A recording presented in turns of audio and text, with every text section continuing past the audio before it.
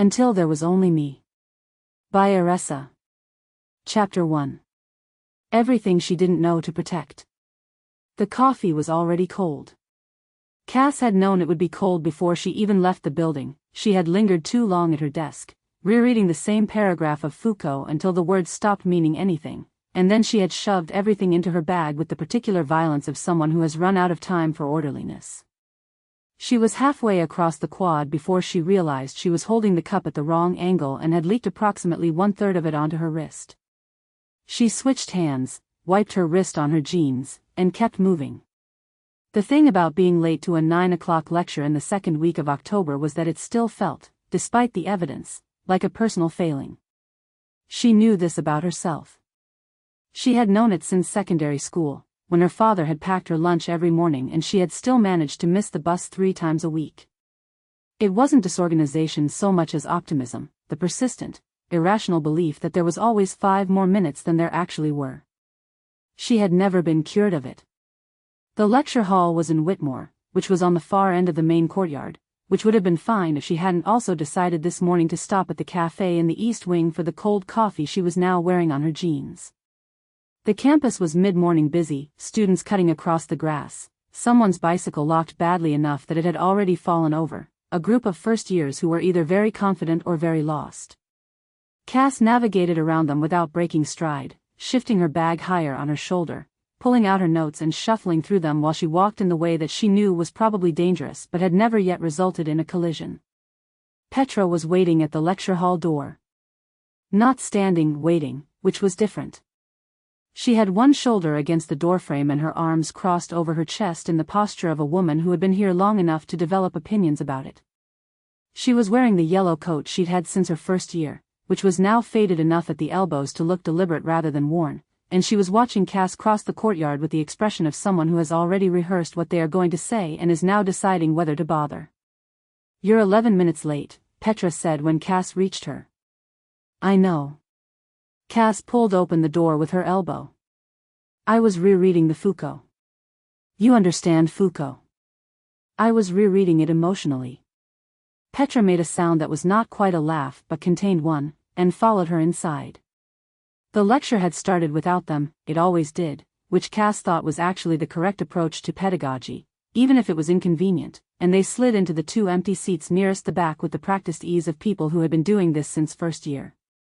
The hall was 3/4 full, the light slightly lowered over the projection screen, and Professor Kwan was already 3 slides deep into something about narrative epistemology that Cass suspected she should have started caring about sooner.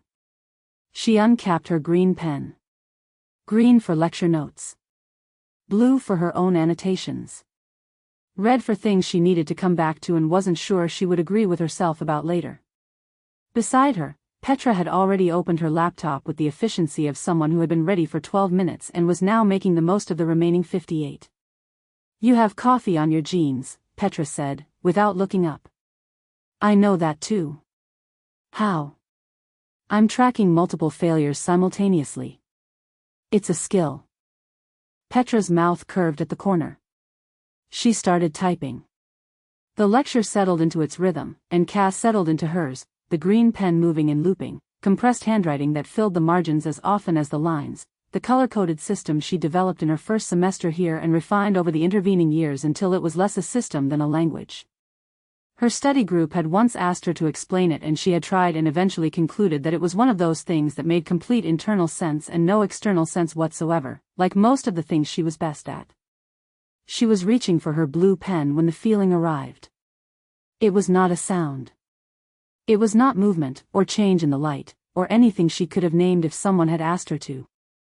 It was simply the sensation of being looked at, specifically, purposefully, in a way that was different from the general ambient awareness of being in a room full of people.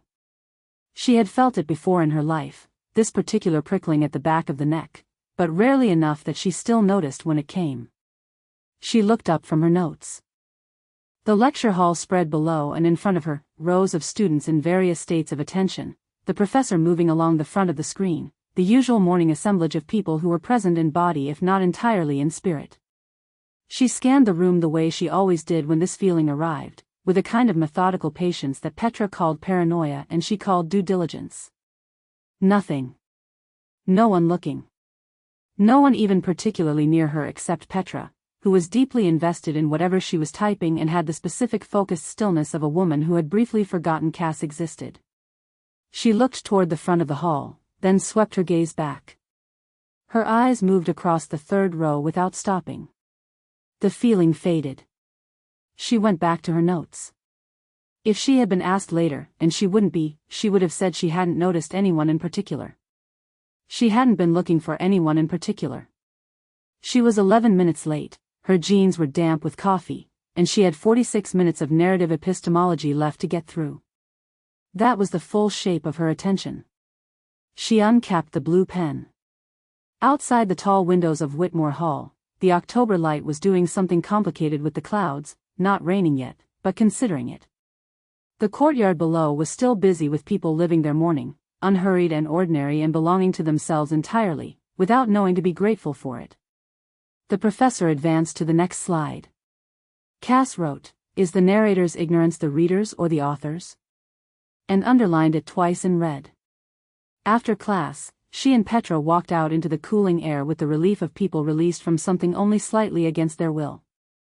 Petra was already eating an apple she had produced from somewhere in her coat. Cass never knew where Petra kept things. She seemed to operate with a system of spatial organization that violated the conventional understanding of pocket depth, and talking through the lecture with the particular brisk clarity of someone who had absorbed it completely and was now doing quality control.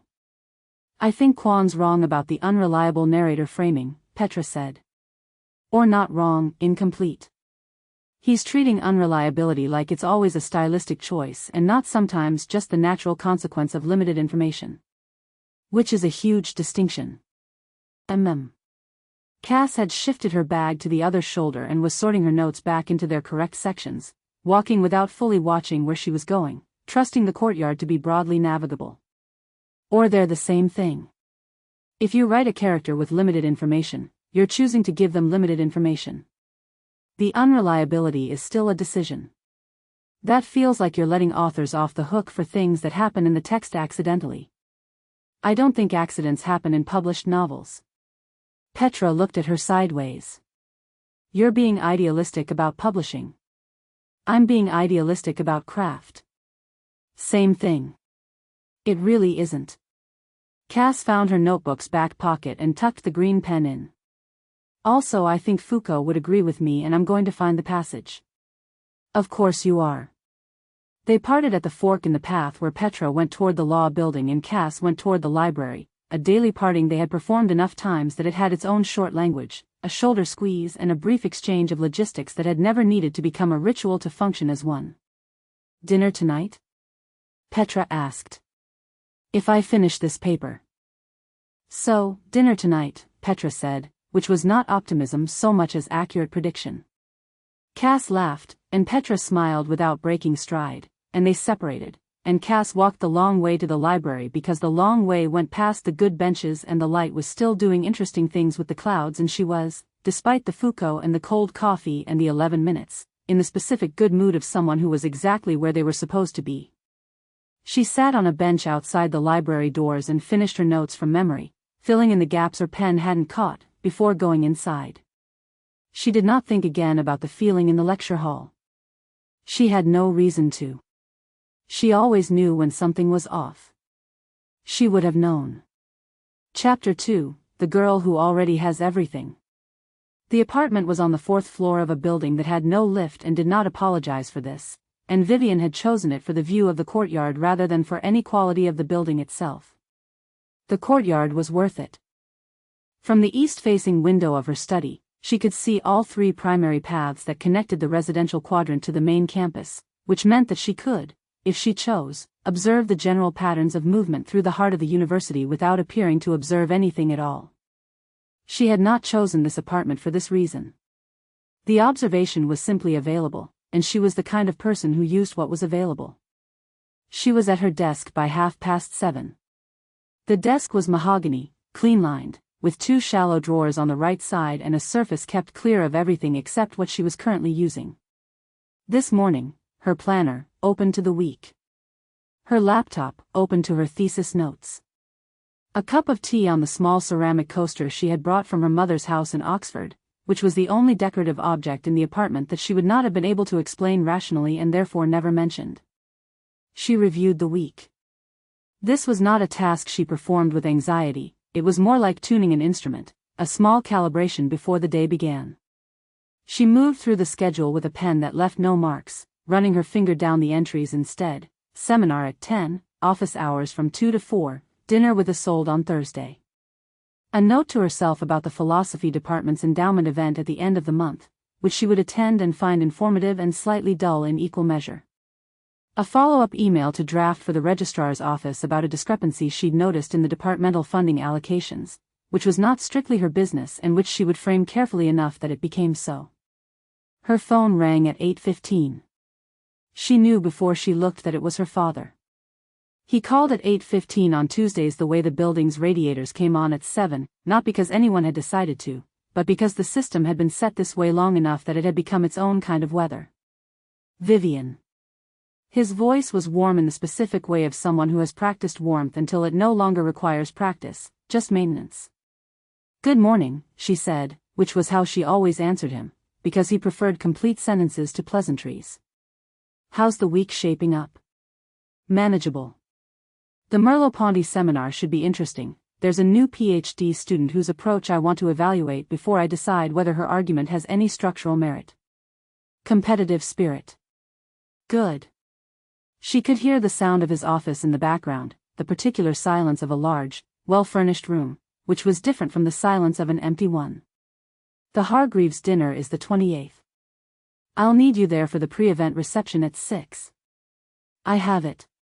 "And the Kavanaugh Foundation correspondence, has the assistant been managing it?" "Adequately." She paused. "I've made 2 corrections to the tone of the last letter. It should be fine." "Good." A beat, the beat he used when he was about to say something he considered important enough to mark. "You're well?" "Yes." "No complications?" This was not a question. It was an audit. She understood the distinction because she had grown up fluent in his language, which was the language of a man for whom questions and assessments occupied the same grammatical space. "No complications," she said.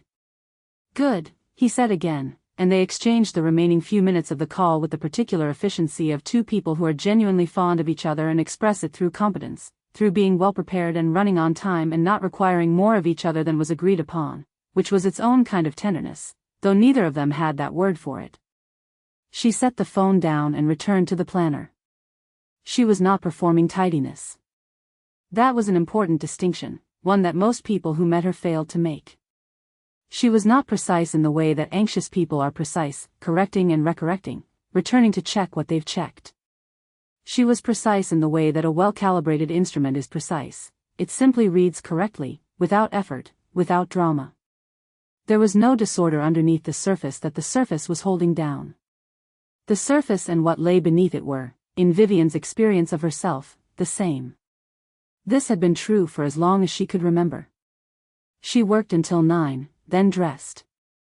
The ritual of dressing was not vain, it was architectural.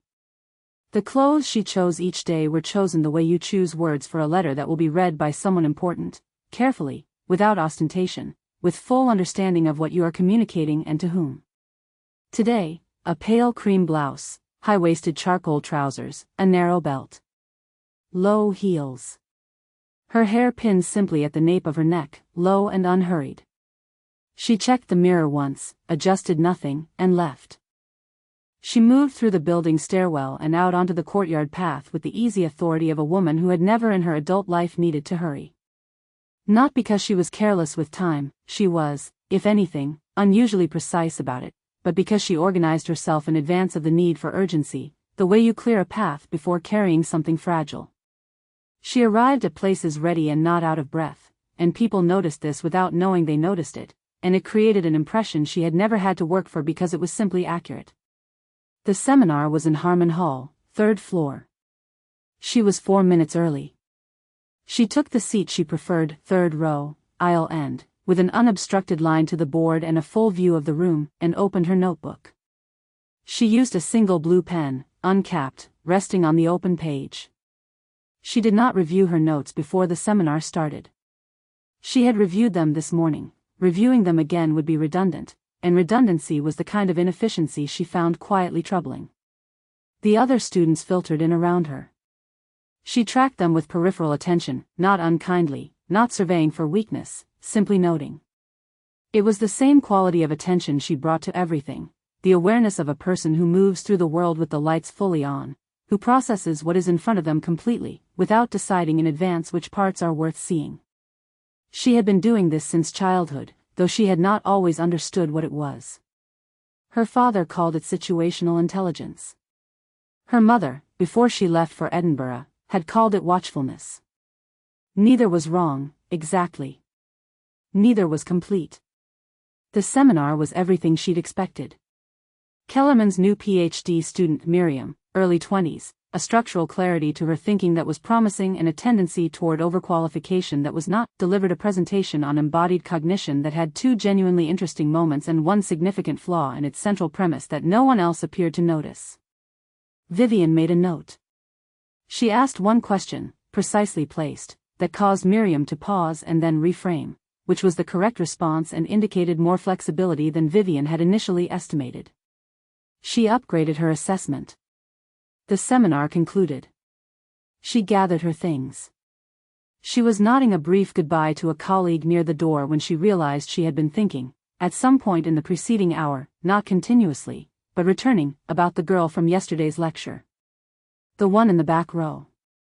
She had caught her on the way in, before taking her own seat, a woman making her way down the rear aisle with a bag over one shoulder and notes half sorted in her hand and an expression of undisguised amusement at her own lateness that had struck Vivienne as unusual. Not charming, exactly, though it was that. Something more specific. The kind of self-possession that doesn't know it's self-possession, the ease of someone who is entirely inside their own life rather than observing it for effect. Vivienne had watched her find her seat. She had watched her uncap a pen and immediately begin writing. She had, for approximately 4 seconds, been completely unable to look elsewhere, which was not something that happened to her. She had looked elsewhere. The rest of the lecture had proceeded normally. She had taken her usual quality of notes and reached her usual quality of conclusions and walked out of Whitmore Hall into the autumn air with no evidence of disruption. Except that she was thinking about it now, in the corridor outside the Harmon Hall seminar room, which was not a space she associated with irrelevant thoughts.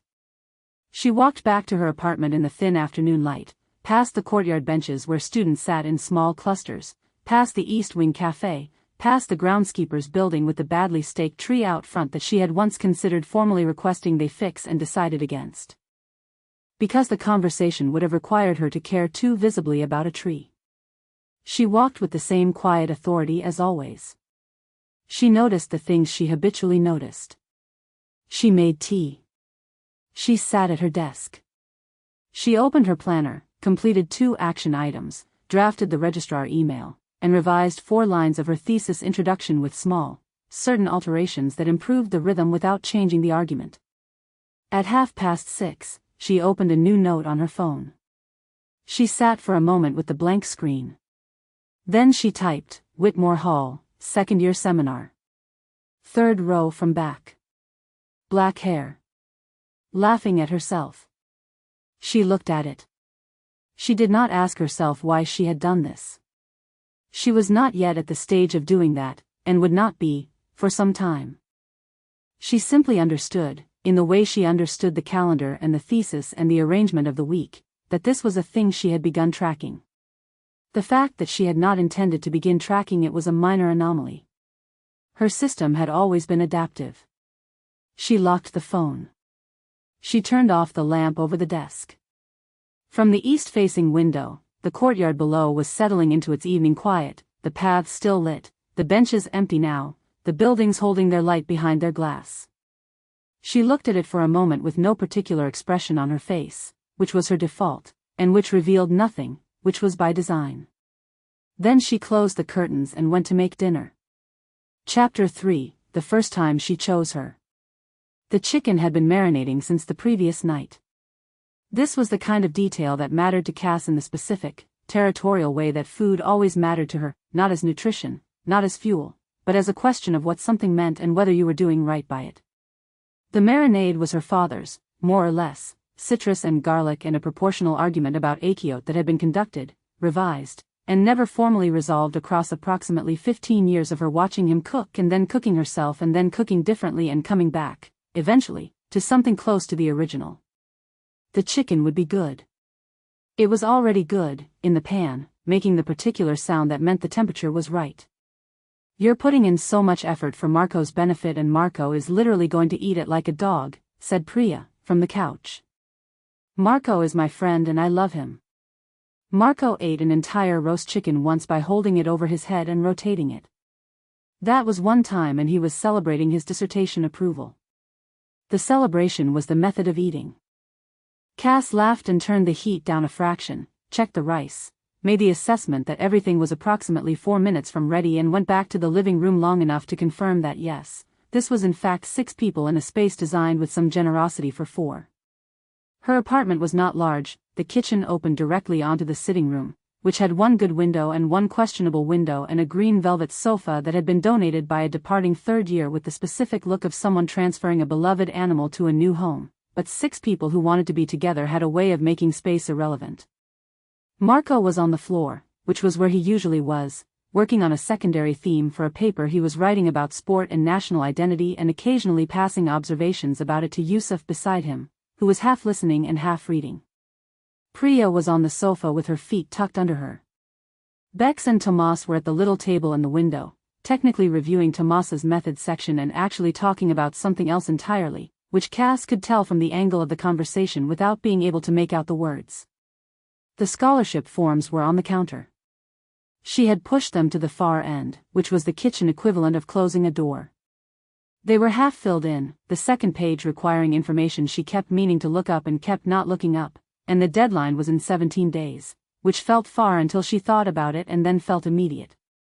She turned back to the stove. Her phone buzzed on the counter. She checked it with the spatula still in one hand. Her father, which was early for a Sunday call, but, she remembered, he had a thing with his brother's family this week. He'd mentioned it last time. The timing was off.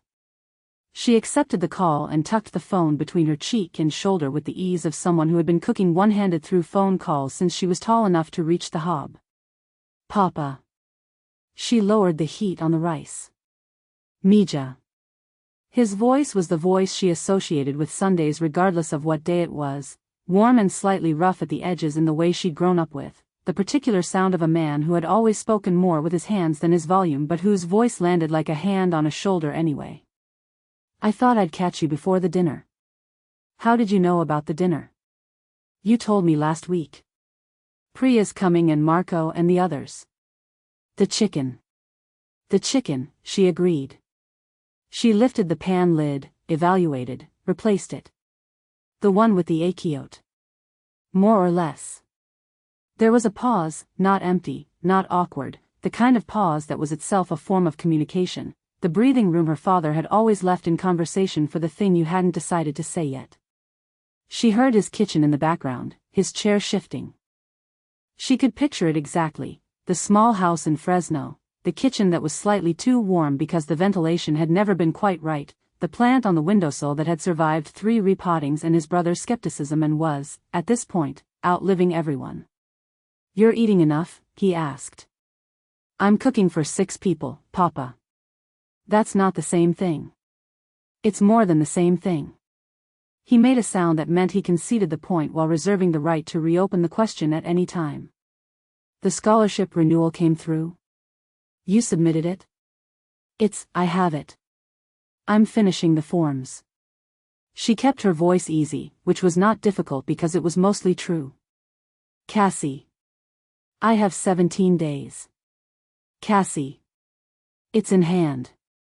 She moved the pan off the heat, which was the correct moment. "I promise." Another pause. "How is it there?" "Really?" It was the question he always eventually asked, and she always eventually answered it the same way, truthfully but selectively, which was how you loved people without worrying them when worrying them would accomplish nothing. "Really," she said, "it's good. I'm tired, but I like the tired. I have the paper and the seminar and it's actually starting to come together in a way that, You know when something stops being a problem and starts being a question? It's that. When you're interested, he said, you talk faster. I always talk fast. Faster than fast.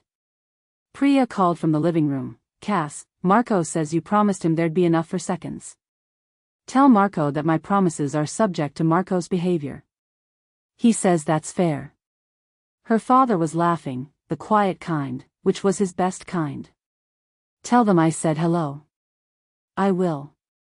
And finish the forms, Mija. Yes, Papa. And eat. I'm literally making dinner. The chicken, he said, sounds wonderful. She got off the call with her chest in that particular shape it took on after talking to him, not sadness, not exactly, more like the awareness of a thing you carried everywhere and only sometimes remembered was there, something to do with love and distance and the specific weight of wanting to justify someone's faith in you. She stirred the chicken, transferred it to the serving dish, called out that it was ready, and the next 40 minutes were the reliable chaos of 6 people eating around a table designed for 4, with the extra chairs pulled from the study and the plates slightly mismatched and the conversation running in 3 separate threads that occasionally merged and split again. It was, she thought, it always was, the best part of the week. Yusuf was arguing, pleasantly, that the entire concept of a national sport was an exercise in false unity. Tomas was describing his methods section in terms that suggested the methods section was actually a meditation on identity. Priya was telling a story about the library that had already made Bex laugh so hard she had to put her fork down. Marco was eating with the focused appreciation of a man who understood what the marinade had required. The scholarship form sat on the counter, half finished, waiting. Cass ate, and talked, and was entirely here. By 9:30 the dishes were done and the apartment was settling back into itself. The sofa returned to its occupant count of 2, just Cass and Priya, finishing the last of the wine and talking about nothing in particular, the specific nothing in particular of 2 people comfortable enough not to require content. At 10, Priya left. At 10:20, Cass made herself a cup of tea she didn't really want and sat at the table with the scholarship forms for approximately 20 minutes before deciding she was too tired to do them justice and putting them back on the counter. She brushed her teeth. She changed. She checked her phone. She was 3 minutes from being asleep when she remembered she'd promised Priya she'd send the reading for Thursday, so she got up and found it and sent it and was going back to bed when she noticed the time, 11:15, and decided that since she was up anyway she might as well get her bag ready for the morning so she wouldn't be doing it at 8:55. Which was why she was in the stairwell of her building at 11 o'clock with her bag and her keys and the intention of retrieving the book she'd left in her car. She'd realized, sorting through her bag, that she'd left it there 2 days ago and would need it tomorrow, and which was why she pushed through the building's front door into the mild, slightly damp October night and nearly walked directly into someone. She caught herself on the door. Sorry. No. The voice was calm, low, with an accent that placed itself somewhere between registers, faintly transatlantic in the way that suggested travel rather than origin. My fault entirely. I wasn't paying attention. Cass looked up. The woman was tall, taller than she'd registered in the first second of not collision, with dark hair pinned simply at the back of her neck and gray eyes that caught the building's entrance light and held it in a way that was difficult to account for. She was wearing a coat, dark, well-cut, and she was carrying a set of keys that she was examining with the mild expression of someone who has recently encountered an inconvenience and is assessing its magnitude. I've locked myself out, the woman said, which explained the keys, except that it didn't, because Cass had the passing thought that this woman did not look like someone who locked herself out of things. The key for my building. A slight pause. I seem to have left it inside. Cass looked at her. Then at the keys. Then at the building, not Cass's building, but the one across the way, a 15-minute walk in the direction of the postgraduate housing. She knew, with the immediate and reliable certainty of someone who had spent 21 years learning the shape of her own instincts, that the correct response was, "That's unfortunate, I hope you sort it, good night." She was tired. She had an 8:50 lecture. She needed the book from her car, which was in the other direction. Which building, she said. Alderman Court. Not the other direction, then. A slight addition to the route, 10 minutes at most. She considered this for exactly as long as it took to consider it, which was very little time, because she had never been particularly good at saying no to inconvenienced strangers in the dark at 11 o'clock, and had largely given up trying. "I'm going that way," she said. "Sort of. You don't have to." "I know." Cass pushed the door closed behind her and adjusted her bag on her shoulder. "It's fine. It's cold to stand here with the wrong set of keys." The woman looked at her for a moment with an expression Cass couldn't quite place, not gratitude, exactly, or not only that. Something quieter than gratitude, and more precise. Then she said, "Thank you." They walked. The campus at 11 o'clock had the quality that Cass had always liked about it, quieter, but not empty, the library windows still lit, a few figures crossing the main quad on trajectories she couldn't guess at. The evening had the particular good cold of autumn that was refreshing rather than punishing, and she pulled her jacket closed without minding it. "First year?" the woman asked, after a moment. "Third." Cass looked at her sideways. "You?" "Postgraduate. Philosophy." She said it without pride and without apology, the way you stated a fact. "Vivienne." "Cass." She considered whether to offer the subject and decided against it, mostly because she was still slightly asleep and wasn't in the mood to defend her choices to a stranger. "Philosophy of what?" "Epistemology, primarily. The conditions for knowledge claims." "The conditions for," Cass stopped. "Revised. You study how we know what we know. And what the word know actually commits us to."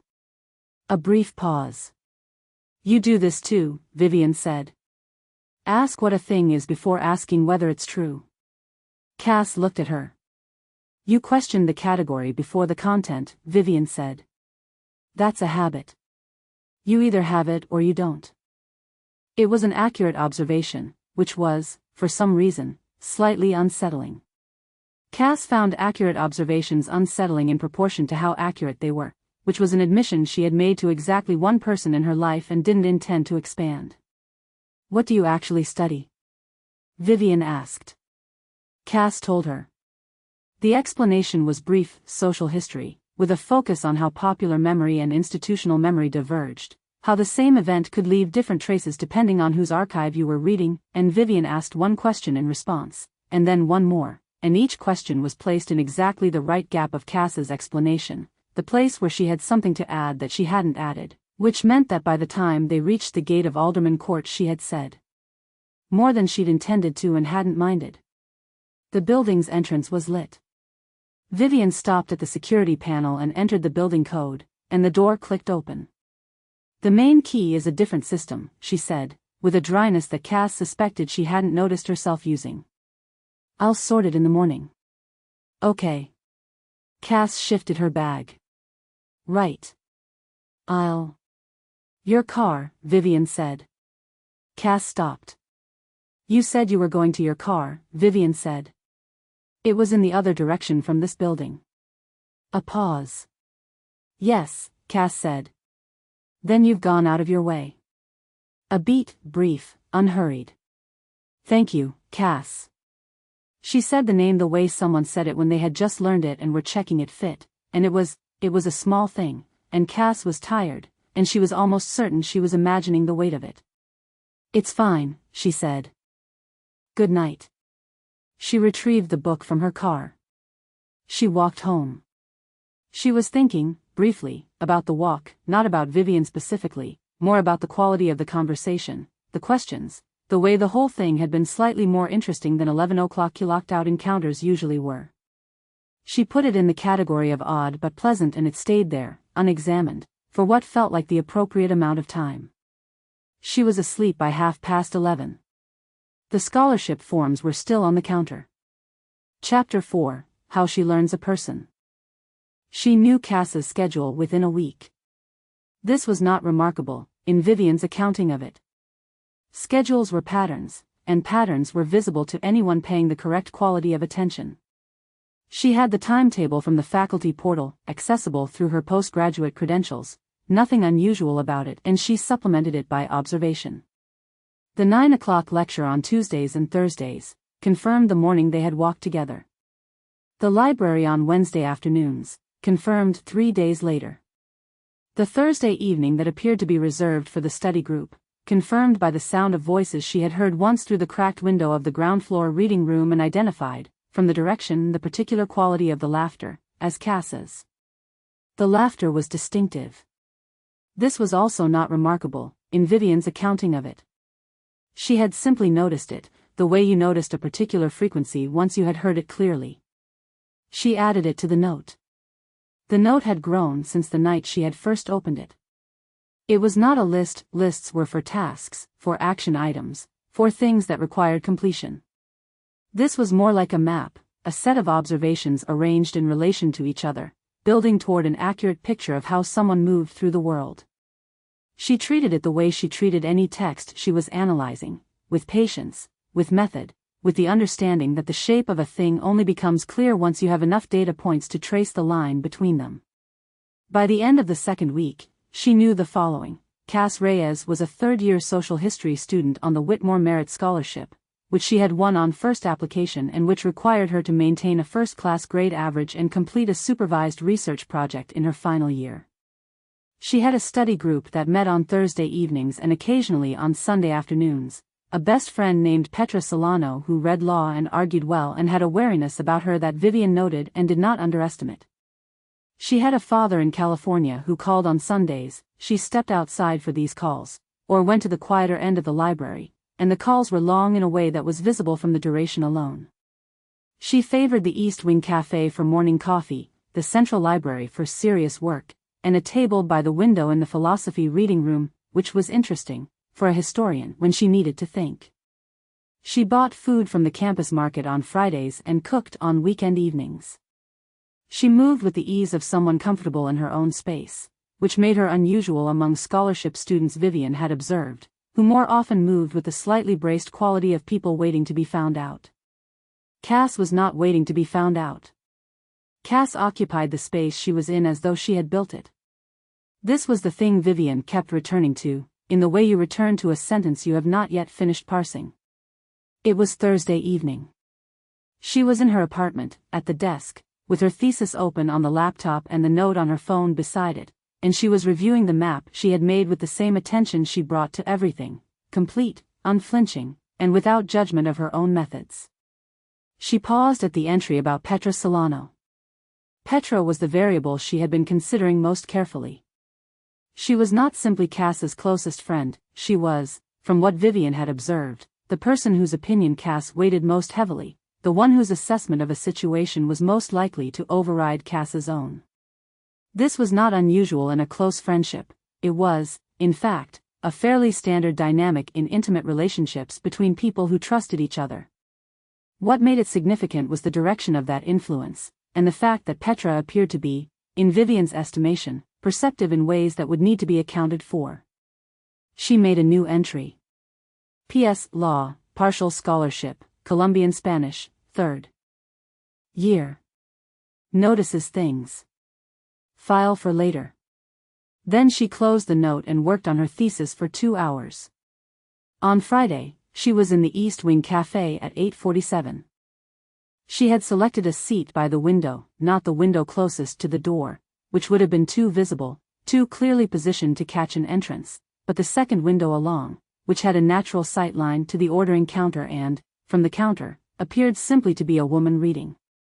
She had a book open, Cavell, The Claim of Reason, which she was genuinely partway through and which provided adequate cover for a woman sitting alone in a cafe. She ordered her usual, black coffee, no variations, and did not check her phone. At 8:59, Cass came in. She came in the way she did everything, apparently, in motion, in the middle of something, her bag pulling at one shoulder and a folder open in her hand, though she managed to fold the folder and get it into the bag before she reached the counter with an efficiency that looked casual but wasn't. She ordered without consulting the board. She knew what she wanted and ordered it directly, which was a small thing, but Vivienne had learned that small things were often the most accurate. She had not planned what would happen next, precisely. Planning the specific words would have been the wrong kind of preparation, the kind that produced scripts instead of conversations, and scripts were visible to anyone paying attention. She had simply prepared the approach: look up at the right moment, let recognition show naturally, invite without crowding. She looked up when Cass turned from the counter. Recognition moved across Cass's face in the genuine way, a half-second of placing the face, and then the slight loosening that meant she had placed it and was pleased. "Hey," Cass said. "From the other night." "The locked key," Vivienne said. "Right." Cass looked at the chair across from her, not because she had decided to sit, but because her eyes went there naturally, the way people's eyes went to space when they were near it. "If you're," Vivienne gestured, brief and open. Cass sat. It was not manufactured, the conversation that followed. This was the part Vivienne had understood from the beginning. Manufacturing it would ruin it. The goal was to create conditions, not content. The content had to be real, which meant the care had to be real, which meant that when she asked Cass about her research it was because she wanted to know, and when she listened it was because what Cass said was genuinely interesting, and when she made the observation about the difference between institutional memory and popular memory, the one that made Cass's eyes sharpen the way eyes sharpened when they met something they recognized, she was not performing the observation. She was making it. The conversation was 40 minutes long. Vivienne made it 35 before she had to go. "A meeting," she said, entirely true, and gathered her things with the unhurried efficiency she brought to every departure. No rush. No overstatement of regret. A natural end that left a small, clean space for a next time. "I'm usually here around this time," she said, at the door, which was also true. Cass smiled. "I know. I'm always here at 9. "I know," Vivienne said. And then she left, and did not look back, because looking back was a tell and she didn't have tells. Except one. Standing on the path outside the cafe, still within earshot if Cass had looked up from the table, she didn't. Vivienne let her thumb trace the side of her index finger. Once, slowly. The small gesture of completion, the private signal she had never taught herself not to make because she had never needed to, because she was the only one who knew what it meant. She had done that right. On Thursday evening, she went to dinner with Isolde at the Italian place near the faculty buildings that Isolde liked because the pasta was good and because it was far enough from the main student areas that they were unlikely to encounter anyone who required social management. This was a consideration Isolde named openly, which Vivienne appreciated. She found honesty about motives considerably more efficient than the performance of spontaneity. Isolde was, by any functional definition, the person Vivienne was closest to. This was a statement that required some unpacking, because closest to was doing work that the ordinary definition of the phrase did not fully cover. They had known each other since their first year. Isolde was French-Australian, sharp-edged in ways she deployed selectively, with an understanding of social architecture that was second only to Vivienne's own. They shared an equilibrium rather than a warmth, a mutual respect predicated on the understanding that they were both watching, that they both knew the other was watching, and that this knowledge made the friendship more rather than less honest. "You're elsewhere this evening," Isolde said, over the pasta. Vivienne returned her attention to the table. "Am I?" "Slightly." "You've been away for," Isolde considered. "3 exchanges." This was probably accurate. Vivienne let it land without deflecting directly, which would have confirmed it. "I've been working through a problem," she said. "Nothing urgent." Isolde looked at her the way she looked at things she had decided to find interesting rather than concerning, a slight tilt of the head, a quality of attention that was evaluative without being confrontational. "Thesis?" "Adjacent," Vivienne said. A pause. Isolde poured more wine for both of them with the care of someone deciding, in real time, how much further to push a conversation. She was good at this, good at reading the cost-benefit of a line of inquiry in social terms, good at identifying the moment where pressing something would cost more than letting it lie. It was why Vivienne respected her. It was also why she monitored her. "All right," Isolde said, and let it go. The dinner continued. They talked about the department, about a shared acquaintance's recent paper which was interesting for structural reasons even though the argument had a significant flaw in its third section, about the Hargreaves dinner at the end of the month and whether it was worth attending for the connections or merely enduring for the obligation. It was a good dinner, efficient, stimulating, conducted between two people who didn't waste each other's time. Vivienne was entirely present for the rest of it. She did not mention Cass. There was no reason to mention Cass. Cass was not a social concern, not a professional overlap, not a matter for discussion with anyone whose attention Vivienne preferred not to direct. She existed, as yet, in the private space of Vivienne's attention, which was where everything important existed until it was ready to move. On the walk home, Vivienne passed the East Wing Cafe, now dark. She paused for a moment outside it, not looking in particularly, just at the street, at the evening settling over the campus paths. She was patient. This was one of her genuine qualities, not a strategy, not a pose, but a real feature of how she moved through time. She did not rush things she valued. She went home. She reviewed the map. She made one new entry, concise, at the bottom: she stays longer than she intends to. She forgets to guard her face when something interests her. She does not notice when she is being known. She read it once. Then she set her phone aside, poured a glass of water, and went to bed. Chapter 5: The Girl Who Doesn't Ask for Things. The first time was the cafe. The second time was the library, on a Wednesday afternoon, when Cass was in the philosophy reading room, the one by the window that she liked, for reasons she had never fully articulated even to herself, something to do with the angle of the afternoon light and the fact that most of the students in it were working on things different enough from her own that she didn't end up reading their screens. And Vivienne came in and took a seat 3 tables away with a book and a coffee and no apparent awareness that anyone else was in the room. Cass waited a few minutes before deciding whether to say hello. She decided to say hello. Vivienne looked up at the right moment, not startled, not unsurprised exactly, somewhere between, the expression of someone who had been absorbed enough in what they were doing that interruption required a beat of reorientation. Cass, she said, which was still, Cass noticed, the way she said a name, like it was simply its own sentence. Philosophy reading room, Cass said. Do historians count as trespassers here? Historians are welcome. They understand context. Cass laughed, and pulled the chair across from her out by a few degrees, which was a question, and Vivienne's answering gesture, brief, open, was an answer, and she sat, and they worked in the same space for an hour with the particular comfortable quiet of people who didn't need to talk to justify their proximity. The third time was deliberate on Cass's side, which she registered as a slight surprise. She was walking to the central library, past the East Wing, and she thought about the cafe. She thought about it in the specific way she thought about things when she was checking whether she actually wanted them or just thought she should want them, and the check came back clearly: she wanted to go to the cafe. She wanted to see if Vivienne was there. She was, and they sat for 90 minutes and Cass forgot she had been going to the library. Later, she was telling Petra about it in the way she told Petra things, without particular editing, because the editorial function of their friendship was understood to be shared rather than unilateral. They were in Petra's room, Cass on the desk chair and Petra on the bed with her case notes spread around her like geological strata, and Cass was explaining the conversation about institutional archives and the way Vivienne had asked questions that suggested she understood the material better than most people asked to understand it.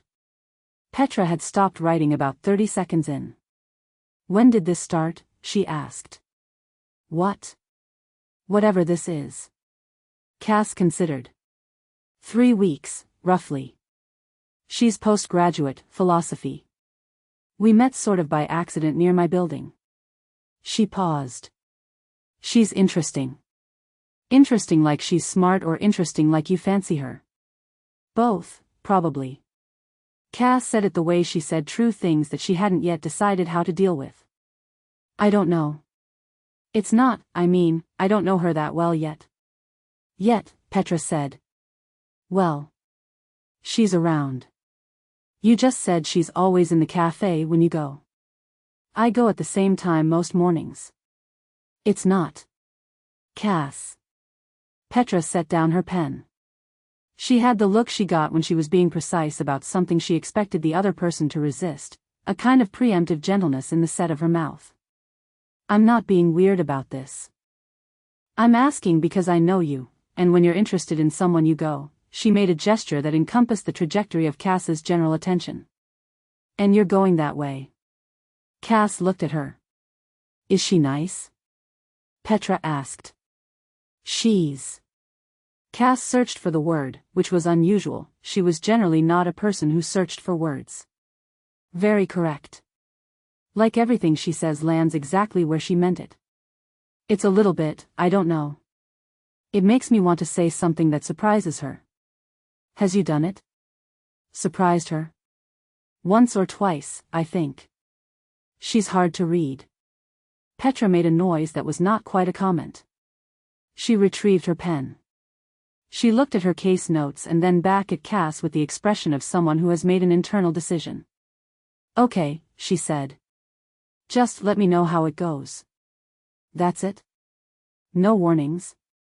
No cross-examination? I have 300 pages of cross-examination to write. I'm rationing my capacity. But the corner of her mouth was up, just slightly. I just want you to be, you know. Cass. That's extremely vague advice. You know exactly what I mean. Cass did, but she pushed off the desk anyway and stretched and said she had to get back, and Petra's eyes followed her to the door with something on her face that Cass registered and filed away without examining it too closely. It wasn't concern, exactly. It wasn't quite worry. It was the look Petra got when she was waiting to see if something she decided not to say turned out to be relevant. She was still thinking about that look on the walk home. She put it away. Petra had that look sometimes. She was a cautious person, underneath the directness. It didn't mean anything. The fourth encounter was unremarkable except in the way all of them were becoming unremarkable, which was to say, natural. Easy. The kind of thing you stopped accounting for because it had become part of the week's texture. They were both in the faculty quad for an outdoor lecture on archival methodology, not the same lecture, but sharing the space, and they found each other on the grass with the ease of people following a gravitational pull that neither of them was naming, and after the lectures they walked the long way back because neither of them had anywhere pressing to be, and Vivienne said, "You cited Trilliot in the reading group last month." Cass stopped walking. "How do you know that?" "Someone on your seminar is in a colloquium I attend." She mentioned it in the context of silencing. She was impressed with your framing. She was. Cass filed this. And you remembered. I noticed you first, Vivienne said, as though this were a simple factual statement. The citation confirmed something I'd already concluded. Cass looked at her. There it was again, the accurate observation, the precise placement of it, the way she said things that were too true to be comfortable and too still to be unsettling, sitting right at the edge of both. It was the thing she had said to Petra about wanting to surprise her. Wanting to find the thing that would make her look not prepared, not settled, not already there. She hadn't found it yet. The week after this, 4 weeks into whatever this was becoming, Vivienne said the right thing. This was not extraordinary, in isolation. Vivienne said the right thing regularly, with a consistency that no longer surprised Cass in the moment, only in retrospect. But this time the right thing arrived at the right moment, which was a Tuesday afternoon when Cass was sitting in the stairwell of the history faculty building with her back against the wall and a return paper on her lap and a grade that was not the grade she had expected. Not failing. Not even close. But the feedback was extensive in a way that felt specifically directed at the gap between what she had intended and what she had achieved, and the gap was, in this moment, a very large thing to be sitting next to. Vivienne came up the stairs from the floor below. She saw Cass. She stopped on the landing. She didn't say, "What's wrong?" She didn't say, "Are you okay?" She sat down on the step 2 below Cass's landing, so she was looking up slightly rather than down, which was a spatial choice that Cass noticed without being able to explain why it mattered. "Feedback," Cass said, gesturing at the paper. "The particular kind," Vivienne said, "that tells you the professor understood exactly what you were trying to do and has concerns about it." Yes. A pause. Was the argument right? Cass looked at her. I think so. The execution. Then rewrite the execution. She said it without comfort and without dismissal, in the even tone of someone stating a navigable problem. The argument is the harder part. You already have it. It was not a revelation. It was not something Cass had never considered. It was simply the right version of the right observation, said by someone who appeared to believe it completely and without the slight inflation that reassurance usually required. Cass breathed. "Okay," she said. They sat in the stairwell for another 20 minutes. Vivienne talked about a seminar argument she was developing. Cass listened, asked a question that made Vivienne pause and then revise something, which was the closest to surprised she had come yet. By the time Cass stood up and dusted off her jeans, she was not fine, exactly, but she was functional, which was the goal. She walked home and called Petra to tell her. The phone rang 3 times, then 4, then went to voicemail. Cass left a message. She turned on the kettle. She stood in her kitchen and thought, Petra's probably in a lecture, it's fine, she'll call back. Petra called back an hour later, brief, warm enough but brief. She asked how the grade was, whether Cass was going to be okay. She had something at 7, she said. Could they talk tomorrow? They could talk tomorrow. Cass made tea and sat at the kitchen table with the paper and the feedback and the argument she was going to have to find a better door into. She was fine. She had a plan. The gap between intention and execution was a navigable problem. Her phone lit up. A message from Vivienne. "How's the argument?" Cass looked at it. She looked at the paper. She typed back, "Still right, I think. The door needs work." The reply came in 2 minutes, "Doors can be found. The room is already built." Cass read this twice. She set the phone down. She uncapped her blue pen and made a note in the margin of the paper, 3 words, an angle she hadn't taken, the thing the feedback had been pointing at without quite pointing at, and then she worked for 2 hours and the revision began to show its shape. At 10 o'clock, she sat back and looked at what she had. It was better. Not finished, but better, which was the thing a revision needed to be on its first night. She saved it and stretched and looked at the ceiling and had, without meaning to, the thought that she did not know when this had happened, the having of a person whose message made the work easier, whose words took the right shape without effort, who appeared in exactly the moments when appearing was useful. She did not think, "That's unusual." She thought, "That's lucky." She turned off the lamp and went to bed, and it did not occur to her, not yet, not tonight, that luck was something that happened to you, and that this was something that had been placed. Chapter 6, She Knows Where the Fault Lines Are. The faculty reception was held in the east atrium of the administration building, which had the high ceilings and careful lighting of a space that took its aesthetic cues from institutions that had been doing this longer than it had. Vivienne arrived at 7:15, which was late enough to avoid the anxious early arrivals and early enough to have her bearings before the room filled to its useful density. She took a glass of wine from the tray at the entrance, scanned the room in one unhurried pass, and identified the 3 conversations worth joining, the 2 worth observing from a distance, and the one she had come here specifically to have. Petra Solano was near the window. She was with 2 other students Vivienne did not know well, law students, from the look of them, carrying the particular combination of exhaustion and precision that the degree seemed to produce, and she was saying something that made one of them laugh, loudly, in the uncalculated way of someone who has been caught off guard by the accuracy of a joke. Petra had that quality, Vivienne had noted from observation. She said the thing people were thinking before they knew they were thinking it, and she phrased it as a question she already knew the answer to, which was either endearing or threatening depending on what she was pointing at. Vivienne watched her for 45 seconds. Then she crossed the room. She did not approach directly, she angled toward the window as though drawn by the view, which was of the courtyard below, and let the proximity do its natural work. Petra glanced up first, because Petra was the kind of person who tracked the geometry of a room without appearing to. Vivienne caught the glance and offered a brief, genuine smile. "Petra," she said. "I've been meaning to introduce myself properly. We keep sharing the same orbit." Petra looked at her with the expression of someone making a rapid and careful assessment. It lasted perhaps 2 seconds. Then she said, "Vivienne Ashford," which was not a question. "You know who I am. You're the dean's daughter." A pause. "You're also the person Cass has mentioned 3 or 4 times in the past few weeks, which is the more interesting data point." It was a direct opening for a direct person, and Vivienne appreciated it. She let it land without deflecting, which would have confirmed its aim, and without performing surprise, which would have been condescending.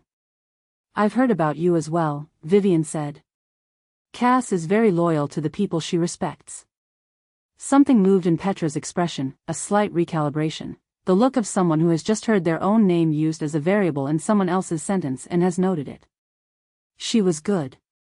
Vivienne was better, but she was genuinely good, and this was the reason she had come here tonight rather than leaving the Petra problem to something slower and less precise. The two law students drifted toward the drinks table, and Vivienne and Petra were briefly alone by the window with the courtesy of two people who did not require the pretense of accidental privacy. "She's doing well," Vivienne said, as though the thread were simply continuing. "Cass. The revision she showed me last week, the argument is strong. She thinks clearly." "She does."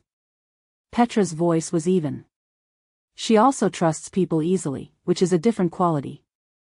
Vivienne held the wine glass with the easy grip of someone who had been holding glasses at functions like this since she was 17. "You say that like it's a liability." "I say it like it's true." Petra looked at her without hostility and without warmth, in the particular way of someone who has decided to be honest rather than kind because honesty is more efficient. "I'm going to be direct with you, since you seem like someone who prefers it." "I do," Vivienne said. "I don't know what your interest in Cass is. I don't have a reason to distrust you specifically. But she is." Petra searched for the word in the way that suggested she had the word and was deciding how much of it to use. "She gives a lot." "That's the right word, I think. She gives a lot and she doesn't always notice when the ratio is off." "Then she's lucky to have someone paying attention to the ratio," Vivienne said. Petra looked at her. "I mean that," Vivienne said. It was true. She did mean it. That was the part that required no performance. "You've been watching out for her since, how long have you known each other?" "First week of first year." Petra said it with the ease of a fact that had become part of her own history. "She was in the wrong building and I was in the right one and she had the better directions." "And you've been in the right building ever since." The corner of Petra's mouth moved, faintly. It was not a smile, exactly, but it was the acknowledgement of one. Something like that. They talked for 20 more minutes. Vivienne was genuinely interested in Petra's work. The structural argument she was building around witness testimony and institutional bias was rigorous, and Vivienne said so with the precision that characterized any observation she made, without the slight over-earnestness that turned a compliment into flattery. By the end of the 20 minutes, Petra's posture had not changed and her assessment had not visibly softened, but she had laughed twice, once with the uncalculated quality of someone caught off guard, and she had accepted Vivienne's business card when it was offered and slid it into her pocket. This was enough. This was, in fact, exactly enough. The goal had never been to win Petra over. The goal was to be known by her as pleasant and connected and professionally warm, which was different from trusted, and was what Vivienne needed her to be. On her way to the opposite side of the room she paused at the drinks table and spent 6 minutes with Professor Ramos from the law faculty, who was pleasant, who had no relevant function in her plans, and whose company provided 40 seconds of cover for the passing of information she needed to pass. The information was a minor thing, a correction of something she had heard, an adjustment to a detail that had been going around in the wrong form. She offered it the way you offer a correction, lightly, almost reluctantly, as a matter of accuracy rather than interest. Ramos received it with the mildly gratified expression of someone who now knew something they hadn't known before. The information would reach the right ears within a week. It usually did. A particular confidence Cass had shared, about Petra, something small, a frustration, the kind of thing people said without meaning to be overheard, rephrased just slightly in the passage, repositioned in a way that changed its character from venting to something with more edge. Not enough to be called a lie. Not anywhere near enough for that. Just enough to introduce a note of uncertainty into something that had been certain. Petra was perceptive. The planted uncertainty would not fool her, not fully. But it didn't need to fool her. It only needed to introduce something she couldn't quite locate and couldn't quite put down, the way a stone in a shoe changes how you walk without you being able to forget it. Vivienne finished her wine and circulated for another hour and left at 8:45, which was when the useful portion of the evening had concluded. She called Odette Marsh on the walk home. She had been composing the call for several days, not scripted, which would be too mechanical, but shaped. The approach, the register, the natural pathway from warmth to information. Odette answered on the third ring with the slightly distracted quality of a woman who had been doing something else and had set it down. Vivienne. How are you? How is your father? Very well, thank you. He asks after you. He appreciated the panel you organized last term. He said it was the best run event the faculty had seen in years. A small sound of genuine pleasure. Odette liked Theo Ashford, in the way that people liked power when it was exercised with consideration. He's too kind. We were lucky with the speakers. Luck had very little to do with it. I wanted to call because, a brief pause, calibrated. I want to be careful about how I say this. I'm aware it's not really my place. What is it? I've been working alongside a student, she's in history, third year, Whitmore scholarship, and I've noticed some things that concern me a little. I don't want to overstate it. She's genuinely bright. Vivienne walked past the East Wing Cafe, dark at this hour. I've just noticed some inconsistencies with her attendance. And I know you're her advisor, and I thought if anyone would want to know, well, you would. Odette, who was tired and professionally overwhelmed and who heard this particular tone from Vivienne, concerned, careful, affiliated with the dean's office by proximity, as the tone of a responsible student bringing a legitimate observation, made a small sound of acknowledgement. Which student should I be watching? A pause. Vivienne let it be the right length. I don't want to name anyone unfairly. I may be wrong. It's more that I've noticed patterns. A third-year historian, scholarship student. The attendance inconsistencies are probably nothing. But if it reached a point where they weren't nothing, I thought you'd want to have been watching. A beat from Odette. I appreciate you flagging it.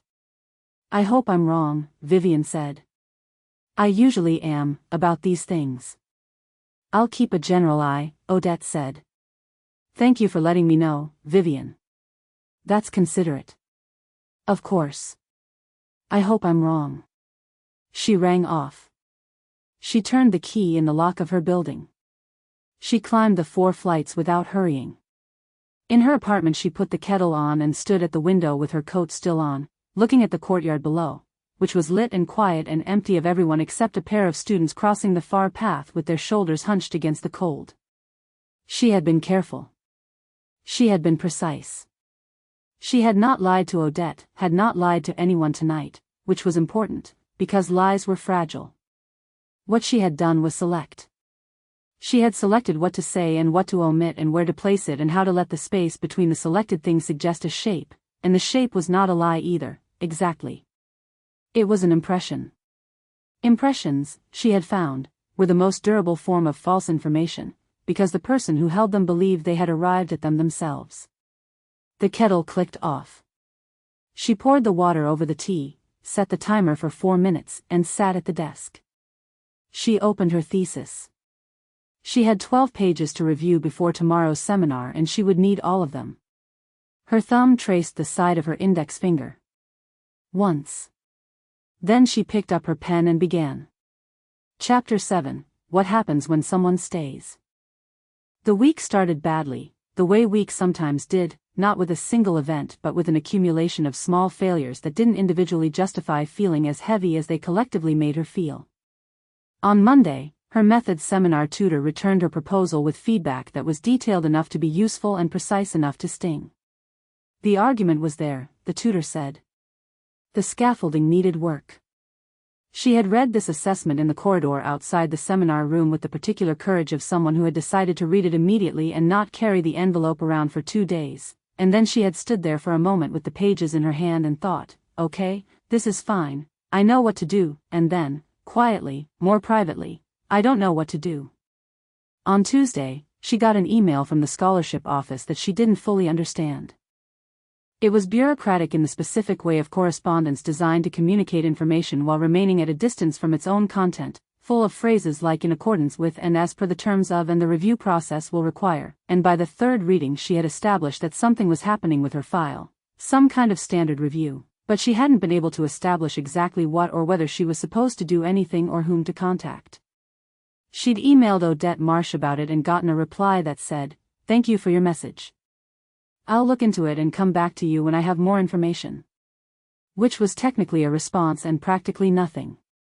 On Wednesday, she woke up with a headache that didn't respond to anything she threw at it. She went to the cafe anyway, because the cafe was what she did in the mornings and because the alternative was lying in her apartment listening to her own thinking, which had been poor company lately. Vivienne was already there. This was not unusual, anymore. What was unusual was that Vivienne looked at her when she walked in, not a glance, a proper look, the kind that took inventory, and said, "You've had a bad few days." It was not a question. It was also not, Cass thought, surveillance. It was simply seeing. Vivienne looked at things and saw them, the way some people were able to do and most weren't, and the accuracy of it had stopped being unsettling approximately 3 weeks ago and had become, in the strange way of things you acclimated to, something like comfort. Cass dropped into the chair across from her. "How can you tell? You're holding your coffee correctly." She looked at the cup. She was holding it with both hands, wrapped around it, which was what she did when she was cold or tired or wanted the specific comfort of something warm and contained. She didn't usually notice herself doing it. "The seminar feedback," Cass said. "And the scholarship office sent something I can't parse." Vivienne set her book face down, the full attention, not the partial, and looked at Cass in the way that had no agenda in it, which was the thing she had not yet found a word for. Most people, when they listened, were preparing their response. The preparation was visible in the quality of their attention, the slight leaning forward of someone loading what they would say next. Vivienne listened as though the response were irrelevant, as though the only function of listening were to hear. "Tell me about the scholarship letter," she said. Cass told her. The telling was slightly halting, she was paraphrasing from memory, which was imperfect, but Vivienne asked 2 questions that clarified the shape of it, and by the end of her own summary Cass had a better understanding of what the letter had actually said than she'd had from 3 readings of the original. "It sounds like a standard annual review," Vivienne said. "They're required to conduct them. It doesn't indicate a problem unless the language specifies one. The language is so general it could specify anything. Then the first step is to get Odette to clarify the specific terms. She should be able to tell you in plain language whether this is administrative routine or something that requires action on your part." A pause. "She can be slow to respond. Don't let a week pass without following up. She already replied once and said she'd look into it. Follow up anyway." She said it without emphasis, as a practical instruction. Bureaucratic systems move when they're reminded to move. Odette responds to gentle consistency. Cass didn't ask how she knew what Odette responded to. She filed it, vaguely, in the category of things Vivienne seemed to know without explanation, which was a large and growing category. They stayed for an hour. Then Vivienne said she had to go, she had a seminar, she had the Merleau-Ponty argument to finish. She said it with the equanimity of someone who had their week arranged in advance, and she left, and Cass sat for a while with the dregs of her coffee and noticed, carefully, that the headache had receded. She wasn't certain when that had happened. On Thursday afternoon Vivienne appeared at the library. Not in the philosophy reading room, in the main reading room, where Cass was sitting with the methods proposal spread around her and the laptop open to a document she had been editing for 2 hours without improving. Vivienne came through the side door with a textbook under one arm and stopped at the table with the specific directness of someone who has already assessed the situation and decided what it requires. She set the textbook on the table. "Tilly," she said. "You're working in the tradition and you're not citing him." Cass looked at the book. Charles Tilly. The Politics of Collective Violence. Not her period, not quite her approach, but social mechanisms, she said. He developed the vocabulary you're using without naming. Vivienne sat. Not opposite, beside, which was a different position, which meant they were looking at the same thing rather than at each other.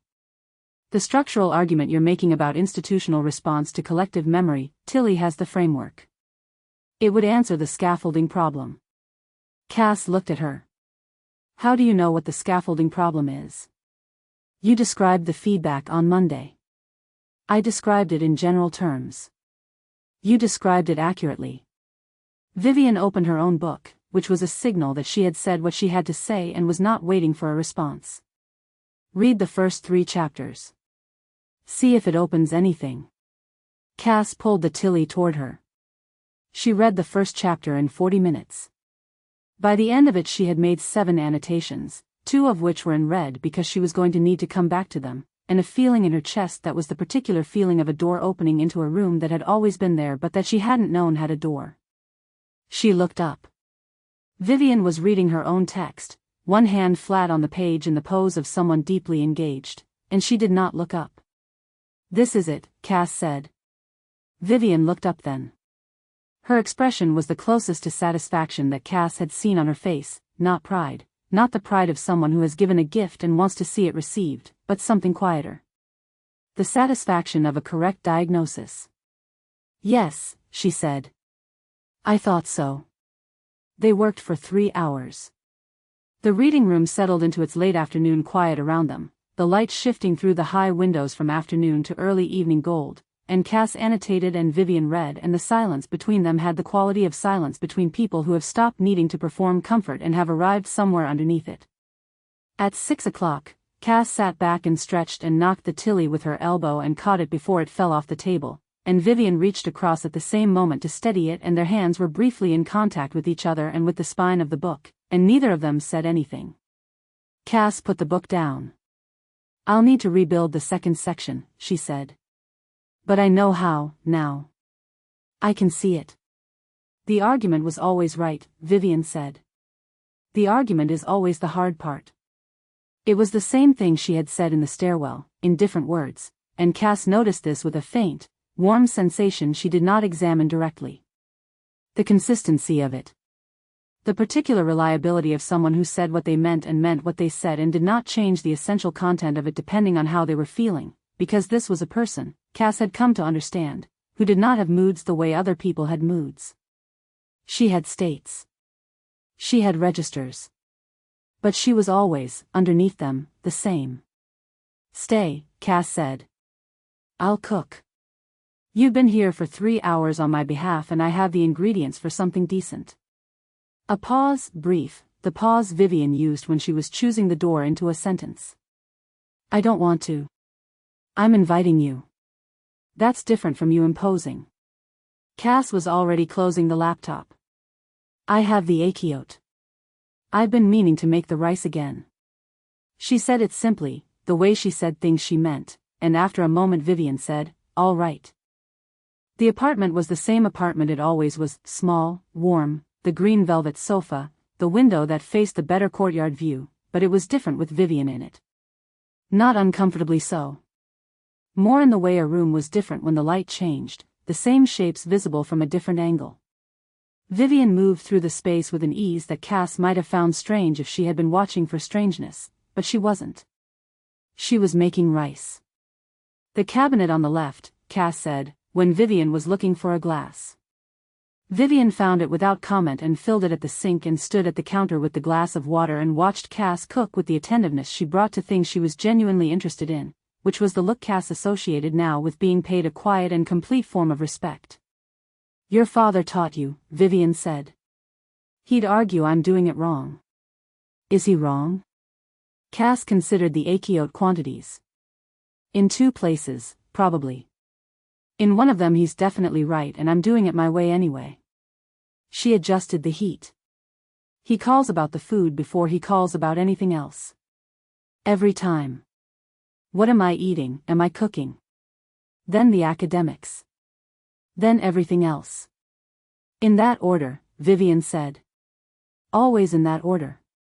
She could hear the quality of Vivienne's attention in the silence that followed, the particular stillness of someone storing what they had just heard, fitting it into the picture they were building. She had noticed this before. She had thought, the first time she'd noticed it, that it was unusual to feel so precisely attended to, and then she had stopped thinking about it because the feeling was too good to interrogate. They ate at the small table in the kitchen, the two of them with their plates and their water, and a conversation that moved from Tilly to the philosophy of collective action to a disagreement about Burke that ended inconclusively and pleasantly, the way the best disagreements did. Vivienne ate with the attention she gave everything, not performance, not appreciation for the cook, but the genuine focus of someone who understood that food deserved the same quality of presence as everything else. "The achiote," she said, at one point. "Just that." "I know," Cass said. Vivienne smiled. It was a small thing, and Cass caught it the way you caught something peripheral, from the corner of vision, too quick to be certain of its full shape. She looked back at her plate and was, quietly, entirely happy. By 9 o'clock the plates were on the counter and they were on the sofa with the remains of the evening around them, not talking about anything in particular, the specific nothing in particular of people who had run out of necessary conversation and discovered the space underneath it was comfortable. Outside, the campus had gone quiet in its evening way. The lamp on the side table made the room warm and small and complete. "I should go," Vivienne said, which was the first indication she had given of the time. "You should," Cass agreed, which was not the same as saying go. Vivienne didn't move immediately. She sat for a moment in the lamplight with her hands in her lap, and Cass had the impression, not for the first time, but more clearly than before, that Vivienne was someone who operated entirely inside her own decisions, who didn't do things by accident or impulse or drift, and that the fact of her sitting here, on this sofa, in this light, was a decision in the same way that everything she did was a decision. It should have been a strange thought. She set it down without examining it. "The second section," Vivienne said, rising. "Start with the mechanism. Let Tilly carry it for the first 2 pages and then move to your own argument. The transition will be easier once the framework is established. Good night, Vivienne." "Good night, Cass." She let herself out. The apartment was very quiet afterward, the specific quiet that arrived after someone left it, that measured their presence by their absence. Cass sat on the sofa for a while without doing anything in particular. She had been going to call Petra tonight. She picked up her phone. It was 9:20. Petra kept late hours, she'd still be up. She hovered over the contact. Then she set the phone down and went to get the Tilly from the table. She wanted to reread the 3rd chapter before tomorrow's seminar. She'd call Petra tomorrow. They had talked a few days ago, and the conversation had been slightly shorter than usual, and Cass hadn't had the energy to think about why, but everything was fine. Tomorrow she would call. Tonight she had the framework. Tonight was for that. She opened the book. Outside her window, the campus was still. The last of the evening foot traffic had gone. The paths below were empty, quietly lit, undisturbed by any presence she could see. Somewhere across the quad, in a building she was not thinking of, a lamp was on at a desk. She didn't know that. She read the 3rd chapter, and the 4th, and went to bed having decided, with a certainty that felt organic and unexamined and had not arrived by accident, that she was falling in love. Chapter 8, The Slow Work of Distance. November arrived with the particular efficiency of a month that had decided not to apologize for itself. The trees along the faculty path lost their leaves in the first week and did not replace them with anything consoling. The mornings went dark earlier. The evenings went dark faster. The campus reconfigured itself around the cold the way it did every year: more coats, more coffee, fewer people on the grass, the whole place pulling inward toward its buildings and its warmth with the quiet pragmatism of a place that had been doing this for a long time and had made its peace with it. Vivienne moved through November the way she moved through everything, without complaint, without nostalgia for the previous month, with the full and present attention of someone who lived in the weather she was given rather than in the weather she preferred. She had 3 things in progress simultaneously, which was not unusual. She generally preferred to manage several operations at once. They kept each other honest, she had found, in the sense that the momentum of one prevented any single thread from stalling or becoming too visible. The first was the study group. It required patience, which she had, and indirection, which she preferred. She could not move directly against a group of people without creating the kind of visible disruption that attracted attention and generated loyalty in its target. Disrupting loyalty was best done not by attacking it but by making it inconvenient, by introducing the small frictions of timing and availability and scheduling that caused people to drift the way people drifted from things that required consistent effort without yielding consistent reward. She identified the mutual acquaintance through two social removes: a postgraduate student who knew a member of Cass's study group, who owed Vivienne a minor social debt from a professional reference she had provided in October. The debt was not large. The favor required was smaller. She needed a scheduling shift communicated through the right channels, a meeting time moved, a room booking changed, the kind of administrative adjustment that looked like bureaucratic friction. She managed it through a conversation she didn't appear to be having, via channels she didn't appear to be using, and it cost her 40 minutes and a coffee with someone she found mildly tedious and would not need to see again. The first new meeting time conflicted with Cass's Tuesday seminar. The second conflicted with her library reservation. By the third iteration of the changed schedule, the group had found a rhythm that worked for the six of them, and Cass was outside it, and the outside was a place where, she had found, people settled more quickly than they expected. Vivienne did not watch this process closely. That would have been inefficient, and also unnecessary. She simply left space for it to work and attended to other things. The second thing in progress was Petra. The planted confidence was doing what planted things did, growing slowly and in the dark, where it couldn't be observed. She received a report of its progress indirectly, through Isolde, who had heard something from a mutual acquaintance at the faculty reception, a detail that had reached Petra through a third party in a slightly altered form, which was exactly how it had been intended to travel. Isolde reported it with the mild interest of someone passing along social information she did not find particularly alarming, which was one of the things Vivienne valued about her. Isolde's relationship to information was curatorial rather than moral. "I heard something odd about your third-year friend," Isolde said, over the phone. The historian. "Oh. Something Petra Solano apparently said about her work being less independent than it appears. That she's been borrowing more than she's credited." A pause. "I don't know if it's accurate." It sounded like the sort of thing that gets mangled in the telling. "It probably was," Vivienne said. "I shouldn't worry about it." "I wasn't worrying. I was telling you." "I know. Thank you." She hung up and considered the shape of what she had. The information had reached Isolde, which meant it had traveled at least 4 removes from its origin, which meant it was now sufficiently abstracted from its source that no one could trace it cleanly. More importantly, it had reached Petra in a form that was plausible rather than accusatory, not a lie, but an implication, and implications were harder to refute than lies because they left nothing specific to contest. Petra would hear it. Petra would be too sharp to fully believe it and too careful to fully dismiss it. She would sit with it the way you sit with a splinter you can't quite locate, aware of the wrongness, unable to name the wound. And in the meantime, she would be wary. Not of Cass. Of something she couldn't name. Wariness, Vivienne had found, was more isolating than conflict. Conflict created the conditions for resolution. Wariness created distance that looked, from inside, like emotional weather, unaccountable, unspecific, the feeling of a friendship cooling without either party being able to say why. The third thing was more immediate.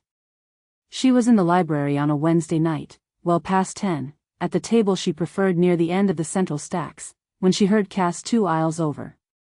The library had thinned to its late population, the serious ones, the ones with nowhere more pressing to be, and the silence between stacks had the particular quality of a place that had decided to stop performing busyness and simply be itself. Not words she heard, but the pitch of her voice, the rhythm. She had learned Cass's voice the way she had learned other things about her, by paying the quality of attention that extracted the essential pattern from the surface noise. She knew when Cass was working through an idea and when she was working around one. She knew the rhythm of her doubt from the rhythm of her conviction. She had known, that afternoon in the stairwell, that the feedback had been more than an academic setback before Cass had said a word about it. She turned a page and continued reading. 40 minutes later, Cass appeared at the end of the stacks with her bag and her coat and the look of someone who had been working hard and productively and was now pleasantly tired. She saw Vivienne and the expression was the one it always was, unguarded, warm, the specific quality of a face that had not yet learned to prearrange itself before being seen. She sat down. "Good session?" Vivienne asked. Productive. The Tilly argument is holding together. I think I have the second section. She set her bag on the chair beside her rather than on the floor, which was what she did when she had been alone with her work for a while and was still slightly inside it. Have you been here long? A while. Vivienne looked at her across the table. How was Petra today? It was, she knew, the right question. It was the question she had been waiting to ask for 2 days, since she had understood that the planted confidence had begun working through its channels. The directness of it was the point. She framed it as ordinary conversation, as the natural inquiry of someone tracking the people Cass cared about, which was indistinguishable from what it actually was. Cass's expression did the thing it did when she was feeling something she hadn't yet decided to report. A slight internal reorganization, visible in the set of her mouth. Fine, she said. Quiet, maybe. Something felt a little off. Has she said anything? No. She's under a lot of pressure with the case analysis. It's that time of term. She said it the way you said true things that you knew were not the whole truth, with the slightly too deliberate ease of someone who has decided on the simple version because the complicated one is too uncertain to present. Vivienne let it rest for a beat. Then, it's hard when friendships go through phases. The timing is always inconvenient. It's not a phase. We're fine. Of course, Vivienne said. She returned to her book. Cass opened her laptop.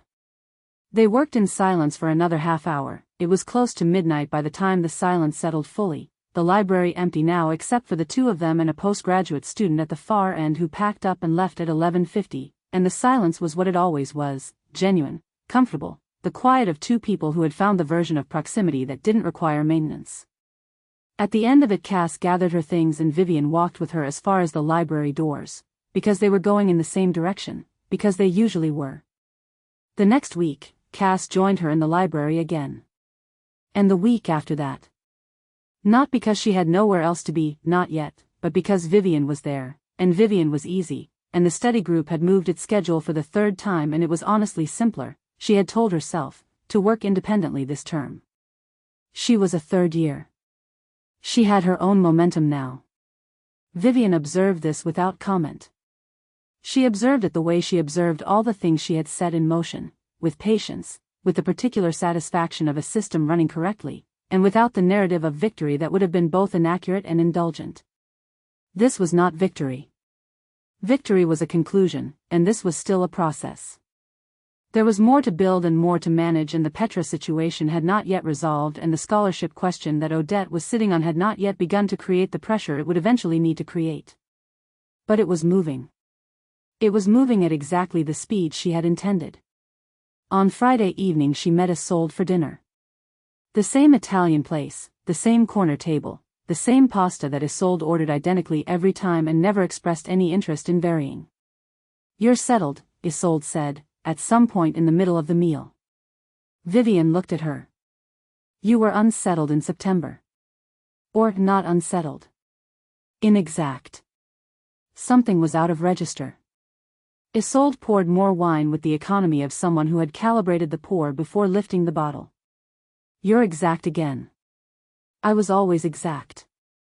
You were always appearing exact, Isolde said, with the pleasant tone of someone who knows the distinction and is choosing to name it. It's different. Vivienne looked at her for a moment. Isolde looked back, the mutual surveillance, the equilibrium, the understanding that ran beneath the friendship's surface like a second conversation neither of them narrated. The thesis, Vivienne said. It's come together. Isolde lifted her glass. She did not say, is that all? She said nothing further on the subject and moved on to the question of the Hargreaves dinner and whether the keynote speaker was as interesting as billed, which was the kind of pivot Isolde used when she had made an observation and was signaling, in her particular way, that she had made it and would not be making it again. Vivienne filed this. Isolde was monitoring her. She had known this since September, when the quality of Isolde's attention had shifted in the small but detectable way that signaled something had been noticed. Isolde noticed things and recorded them and did very little with them, which was what made her safe to keep close. The danger would come if she saw something specific, not an impression, but a fact. A link that could be named. Vivienne had been careful. She would continue to be careful. Isolde's intelligence was an asset and her deliberate non-intervention was a feature she relied on, but features could change when the cost of inaction rose high enough, and Vivienne was aware of the ceiling. She walked home through the dark and quiet campus with her hands in her coat pockets and thought about Cass. She thought about her in the way she always thought about her, not with urgency, not with the fevered preoccupation of someone who couldn't control their own attention, but with the calm and total orientation of something that had become the organizing principle of the week. Where Cass was. What she was doing. What she needed that she hadn't yet named. What she needed currently was more time and less competition for it. This was being arranged. What she needed next was someone certain and present and reliably available, to fill the space that would shortly begin to open in her days. This was already in place. Vivienne climbed the stairs to her apartment. She turned on the lamp at her desk. She sat for a moment in the quiet of the room she had arranged exactly as she needed it, with its clear surfaces and its measured light and its view of the courtyard below, where the paths were empty and the lampposts made small pools of light in the dark. She thought about the chapter Cass had shown her that afternoon. The second section, Rebuilt. The Tilly argument carrying the framework, and then Cass's own voice coming through in the transition, unmistakable, the way it always was, warm and precise and entirely its own. She opened her laptop and wrote 3 pages of her thesis. The night settled. The campus went quiet. She worked until midnight, and the work was good, and she went to bed with the even, rested feeling of someone who has done exactly what they intended to do and has no unresolved questions about whether it was right. She slept easily, as she always did. Chapter 9, The Weight of What She Carries. She was working harder than she had ever worked and falling further behind than she had ever fallen, and the two facts refused to reconcile with each other no matter how many times she turned them over. This was the shape of late November, the paper she had revised twice and was revising a third time because the argument was right but the execution kept finding new ways to be wrong. The scholarship office email she had followed up on twice, then a third time, with the gentle persistence Vivienne had recommended, and which had produced 2 brief replies from Odette Marsh that were responsive in form and uninformative in content. The seminar readings that piled up in the way seminar readings piled up when you had been spending your evenings on the paper rather than the preparation, so that you arrived to seminars able to contribute in general terms and not in the specific terms that had previously distinguished her contributions, which was a distinction she was the only one tracking but which felt, from inside it, like a kind of disappearing. She was not failing. She was not even close to failing. But she had the persistent, unreasonable sensation of someone who has been moving forward for a long time and has recently stopped being sure the direction is right. She told herself it was November. November was the difficult month for everyone, the term's midpoint, the light going, the first sense of the long work ahead before any relief arrived.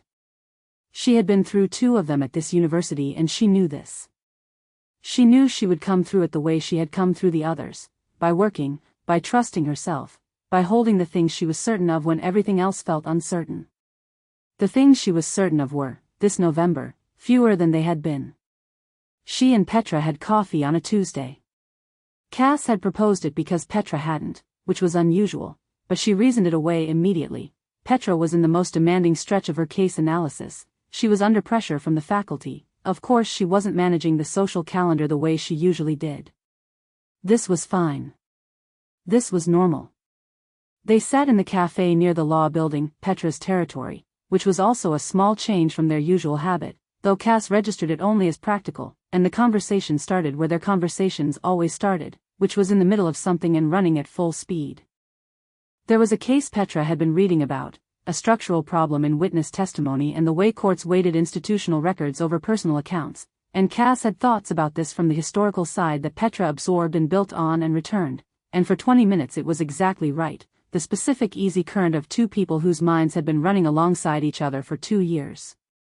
Then Petra asked, "How's everything going? With the scholarship office thing?" "Still waiting on Odette. She keeps saying she'll look into it." "Have you followed up?"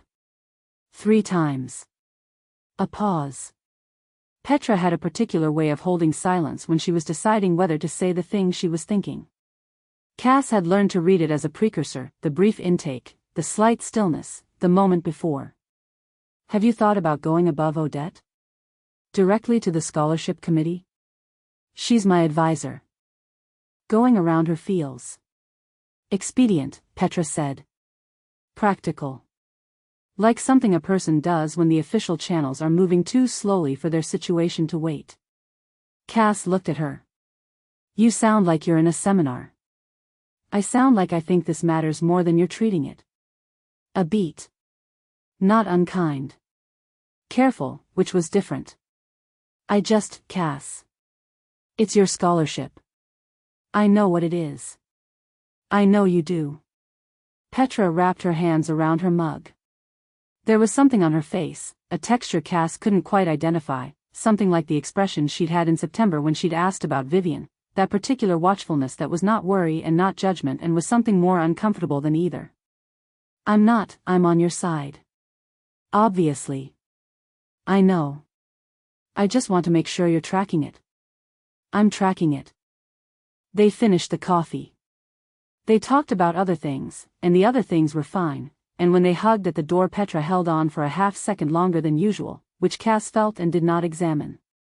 She walked back toward the main campus with her bag on her shoulder and the conversation sitting in her chest in a shape she couldn't categorize, not quite reassuring, not quite alarming, something that occupied the space between those things where she didn't have a word.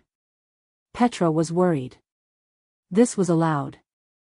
Petra worried precisely and purposefully, never generally, which meant if she was concerned about the scholarship situation she had a reason to be that Cass should probably take seriously.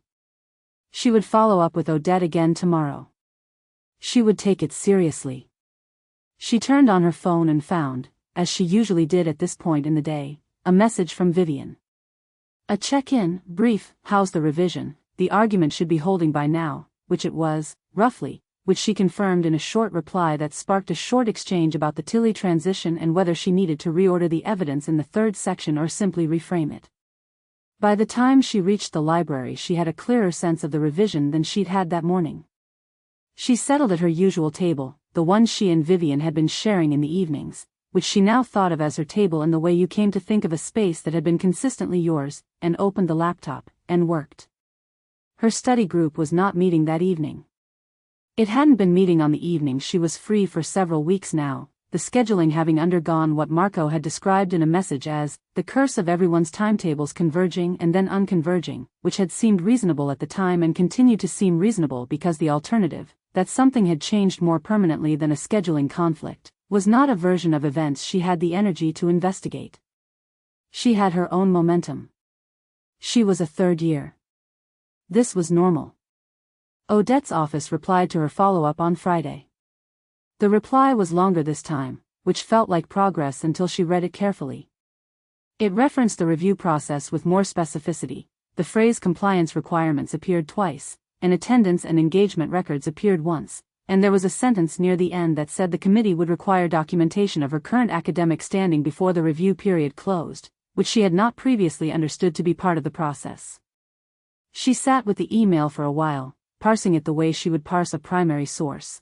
What did it say? What did it not say? What was visible in the gap between them? What it said was, there is a process, it is ongoing, it requires things of you. What it didn't say was, everything is fine, you have nothing to worry about. She emailed back immediately with the documentation she had to hand. She had more to gather. She made a list of what she needed and where to get it and gave herself 3 days, which was manageable, which was the right word for something that could be managed. She called Petra on Sunday. Petra answered on the second ring, which was good, and they talked for 15 minutes, which was shorter than their usual Sunday calls had been in the fall, but Petra was in the middle of a deadline and Cass understood that. The call was warm enough. The warmth had the quality it had been having lately, a warmth that was real and slightly effortful, the warmth of two people who were both working to reach each other across a distance neither of them had named. She got off the call and sat with her phone in her hand in the quiet of her apartment and felt, in the specific way that truth arrived when it had been waiting long enough for you to run out of other options, genuinely alone. Not friendless. Not isolated. Just alone in a way she couldn't route around. The kind of alone that lived underneath all the days and was usually filled by proximity, by the sound of other people, by the continuous and unnoticed texture of belonging to a group of people who knew you and were known by you. She sat with it for a moment and did not know what to do with it, which was a rarer feeling than she wanted to admit. Her phone lit up. Vivienne, thinking of you. How's the paper going? She read it twice. She read it the way she had read the scholarship office email, for what it said and what it didn't say and what lived in the space between. What it said was, I am thinking about you. What it didn't say was anything that would give her a reason to distrust the warmth of it, and she had looked for reasons because she was someone who looked for reasons, and she hadn't found any. She texted back immediately. She didn't examine the specific quality of her relief, the way it moved through her like something physical, the warmth of a message from a known person in a room that had gone quiet. She just felt it, and answered, and the answer led to a longer exchange, and by the end of it she had a plan for the third section revision and a sense of the evening as a navigable thing rather than a large and empty space. She made tea. She sat at the kitchen table. She did not think about the phone in her hand or the 15-minute call or the list of people she had not called in the past several weeks because time had moved in the way time moved and she had been working and it was all fine, all of it was fine. She just needed to finish the revision and get the documentation to Odette and get through November. She told herself these things in the reliable, orderly voice she used for tasks she knew how to do, and they helped, and she was grateful for them. Outside, the campus was its November self, cold and dark and persisting. The window over her kitchen table reflected her back at herself, her face in the glass above the courtyard lights below. She looked at herself for a moment without particularly meaning to. Then she opened her laptop and got back to work, because there was work to do and she was someone who did the work, and that, at least, remained entirely true. Chapter 10, Things She Gave and Didn't Notice Giving. She arrived at 8:40, which was 20 minutes before Cass would be awake. This was not a mistake. She had learned Cass's morning rhythms the way she had learned everything about her, through the accumulation of small, carefully attended observations, each one added to the map until the map was detailed enough to navigate without reference. 9 o'clock was her first conscious hour. 8:40 was the apartment before its occupant was in it, which was a different thing, the version of a space that existed before it was curated for another person's presence. She set the bag down on the counter. She did not make noise.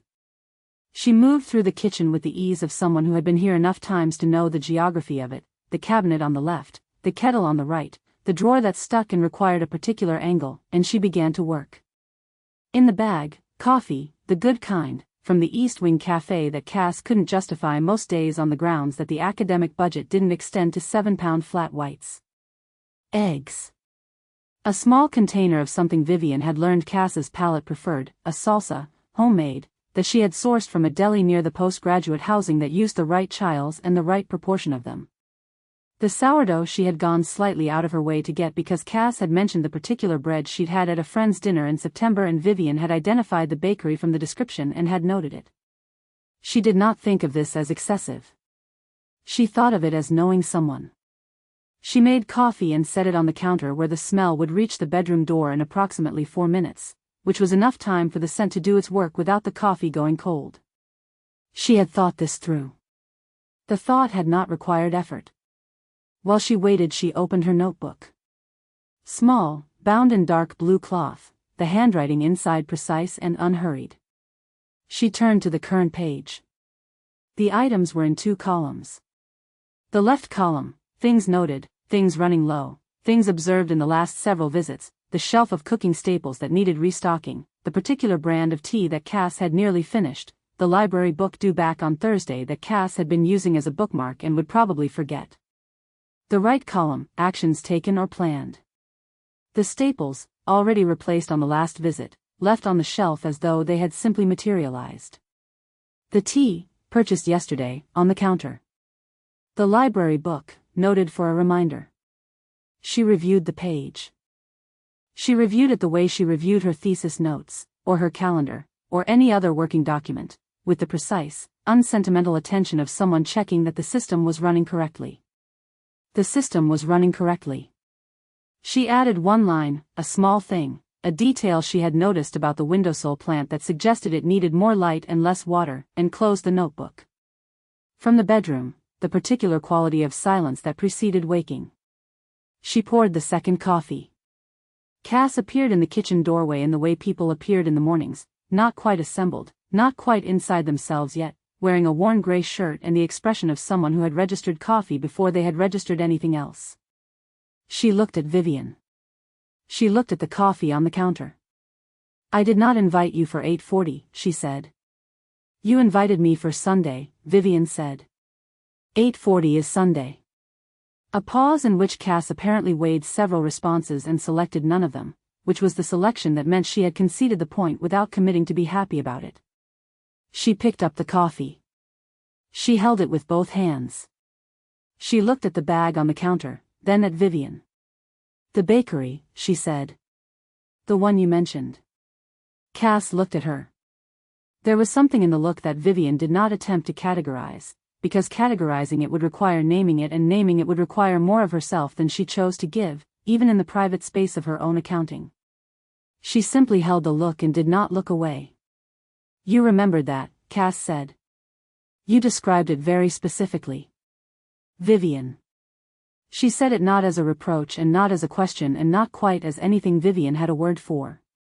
Then she looked at the coffee again and smiled, and the smile was the unguarded kind, the morning kind, the kind she wore before she had decided how the day was going to go, and it was the version of Cass's face that Vivienne found herself thinking about in the hours when she was not with her. "Thank you," Cass said. "Don't," Vivienne said. "Sit down. I'll do the eggs." Cass sat down. The morning had the quality that Sunday mornings had, a different quality of time, wider, less purposeful, the sense of a day that would arrange itself rather than be arranged. Vivienne made eggs with the focus she brought to tasks she respected, not performatively, not for an audience, but with the genuine attention of someone who believed that things worth doing were worth doing correctly. Cass sat at the kitchen table with her coffee and her laptop open to her notes and read things and occasionally said things to Vivienne without looking up, which was the behavior of someone entirely comfortable and not managing their comfort. Vivienne listened. She listened with the quality of attention she had cultivated over years of practice, the kind that retained everything, that filed and cross-referenced, that understood what was being said and also what was being said underneath what was being said. Cass was talking about the scholarship review. The frustration in her voice was controlled. Cass controlled frustration the way she controlled most emotions, by moving through them rather than around them, but it was there. She had gathered the documentation. She had sent it to Odette. She was waiting. "Has Odette confirmed receipt?" Vivienne asked. She replied to acknowledge it. Not to say what comes next. Then the next step is hers. Vivienne plated the eggs. Set them on the table. Sat across from Cass. The review committee has a timeline. Odette can't extend it indefinitely. There's a limit to how long the process can remain open without requiring an outcome. Cass looked at her. "How do you know that?" "I read the scholarship terms." A pause. "You should read them. The full document, not just the conditions summary they give students at the start. The full document is publicly available." "You read the terms for my scholarship." Vivienne picked up her fork. "I read the terms for all scholarship programs in the faculty." It seemed like useful background. There was a silence.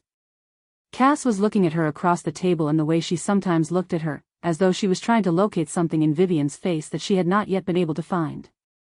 The attempt was always the same and the conclusion was always the same, and neither of them named either. "Okay," Cass said finally. She looked at her eggs. "Thank you." "The process has a structure," Vivienne said. "Bureaucratic systems feel infinite when you're inside them. They're not. They have ends." Cass ate. After a moment, she said, "This is very good." "The eggs." "All of it."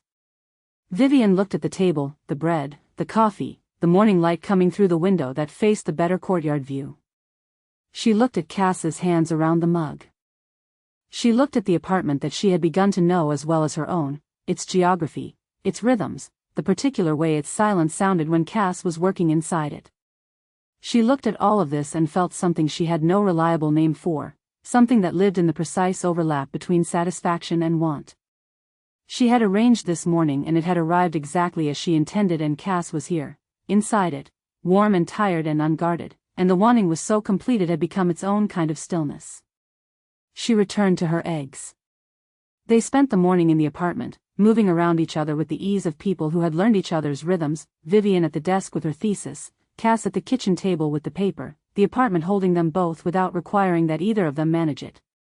By 11 Cass had finished a section she had been struggling with for a week and showed it to Vivienne with the particular combination of hope and defensiveness that she showed everything she wasn't yet certain of, and Vivienne read it once quickly and then once slowly and said, the transition between the second and third argument. You're moving faster than the evidence supports. One more sentence, here, the claim needs a bridge. Cass read the place she pointed to. Yes, she said. Yes, I see it. She wrote the bridge in 4 minutes. It was a good bridge. Vivienne said so. After lunch, Cass cooked the Akio chicken from memory, the proportional argument with her father conducted silently and resolved in his favor in at least one of the two places. They went to the park that ran along the back of the campus, which Cass had mentioned once in passing as her thinking place, the park she went to when she needed to move rather than sit. They walked for an hour in the cold and the stripped bare November light, talking about nothing in particular and then about things that mattered, the conversation moving between registers the way conversations moved when two people had stopped needing the pretense of a topic. Cass talked about her father. She did this sometimes, in pieces, not all at once, the way you talked about someone you loved and couldn't quite explain to someone outside the specific language of that love. She told Vivienne about the Sunday calls, about the food questions, about the way his pride was a thing she wore even when it was heavy, even when she couldn't always tell if it was her own or his. Vivienne listened. She stored each piece in the map. He calls every Sunday, she said. Every Sunday. He'd call more often, but I think he worries about seeming, I don't know. He doesn't want me to feel checked up on. But you are being checked up on. Cass laughed, the full-body kind, the one that arrived before she'd decided something was funny. Obviously. We have a mutual agreement to pretend it's a social call. Does he know about the scholarship review? A slight pause. The small adjustment in Cass's posture that meant the question had landed somewhere she hadn't invited it. Not yet. Because it would worry him. And I don't have anything concrete to tell him yet. When there's a resolution I'll tell him. She said it with the deliberateness of someone who has made a decision they are confident in and do not want reopened. Vivienne did not reopen it. She filed it. By late afternoon they were back in the apartment, Cass on the sofa with the paper draft and Vivienne in the kitchen restocking the shelves from what remained of the bag, the tea, the staples, the small things that refilled themselves the way necessities did when someone was attending to them, and it was only later, much later, when Vivienne had gone and Cass was putting away the last of the dinner things, that she noticed the shelves. She noticed them the way you noticed a room that had changed. The tea was the right kind, the one she always ran out of. The olive oil, which she could have sworn she'd been nearly out of, was full. The cumin was back where it should be. She stood in the kitchen with her hand on the olive oil and thought, not quite forming a thought, something more like a recognition, a shape at the edge of her awareness. The feeling of being tended to. The feeling of being somewhere that had been arranged for her, specifically, with a knowledge of her so precise it had ceased to require her input. It was not uncomfortable. That was the part she did not examine. She put the oil back and went to bed. She went to bed feeling, obscurely, loved, which was the feeling she reached for when she tried to name what she felt in this apartment, in this version of her days. Loved was the closest word she had. She held it in the specific way you held a thing that fits.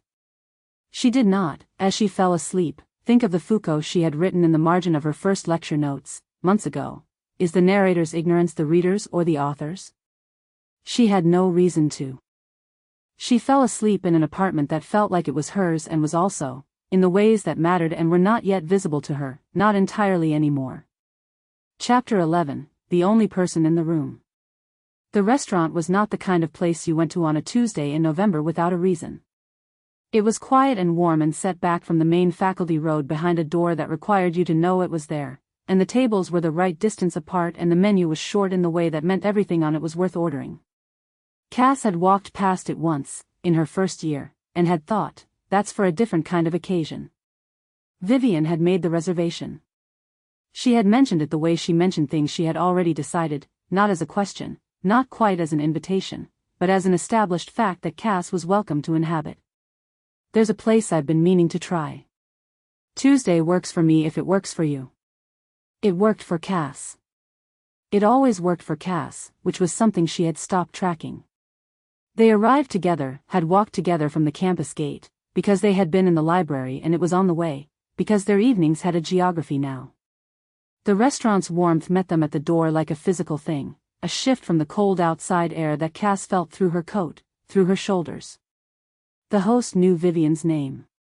He led them to a corner table that was slightly set apart from the rest of the room, with a view of the restaurant without being in it, which was the kind of table you had to know to ask for. Cass looked at the table and then at Vivienne. They know you here, she said. I've been once or twice. Vivienne sat with the ease of someone entirely at home in a space that required others to acclimate. She did not look at the room. She looked at Cass, which was the thing she did, which Cass had stopped trying to account for. Order what you want. Don't look at the right column. Cass looked at the right column. She closed the menu. I'm not worried about the right column. You made a face. I always make a face. It's just my face.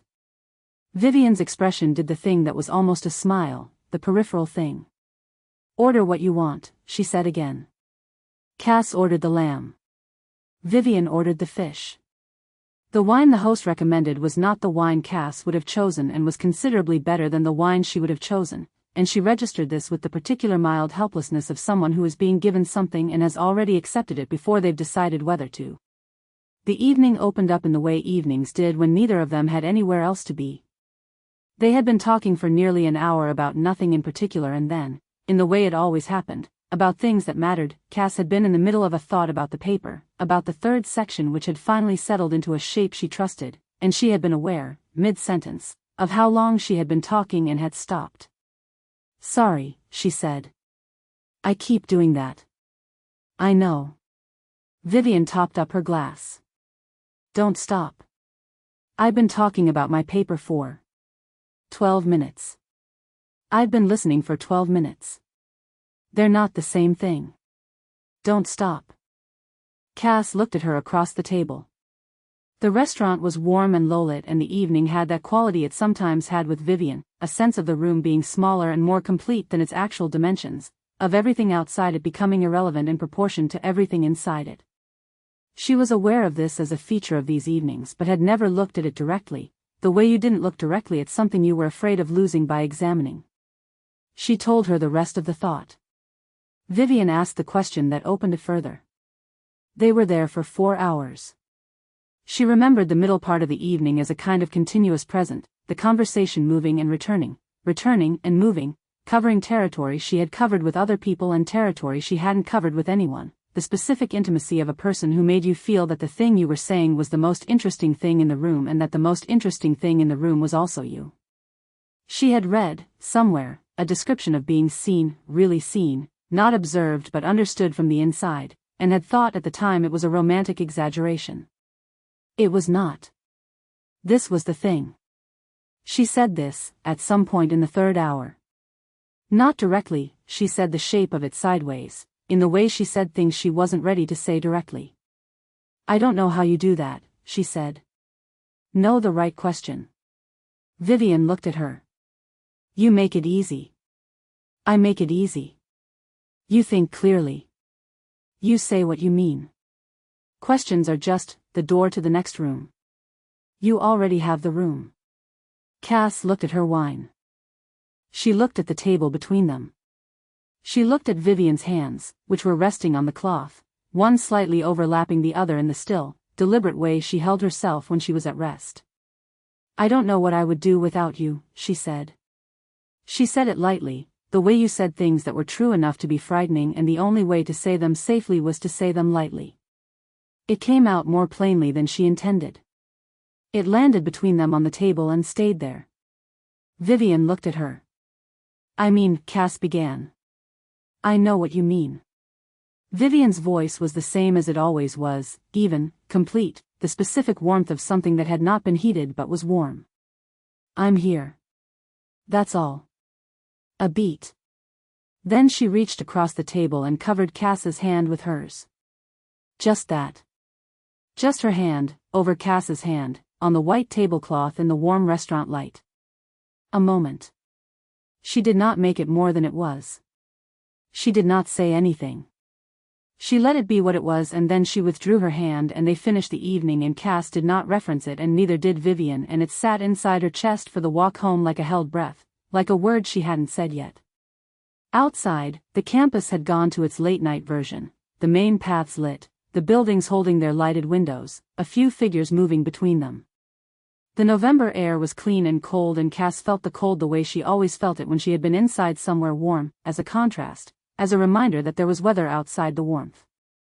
She had her phone in her hand before she had fully decided to use it. She called Petra. 4 rings. Voicemail. She didn't leave a message. She stood on the path for a moment and looked at the phone. Petra was probably asleep. It was late, and Petra kept better hours than she did, and it was nothing. She called Maya, from her study group. Maya answered almost immediately, which she hadn't expected, and there was a noise in the background, voices, laughter, the sound of a gathering she was not at. Cass. Hey, hold on, let me just, a pause while the noise receded. Sorry, we're at Yusuf's. What's up? Nothing, she stopped. What's up was the right question, and she had no answer for it. Nothing urgent. Have fun. Are you okay? Yeah, I'm fine. Enjoy Yusuf's. She rang off. She stood on the path a moment longer. She tried to remember the last time she had been at Yusuf's, and she couldn't remember, and the thing about not being able to remember was that it required her to acknowledge the absence of something she had, at some point, stopped noticing the absence of. She tried one more number. Then one more after that. One went to voicemail. One rang out. She stood with the phone at her side and looked at the campus, its nighttime self, undisturbed, all those windows lit, all those people inside their own evenings. The quad below the faculty path. The library, dark now. The building that was Alderman Court, where Vivienne was, presumably, home by now or on her way. I should have more people than this. The thought arrived the way thoughts arrived when they had been waiting for the right moment to surface, sudden and complete and entirely unwelcome, because it was the kind of thought that, once formed, could not be unformed and instead sat in the chest in a shape that was difficult to breathe around. She did not trace it to a cause. She did not have the information to trace it to a cause. She just had the shape of it, and the shape was, something has changed, something is different, and the difference is that the world has gotten smaller and she does not entirely know how. She stood on the path for a moment. Then she took out her phone and opened Vivienne's thread and typed, made it back. Thank you for tonight. The reply came in 40 seconds. Thank you for the 12 minutes. And the rest. Cass read it twice. The warmth of it moved through her the same way the restaurant's warmth had moved through her at the door, physical, arriving before she was ready for it. She put the phone away. She walked home. The apartment was dark and she didn't turn on all the lights, just the lamp in the kitchen and the one in the sitting room, and she sat on the green velvet sofa in the quiet with her coat still on for a moment before she remembered to take it off. The apartment was warm. The shelves were stocked. The tea was the right kind. She was safe. She was cared for. She had had the best evening she could remember in a long time with the person she was in love with, and the person had held her hand across a white tablecloth and said, I'm here, that's all, and she was home now, and the apartment was quiet, and she was fine. She was fine. She just needed, she didn't know what she needed. That was the part she couldn't locate. She sat with it for a moment in the lamplight without moving, without reaching for her phone, without redirecting. Then she got up and made tea and brought her draft to the sofa and worked until midnight, and the work was good, and she told herself that was enough, and mostly it was. She told herself she would call Petra tomorrow. She had been telling herself this for several days. Tomorrow she would mean it, and tomorrow she would follow through, and everything with Petra was fine. It was just November, it was just the pressure of the term. She fell asleep on the sofa with the draft in her lap and woke at 2 to turn off the lamp. In the dark, in the moment before she was fully awake, she had a thought she wouldn't be able to recover by morning, that she could not, if pressed, remember the last time she had done something without the question arising of whether to tell Vivienne about it. That Vivienne had become the audience for her days without her being quite sure when she had started performing for one. The thought dissolved. She went to bed. The campus below was dark and still, and the paths were empty. The restaurant on the faculty road had turned off its lights. Somewhere, in an apartment across the quad, a woman who was not yet asleep considered the evening the way an architect considered a completed drawing, tracing the lines, finding them correct, finding the proportion right. The phone on the desk said 2:17. She turned off her lamp. She was at rest. Chapter 12, Odette, and What She Didn't Say.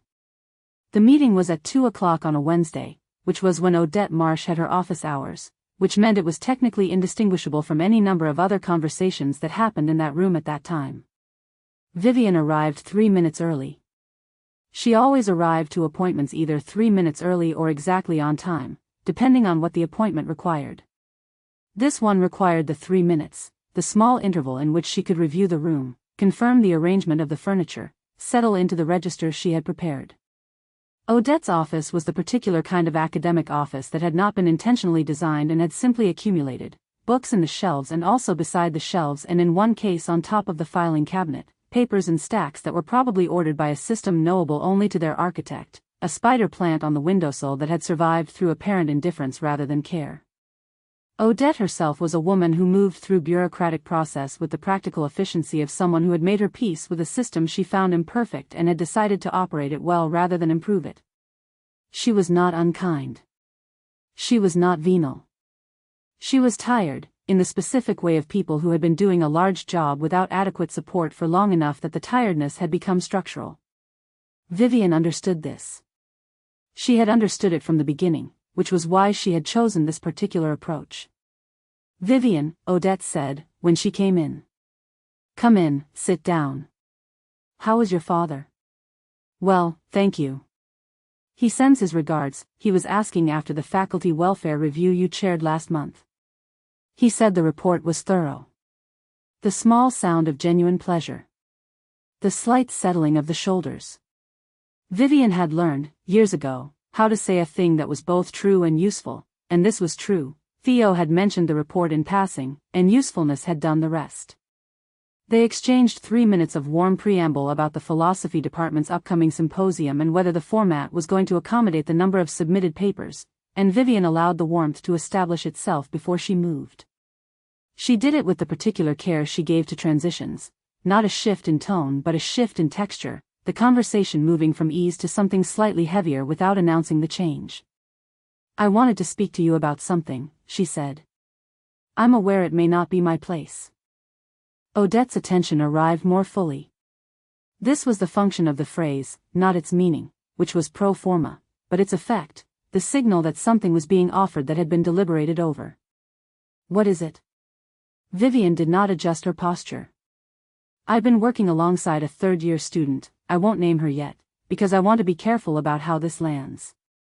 I'm genuinely uncertain whether I'm seeing something real or simply reading stress in the way anyone does at this point in the term." A pause. The right length.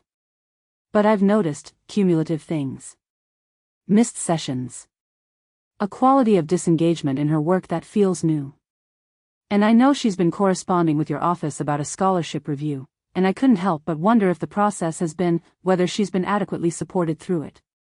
Odette's expression moved in the way expressions moved when something had been handed to them that required filing. "I appreciate you bringing this to me. I don't want to overstate. She's genuinely bright. She's someone I've come to a brief stop, the stop of someone selecting carefully. I've come to think well of. Which is partly why I'm saying anything. If it's administrative friction that can be cleared, I'd rather you know there's a student who may need a proactive outreach from your office than wait until the friction becomes something harder to address. This was the architecture of the whole thing, and Vivienne was aware of it at every level as she said it. She was not lying. Cass was genuinely bright. Vivienne did genuinely think well of her. The scholarship review was real, and the correspondence with Odette's office had been real, and the question of whether adequate support had been offered was entirely fair. All of these things were true. What was also true, and what she did not say, was that she knew the precise state of Cass's file in the scholarship office because she had made it her business to understand it, and that she knew the review process had an outcome that was not yet resolved and that the window was closing, and that what Odette heard in the phrase quality of disengagement was not what Vivienne meant but was useful anyway. She knew all of this the way she knew the route from her apartment to the library, without drama, without the excitement of someone discovering a thing, simply as a fact she was using. Odette made a note. This was the thing Vivienne had been waiting for, not the word of acknowledgement, which was social, but the pen meeting the paper, which was administrative. Once the pen met the paper, the observation had entered the system. I'll take another look at her file, Odette said. The timing of the review there's been some processing lag in the committee, which I'm aware of. I'll look at what documentation she submitted and where we are. I think that would reassure her enormously, Vivienne said. Even a straightforward email confirming the timeline. Students at this stage need to feel the process is being managed. Otherwise the uncertainty compounds. Of course. Odette made another note. You said you wouldn't name her yet, if it reaches a point where you think a more direct conversation is warranted. I'll come to you, Vivienne said. Yes. I want to be careful. I don't want her to feel surveilled. The word was a small act of precision and she knew it as she said it. Odette received it without any visible reaction, which was correct, because Odette had no reason to hear an edge in it. They concluded the meeting with the warmth they had opened it with, Odette walking her to the door with the manner of someone who found her company genuinely pleasant and had found the conversation useful, which was true on both counts. Vivienne walked down the faculty corridor at the measured pace she always walked and took the stairs to the ground floor and emerged into the pale afternoon light of the courtyard. She stood for a moment. The quad was mid-afternoon busy, students moving between buildings, someone's bicycle imperfectly locked to the rack near the humanities entrance, the ordinary functioning machinery of the university proceeding without awareness of itself. She reviewed what she had said, methodically, the way she reviewed anything she had constructed, for structural soundness, for unintended implication, for the places where the scaffolding was visible and should not be. She found one sentence that had been slightly over-precise, the phrase quality of disengagement, which was more clinical than she usually allowed herself in conversation with someone of Odette's temperament, and noted it. It was not a problem. It was not something Odette had flagged. But she noted it because she preferred to know where the seams were. The rest was correct. She took out her phone and called Cass. It rang twice and then Cass picked up with the particular quality of someone who had been working alone and was glad to be interrupted, a warmth in the voice that arrived before the words did. Hi. Hi. Vivienne was walking toward the postgraduate housing path, hands in her coat pockets, her voice at the register that belonged to Cass and no one else, easy and unhurried. How is the third section? Complicated. I've been moving things around for 2 hours and I'm either improving it or performing improvement. I can't tell from inside it. Send it to me tonight and I'll tell you from outside it. A brief laugh, the real kind. You don't have to. I know. Send it anyway. She stepped off the main path onto the smaller one, the one that ran beside the college garden, bare now in the cold. Did you eat? I ate. Actually ate, or you had coffee twice and then forgot. I had the good coffee from the East Wing and also, a pause. I had half of something. Half of something. It was a good half. Vivienne smiled, without performing the smile, the way she smiled only when she was not being watched. Eat the rest of it, she said. You can't revise a section you don't have the energy to see clearly. I know. I'm going to. She heard Cass moving, the sound of a chair, papers, the particular ambient quality of her apartment at mid-afternoon. How was your day? Productive. She turned the corner onto the path that ran behind the college garden wall. I had a meeting that went well. And I've been working on the third chapter since this morning. The phenomenology argument needed a different frame and I think I've found it. Better frame as in you've changed the argument, or better frame as in the same argument through a different door. Same argument, Vivienne said. New door. Doors can be found, Cass said. The room is already built. Her own words returned to her with the warmth of recognition. Something moved in Vivienne's chest, not sentimentality, which she distrusted, but something adjacent to it, something in the register of want that was specific and complete. She had said those words in October, in a text message, at a moment she had chosen and calibrated. And Cass had kept them. Cass kept things. She stored them. She returned them as gifts. This was the thing that made her irreplaceable. Send the section tonight, Vivienne said. I'll have notes by morning. Okay. A warmth in the voice still, the specific easy warmth of someone who had been reassured and felt it without examining it. Thank you. Don't thank me.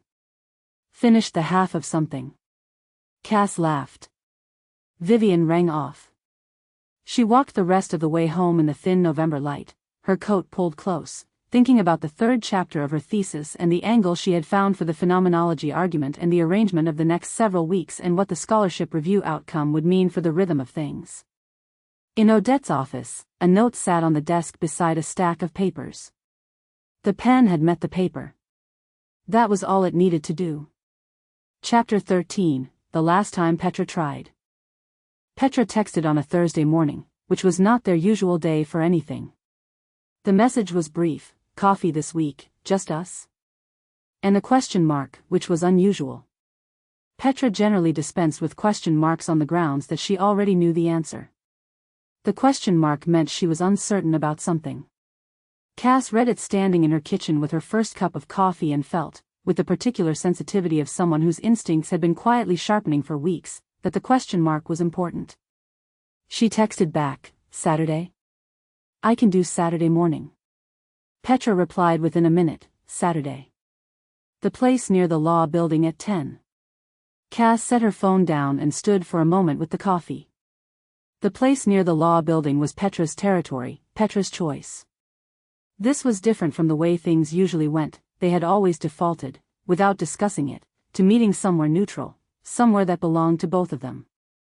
The East Wing Café, the Central Square, the bench outside the Humanities Library where they had once spent 3 hours talking about nothing in particular and everything that mattered and had gone home separately without agreeing to do it again and had both simply returned the following week.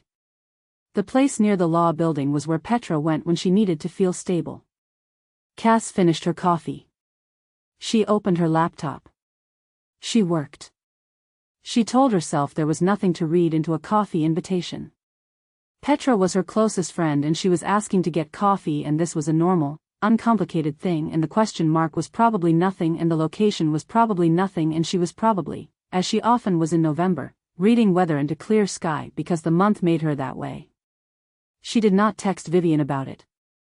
This was not a decision, exactly. She simply found, at the end of the day, that she hadn't mentioned it, and by then it was easier not to go back.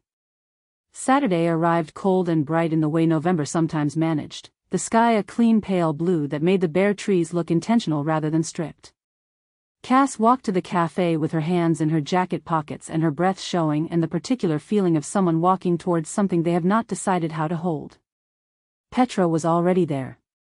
She was at a corner table, not the window, not a visible position, the table you sat at when you didn't want to be seen from outside. She had a coffee and she was not on her phone, which meant she had been waiting without distraction, which was a Petra behavior that Cass associated with things Petra considered serious.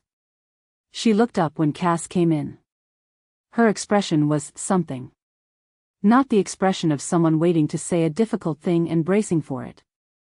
Something older than that, something that had already sat with itself for a while and arrived at a particular kind of stillness. "Hi," Cass said. "Hi." Petra stood and they hugged, and the hug was right, warm, the full kind, but briefer than it might have been. They sat. A person brought Cass a coffee she had not ordered yet, which meant Petra had ordered for her, which meant Petra had been here long enough to flag the server. "You look tired," Petra said. "November," Cass said. Petra wrapped her hands around her mug. She looked at the table for a moment, which was something she did when she was choosing the first word carefully. "How's everything?" "Fine. The revision is," she stopped. "It's getting there. The scholarship review is still open, but Odette sent a message saying the committee is meeting next week, so there should be a resolution soon." Petra looked at her. "That's good." "Yeah." Cass picked up her coffee. "How's the case analysis?" "Done, mostly." "It's fine." A pause. Not the pause Petra used when she was about to say something, the pause she used when she had decided to approach something indirectly first. "I've been meaning to ask you something." Cass waited. "How are things with Vivienne?" The question landed exactly where Petra meant it to land, which was squarely, without softening. It was not asked the way you asked after someone's well-being. It was asked the way Petra asked questions in seminar, as though the answer already existed somewhere and she was giving you the opportunity to locate it yourself. "Good," Cass said. "Really good, actually." "Why?" "Just asking." A beat. "When did you last talk to someone from your study group?" Cass felt something shift in her chest, not defensiveness, not yet, something more uncertain than that. It's been a complicated term. The scheduling never lined up." "The scheduling." Petra said it without inflection, which was its own kind of inflection. "Petra." She said it gently, because Petra was her friend and she was doing this the gentle way. "What is it?" Petra put her mug down. She looked at Cass with the expression that Cass had always associated with the truest version of her, the one that was available before she decided how much to give, the version that was too honest to protect either of them. "I'm going to ask you something and I need you to actually hear it and not just manage it." "I don't manage things." Petra's mouth moved slightly. "You do, actually. You're very good at it." She waited, which was Petra's way of saying, "I'm not moving past this." "Have you noticed that you've gotten quieter?" "In the last, I don't know, 2 months. 3. The calls are shorter. You cancel more often. When we do talk, there's," she searched for the word, "a layer. Like you're giving me the version you've already decided on." Cass felt the words arrive and sat with them. They were not wrong. She knew they were not wrong, which was the difficulty of them. "I've been under a lot of pressure this term." "I know." "I'm not," Petra stopped. Began again, with the care of someone who has rehearsed and then decided not to use the rehearsal. "It's not about the pressure. It's about the way you talk about Vivienne. It's like she's become the organizing principle of everything. The revisions, the scholarship stuff, your evenings, what you're thinking about. She's been a really significant support," Cass said. That's not a bad thing." "I know it's not a bad thing in itself." Petra's voice was even and steady, and there was something in it that Cass could not identify, a color she hadn't heard before. "I just wonder if you've noticed how fast it happened. How total it is." "I notice things," Cass said. "I would know if something was off." Something moved in Petra's face. A very small thing, a brief flickering that was not quite grief and not quite recognition, something that belonged to both and was neither. She picked up her mug. She put it down. She looked at the table for a moment. "I know you trust yourself," she said. "I know you trust your instincts. That's one of the things She stopped. "Just. Do you know why you stopped coming to the study group? Not the scheduling, why you stopped trying to reschedule?" Cass opened her mouth and found that the answer was not where she expected it to be. She had assumed it was there, the clean simple answer. The scheduling had been impossible, the group had moved on without her, it was the natural drift of a difficult term. She reached for it and found instead something faintly unsettled, something that didn't quite resolve into words. It got complicated, she said. Okay. Petra looked at her. Do you know why things got complicated with us? With the calls? Was it something I did? The question was asked without accusation, which made it harder. If there had been accusation in it, Cass would have had something to push against, some specific thing to address. Instead there was just Petra, looking at her across the table with the quiet of someone who has made a decision about how much they are going to say and is saying it. No, Cass said. It wasn't anything you did. Okay. A breath. Then what was it? Cass looked at her friend, at the yellow coat, faded at the elbows, at the particular way Petra held herself when she was being more honest than she wanted to be, and she felt something she had not expected to feel, which was the sharp, sudden awareness of an absence. Not of Petra. Petra was here, Petra was right in front of her. Something else. The absence of the Petra who had been in her daily life the way a window was in a room, not noticed until the light changed. She wanted to say, I've missed you. She wanted to say, I don't know what happened, I don't have a clean story for it, just the shape of a drift I can't explain. She wanted to say, something is off, I've known something is off, and I don't know where to look. She said, I think it's just been a hard term.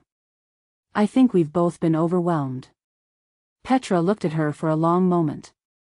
Something settled in her expression, a settling that was different from acceptance and was more like the acknowledgement of a limit. She nodded once, slowly. Okay, she said. The word was the kind that meant, I've said what I came to say. It was not an ending, exactly, but it was the moment before one, the moment where a conversation that had been working towards something decided it had arrived as far as it could go. They finished their coffees. They talked about other things, Petra's mother visiting in December, a paper Cass had read and thought Petra would find useful, a film they had both been meaning to see in September and had not yet seen. The conversation was warm enough. The warmth was real. The warmth and the thing underneath the warmth existed simultaneously, and neither of them named the thing underneath, because naming it would require more from both of them than the morning had space for. At the door they hugged. Petra held on the way she had at the end of their last meeting, a half-second longer than the greeting hug, a fraction more deliberate, the kind of hug that was trying to say something hands could say more clearly than words. Cass felt it. She pulled back and looked at Petra, and Petra's expression was the one she hadn't been able to read before, the one that sat in the chest like something swallowed wrong. She was reading it now. It was not jealousy. It was not worry. It was the face of someone who has done what they can do and knows what they have not been able to do and is holding both. Call me when you can, Petra said. I will, Cass said. I'll call this week. Petra smiled. It was the real smile, the easy one that had always made rooms more comfortable. Okay, she said. And walked away. Cass stood outside the cafe for a moment in the cold bright air. She watched Petra turn the corner toward the law faculty and disappear. She stood there a moment longer than she needed to. Then she took out her phone and called Vivienne. How was the coffee? Vivienne asked, on the second ring.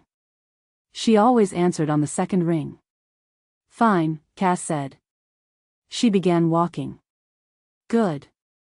Petra is, I think she's just going through something. The term has been a lot. She pulled her jacket closer, watched her breath in the cold. She asked about you. What did she ask? How things were. She's protective.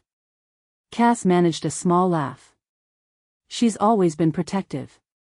It's just her way. It's a good quality, Vivienne said. You're lucky to have someone like that. The word landed strangely. Lucky. Cass turned it over and found she couldn't locate what was strange about it, just the faint, sourceless note of something slightly off, like a chord that was almost right. She seems worried about me, Cass said. Are you worried about you? A pause. No, Cass said. I'm tired. I'm behind on things I'm not as behind on as I feel. I'm okay. You're more than okay, Vivienne said. The revision is coming together. The review will resolve. You're doing the work. Yeah. The warmth of it arrived the way it always arrived, before she was ready, before she had decided whether she wanted it. Yeah, I know. Come to the library tonight, Vivienne said. We'll work. I'll buy the coffee. The good kind? The only kind. Cass was already walking in that direction. Not toward the library, it was too early, but toward the campus, back toward the center of things, the warmth of buildings after the cold of the street. Okay, she said. Tonight. She put the phone away. She did not think about Petra's face at the door. She thought about the revision and the library and the coffee and the evening ahead, which was a good evening, a reliable evening, the kind she had come to organize herself around without being quite sure when the organizing had begun. Behind her, around the corner, in the direction of the law faculty, Petra walked toward her building with her hands in the pockets of the yellow coat and her head slightly down and the particular careful stillness of someone who has said everything they could say and is now carrying the shape of what they couldn't. She did not call Cass that week. Neither did Cass. Chapter 14, She made herself necessary. She had known about it for 3 weeks before Cass did. This was not an accident. This was the point. She had known because she had been watching Odette's correspondence with Cass, not the content, which she did not have access to and did not require, but the shape of it, the cadence of replies, the shift in their length, the particular bureaucratic tone that Vivienne had learned, over years of observing her father's institutional communications, to read the way other people read facial expressions. When the replies became shorter and more formal and began to use phrases like in accordance with review standards, she understood that the committee had formed a position and was moving toward an outcome. When Odette had mentioned, at the end of a brief phone call about an entirely unrelated departmental matter, that the scholarship review for the third-year historian was going to require additional committee consideration, Vivienne had said, with the precisely calibrated weight of mild surprise, "Oh. I hope that resolves smoothly for her." "We'll see," Odette had said. "These things take time." "Of course," Vivienne had said. She had poured tea after hanging up and stood in her kitchen looking at the courtyard and thought about what it meant and what it would require. The outcome was not certain. The committee was not going to dismiss Cass's scholarship, which would have been too large a consequence and too visible a wound, the kind that left questions and created the conditions for investigation. What it would likely produce was a delay, a provisional continuation pending further review, a request for documentation she had already submitted, the particular institutional friction that was not failure but felt, from inside it, like the precursor to failure. The fear of loss. Not the loss itself. The fear was the thing she needed. She had let it run for 2 weeks, which she had calculated as the correct window, long enough for the anxiety to compound, short enough that the situation could still be resolved without permanent damage. She had watched Cass navigate it through their daily contact, had listened to the quality of it in the way Cass described the emails from Odette, had noted the shift in her voice when she said the scholarship review is still open, had heard the particular care with which she said things are fine to her father and understood what the care cost her. She had prepared what she would say. Not the specific words, she never prepared specific words, because words prepared in advance arrived with a quality of having been prepared, a faint rigidity that attentive people could feel even without naming it. She prepared the register, warm, competent, unhesitating. The register of someone who encountered a problem and solved it because solving it was what she did, because the capabilities were simply there and the impulse to use them was simple and genuine. Because it was genuine. That was the thing she returned to in the quiet of her apartment on the nights before this happened. It was genuine. She was going to solve this problem. She was going to make Cass safe. The fact that she had engineered some of the conditions that made the problem possible did not cancel the genuineness of the solution. It was simply context, the context of her caring enough to act and being competent enough to act correctly. She had a particular contact on the scholarship committee, not Odette, whose influence over the process was advisory rather than substantive, but a faculty administrator she had met through her father's endowment work, who owed her a small professional debt and who, more relevantly, respected the name that accompanied her requests. She had not called in the debt yet. She had been keeping it for the right moment. The right moment was when Cass called her in crisis. She was at her desk on a Tuesday night, thesis notes, the fourth chapter, the argument about embodied perception that she had been working through for a week, when the call came. She heard the quality of it before the words, the slight unevenness in the breathing, the voice said at the careful register of someone managing themselves with effort. The review, Cass said. They've sent a formal notice. Provisional status pending, there's a committee meeting and they want additional documentation and I've already sent them everything they asked for and I don't understand what's still outstanding and Odette's office is saying it could take another 6 weeks and she stopped. She started again. I don't know what to do. I know, Vivienne said. I heard there was a processing delay. A pause. You heard? There's been a backlog on the committee, it's a known issue this year, it's not specific to your file. This was true. She had ensured that she knew it to be true. Tell me exactly what the notice says. Cass told her. She listened with the full quality of her attention, not to parse for information she didn't already have, but because Cass needed to be heard through it, and being heard through it was what the moment required and she was good at what moments required. She asked 2 questions.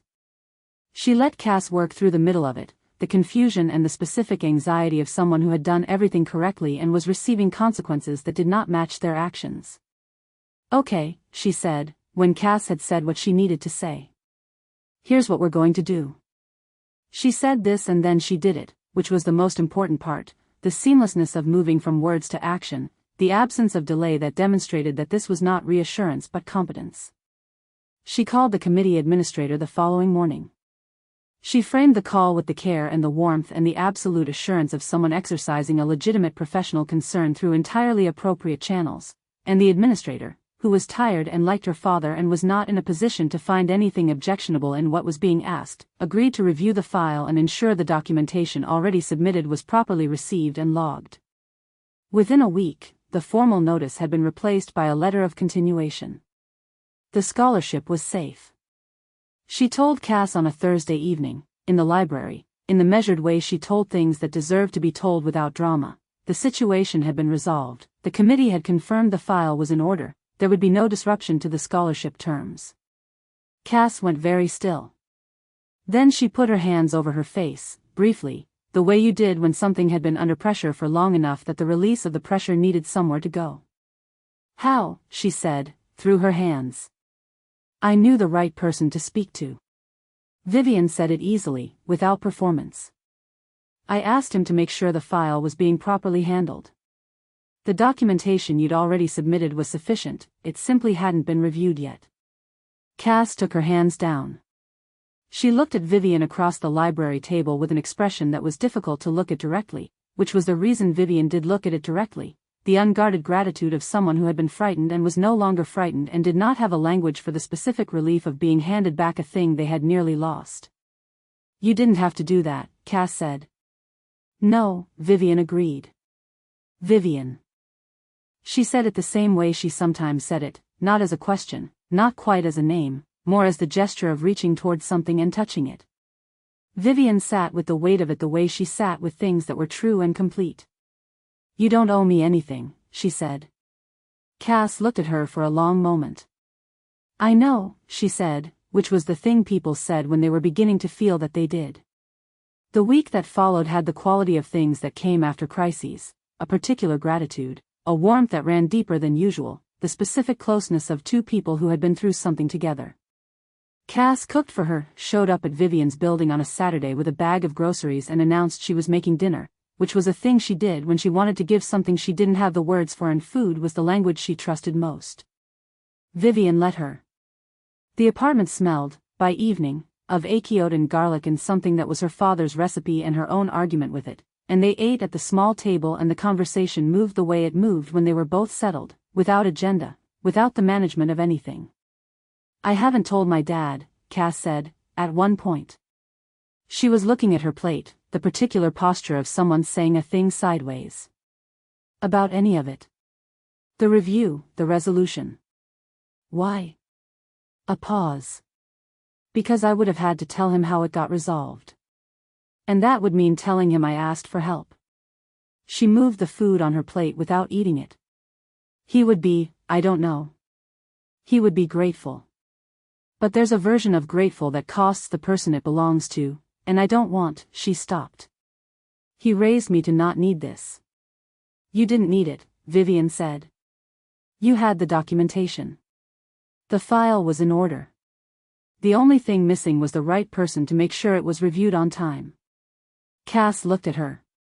There is a difference, Vivienne said, between asking for help and knowing someone who moves through the world with access. You didn't ask me to solve your problem. You told me you had a problem and I happened to be able to solve it. The distinction was a real one. It was also a useful one.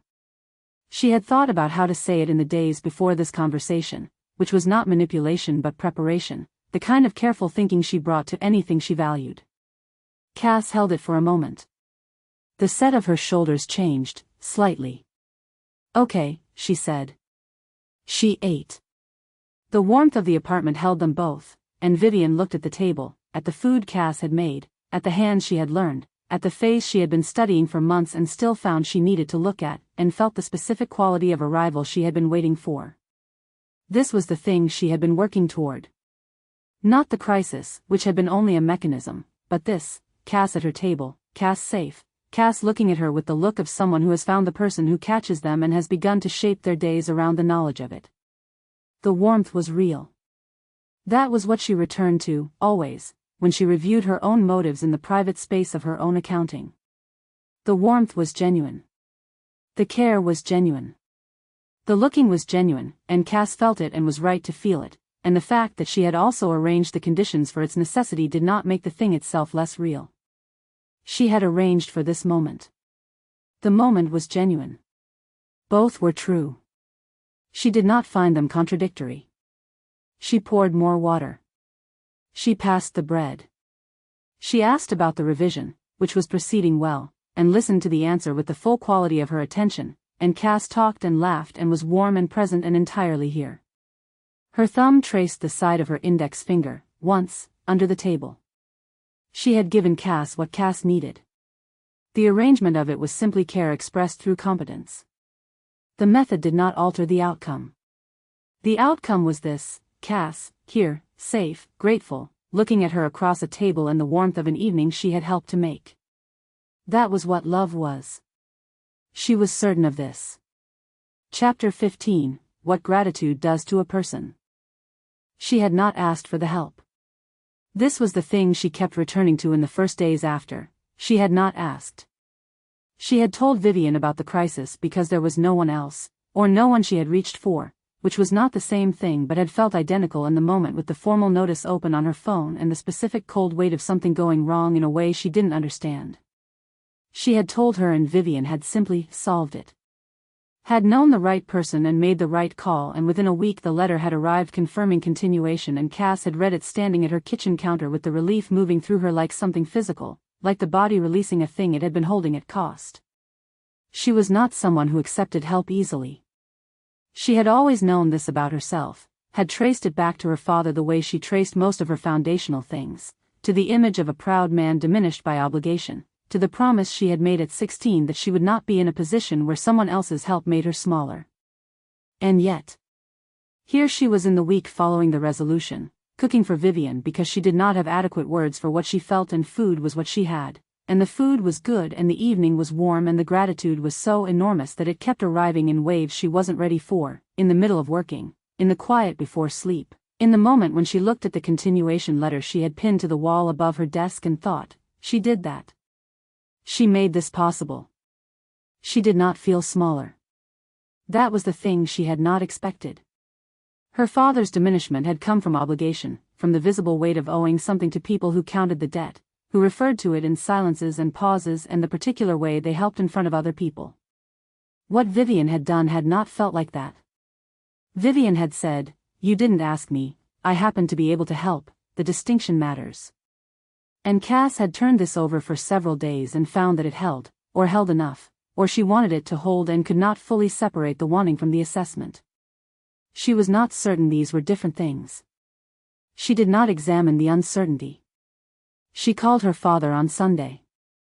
His voice was the voice of Sundays regardless of the weather, warm and slightly rough, and the particular sound that made the kitchen in Fresno present even at this distance.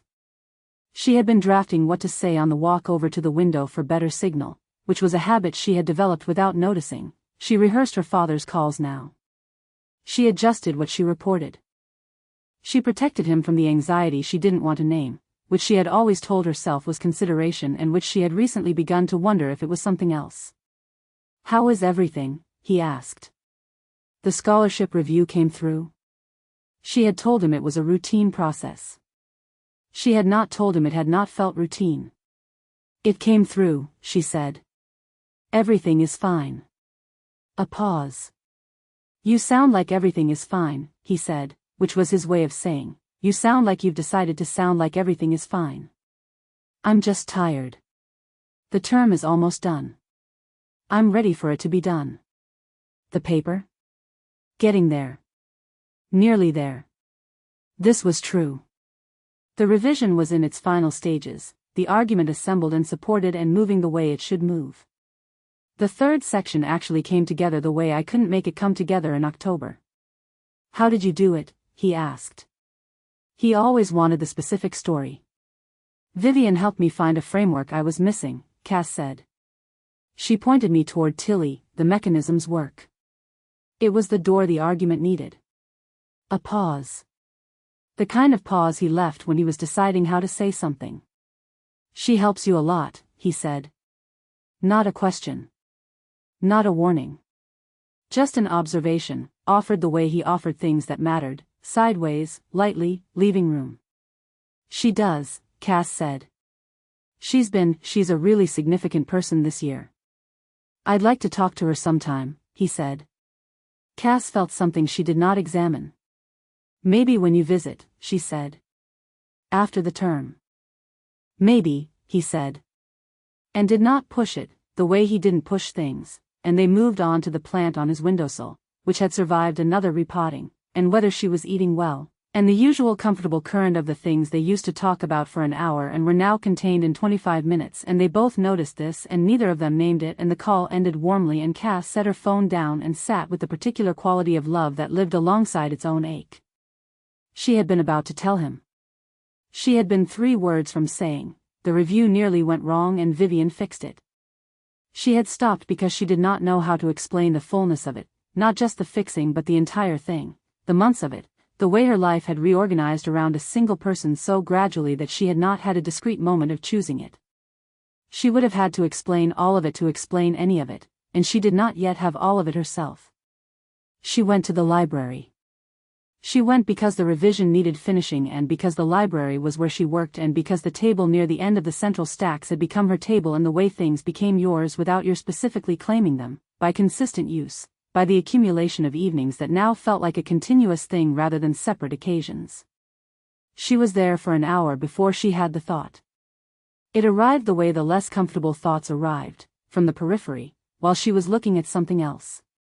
She had been rereading the 3rd section, the finished section, the one that had taken all of November to assemble and was now assembled and was correct, and she had been thinking about the argument, and then, at some unmarked transition, she had been thinking about the number of times she had been in this library in the past 2 months and whether any of them had been alone. She had. There were evenings when Vivienne had a seminar, a dinner, the obligations of her own life running parallel to theirs. But the evenings she thought of as library evenings were the shared ones. The others had been, she tried to locate them and found they had the quality of gaps, of time she moved through without particular texture. She did not think, "That is strange." She thought, "We study well together. I've always worked better with someone." She thought about the scholarship forms, still on the counter. They had been submitted, now, the crisis had made sure of that, the crisis that had been partly her own inattention and partly the bureaucratic delay, the combination of things that had converged at exactly the wrong moment. She thought about Odette, whose emails had become functional again now that the review was resolved, which felt like a thaw she hadn't known was a freeze. She thought about Petra. She had said she would call this week. She had not called. She had started to, twice, and had found reasons that felt genuine in the moment and somewhat less so in the reviewing. Petra's last message, a brief check-in from Monday, "Just thinking of you, call when you can," was still unanswered, sitting at the bottom of a phone screen she unlocked and locked and did not address. She was going to call. She would call tomorrow. After the revision was done. She turned back to the document. When Vivienne arrived at 7, she did not announce herself. She simply appeared at the end of the stacks and Cass felt her presence before she saw it, the shift in the room that happened when the person who had become the organizing principle of your evenings entered it. She looked up. Vivienne sat. She looked at the screen without asking, which was the ease of someone who had moved past the boundary of needing permission, which was the ease Cass had given her, which she had stopped registering as something she had given. Done? Vivienne said. Nearly. Cass sat back. She looked at Vivienne across the table. In the lamplight of the library's evening, in the familiar specific quiet of this space and this hour, she looked at the woman who had become the audience for her days and the person whose call she answered on the first ring and the one whose hand had been over hers at a white tablecloth and thought, I am happy. It was not a complicated thought. It was not a thought she needed to trace or examine. It was simply true, in the way that things were true when they were the whole of what you could see. I'm going to finish this tonight, she said. Will you stay? Yes, Vivienne said. She pulled out her own work and they settled into the rhythm of it, the particular shared silence she had come to rely on without being quite sure when reliance had begun. Cass worked and Vivienne worked and the library held the evening around them and outside the tall windows the December dark had arrived early and complete and the campus had pulled inward toward its buildings and its warmth. She would call Petra tomorrow.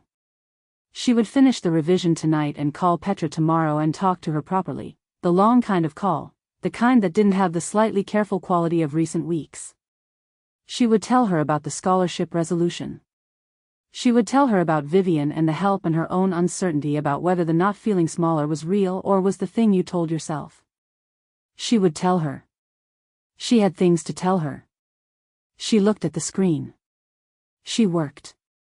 The thought that kept its distance all evening, the one that had arrived from the periphery and retreated when she'd turned toward it, was a small, persistent thing, and it asked a question she did not yet have the words for, not why is there never anyone else, but something adjacent to it, something about the specific way her life had rearranged itself around a single point and whether a life organized around a single point was still, in the ways that mattered, her own. She did not let the thought finish forming. She had the revision. She had tonight.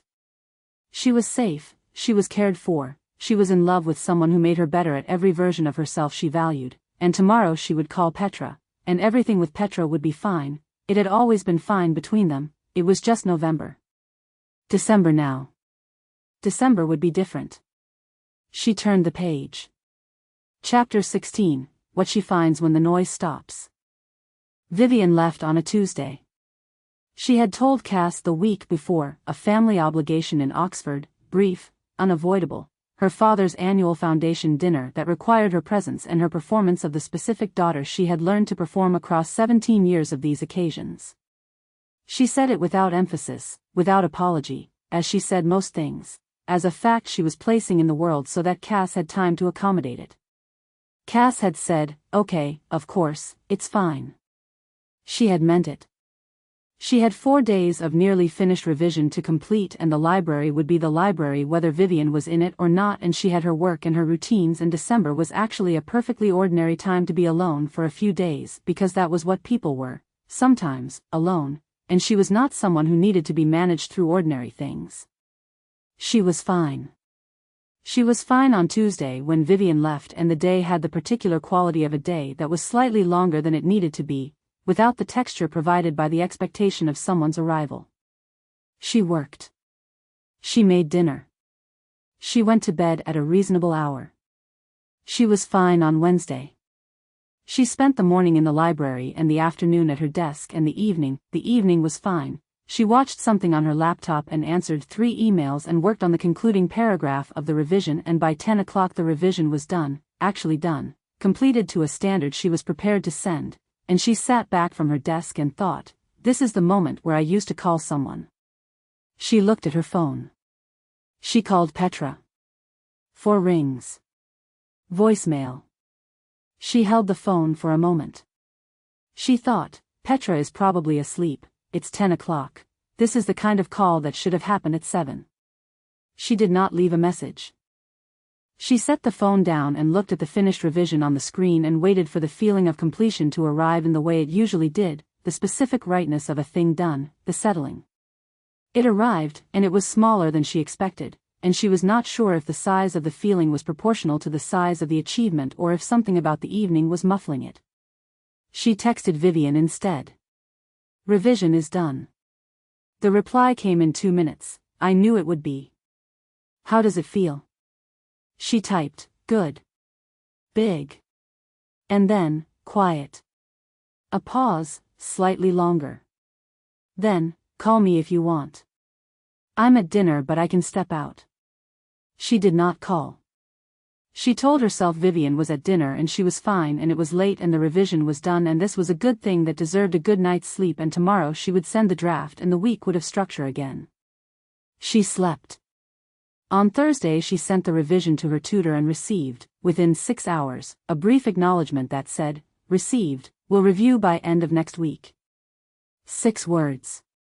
The end of 3 months of work received in 6 words, which she understood was how it worked, which did not stop the specific deflation of it, the sense of a door swinging open on nothing in particular. She went to the East Wing Cafe at 9 o'clock.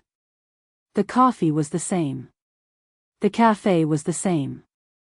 She sat at the window table, not the second window, which was Vivienne's, but the first, the one nearest the door, the one she used to sit at before the cafe acquired a geography shaped by someone else's preferences, and she drank her coffee and looked at the courtyard and thought about nothing specific. She looked at her phone. Maya, from the study group. She had not spoken to Maya since the phone call in November, the night she had called from the campus path outside the restaurant. She found herself wondering what Yusuf's flat had been like, whether it had been the kind of gathering she used to go to without thinking, the kind she had been going to before the scheduling had fractured and everyone's rhythms had separated. She typed, "Hey, how's everything? How's the work going?" Maya replied 40 minutes later, "Oh good." Finally on the other side of the methods section. "Are you around this term still? We've missed having you in the group." She read this twice. "We've missed having you." She had been missed in a group she had stopped going to and had told herself had stopped working around her, which were not the same thing, and the difference sat in her chest in the slightly hollow way of things you had explained to yourself incorrectly for long enough that the correct explanation arrived with a kind of rebuke. She typed back, "I know, I'm sorry, the scheduling just kept getting complicated. I'd love to catch up before the end of term." She sent it and immediately felt the particular awkwardness of someone who had been away too long trying to return, the extra effort in the register, the apology, the sense of a gap that would require more bridging than the gap should have needed if she had simply maintained the contact. She put her phone away. She went back to her apartment.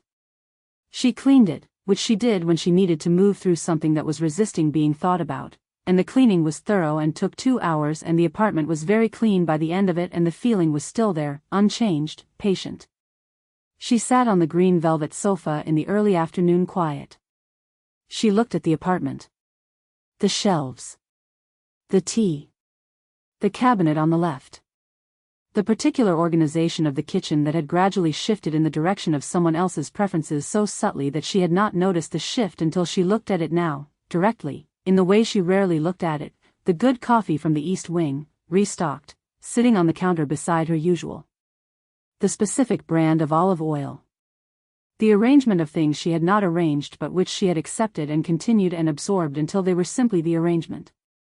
The apartment looked the way her life had been looking for months, she thought. It looked tended.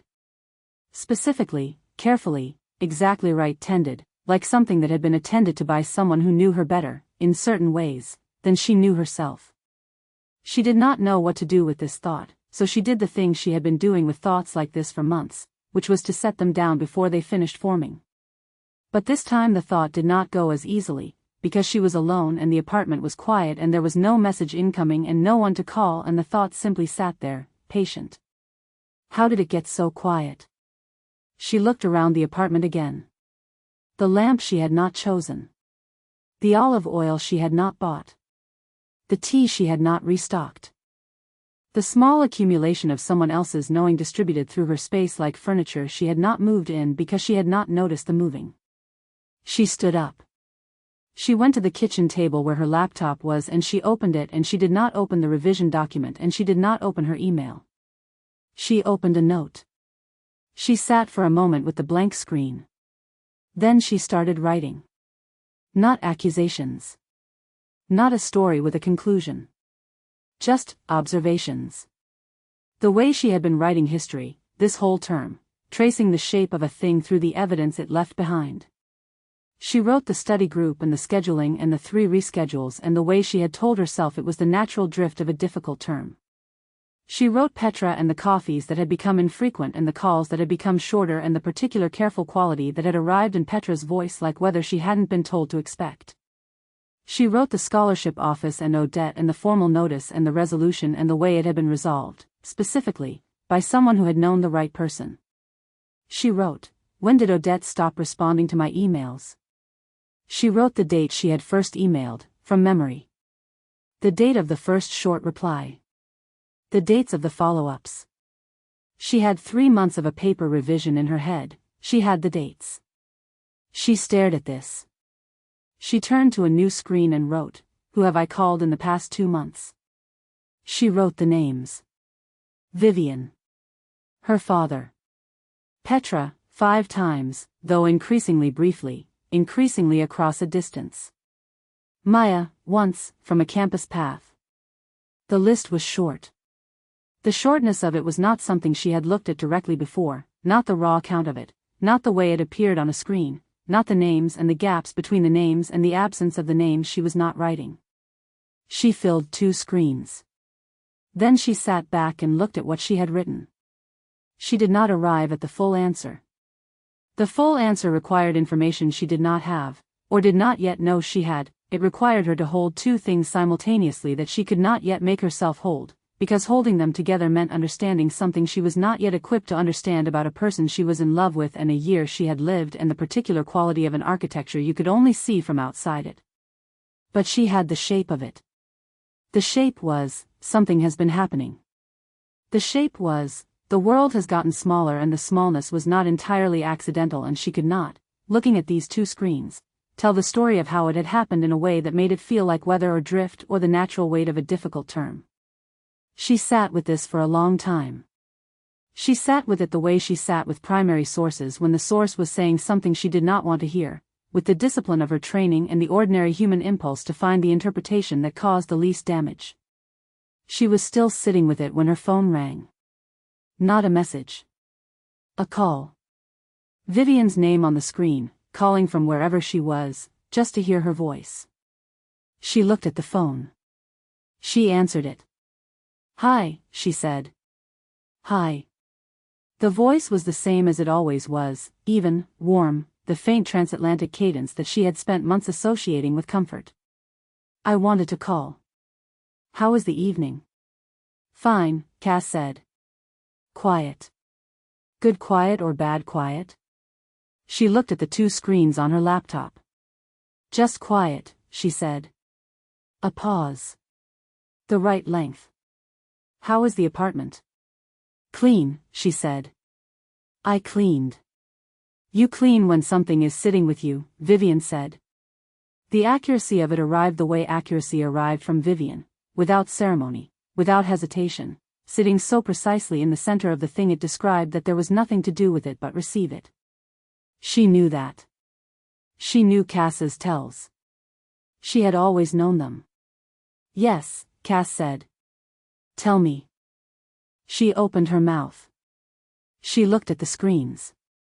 She thought about the shape of what she had been writing, the dates, the names, the gaps between the names, and she thought about the scholarship letter and the contact on the committee and the way Vivienne had said, the documentation was sufficient, it simply hadn't been reviewed yet, and the way she had accepted this because she had needed it to be true and because Vivienne had said it with the confidence of someone who was not telling a lie.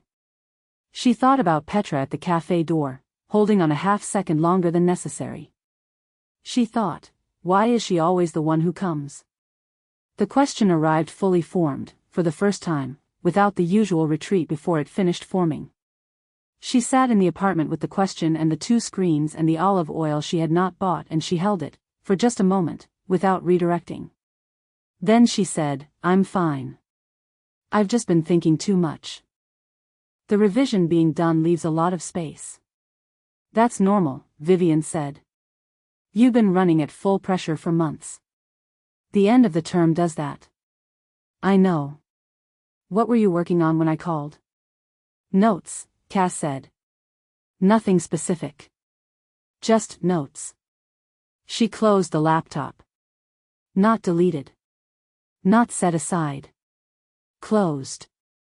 She would come back to it, she told herself, or she would not, because some questions were the kind that changed shape depending on when you looked at them, and she was tired and the revision was done, and tomorrow would have the structure of a new thing beginning, and she did not have the energy tonight to hold a thought that unraveled too many other things when she pulled it. She talked to Vivienne for 40 minutes.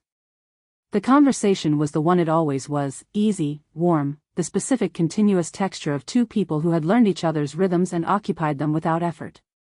By the end of it she was on the sofa with her feet up and a cup of tea she had made during the call, and the apartment was warm and the quiet had changed its quality, from the bad kind to the ordinary kind.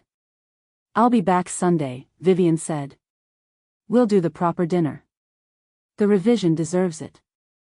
Okay, Cass said. Yes. She rang off. She sat for a moment without opening the laptop. She looked at the closed screen, and the lamp on the side table, and the restocked shelves visible through the kitchen door, and she had a thought she could not finish and did not finish and did not try to finish. She was fine. She was fine. Tomorrow would have structure. She would call Petra. She would write to Maya. She would begin reading for the next term, and the paper would be reviewed and she would get feedback, and the cycle would continue because the cycle always continued, and she was good at the cycle. She had always been good at it. She turned off the lamp. She lay in the dark and thought about nothing specific, which required more effort than it should have, which was a thing she did not examine. On the phone screen, visible in the dark before she plugged it in, Vivienne's name at the top of the recent calls list.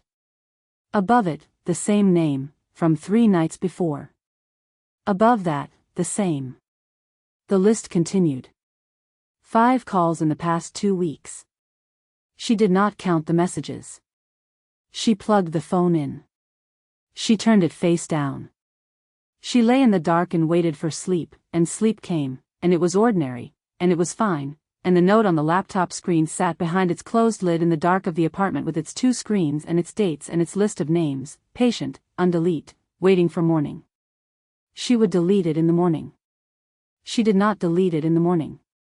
She opened it once, briefly, while the kettle was heating, and read the last line she had written, "Who have I called in the past 2 months," and closed it again before she had to count. She made the coffee. She stood at the kitchen window. Outside, the December campus was gray and cold and moving with its ordinary life. Students crossing the quad below, someone's bicycle finally properly locked, the groundskeeper's building with the badly staked tree out front she had walked past 100 times without looking at. She looked at it now. The tree had a wire around it that had been there since October, she thought. She had never noticed the wire. She looked at it for a moment. Then she picked up her coffee and went to sit at her desk, and she opened a new document, and she began reading for next term, because there was work to do and she was someone who did the work, and the note on the other screen was just notes, just the kind of notes you made when you were tired and had too much space in your head and were reading weather into clear sky. It was fine. She was fine.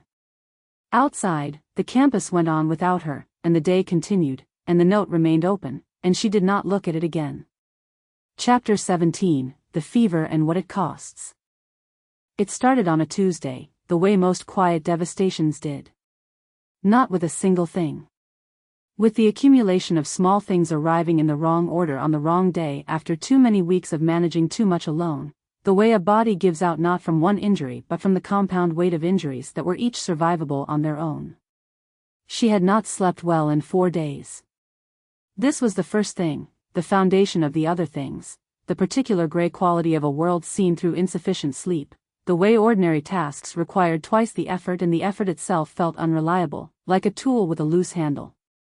She had been waking at 3 in the morning with the specific alertness of someone whose body had confused exhaustion for danger, lying in the dark with her eyes open and her mind moving through the same channels it had been moving through for weeks without arriving anywhere. The note on her laptop. Still there. She had opened it twice and closed it twice, and it was still there. On Tuesday morning the email arrived from her tutor. She had been waiting for it, the revision feedback, the one that would tell her whether the 3 months of work had produced what she had intended it to produce. She had been expecting it at the end of the week. It arrived at 8:15, which she only knew because she had her phone in her hand when it came through, which was where her phone was most mornings now, held without intention, checking without purpose. She read it standing in her kitchen. The feedback was not bad. This was what made it difficult to process. It was not bad, it was not even particularly critical, it was the feedback of someone who had read closely and found the argument sound and had several specific observations about the third section that were accurate and fixable and entirely reasonable. She read it 3 times and each time it was the same: fine, good, close. She set the phone down and stood in her kitchen and felt nothing. Not relief. Not satisfaction. Not the feeling she had been waiting to feel when this was over. Nothing. She went to the library. She sat at her table, the table she and Vivienne studied at, which she now could not entirely separate from Vivienne in the way of things that had been shared long enough to lose their pre-sharing identity, and she opened the feedback email again and read it again and made notes about the third section in the margins of her draft with the mechanical competence of someone operating correctly and feeling none of the reasons for correctness. By 11 she gave up and went home. The apartment was cold. She had not turned the heating up enough when she left, and coming back to it had the quality of returning to a place that had not been waiting for her, which was an irrational feeling, and she knew it was irrational and it did not help to know. She turned the heating up. She stood in the kitchen for a moment without purpose. She picked up her phone.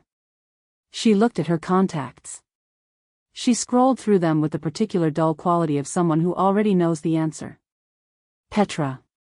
She thought about Petra's voicemail from 3 weeks ago that she had not returned, not because she had decided not to, but because each day she had meant to and each day the moment had not arrived in a form she could use. She thought about what she would say. I'm sorry, I've been, what? Distant? Absent? She could not construct the sentence. She kept scrolling. Maya. She had not followed up after Maya's reply. She had meant to. She had not. Her father. She had spoken to him on Sunday. The call had been 20 minutes. She had been fine. She had said she was fine.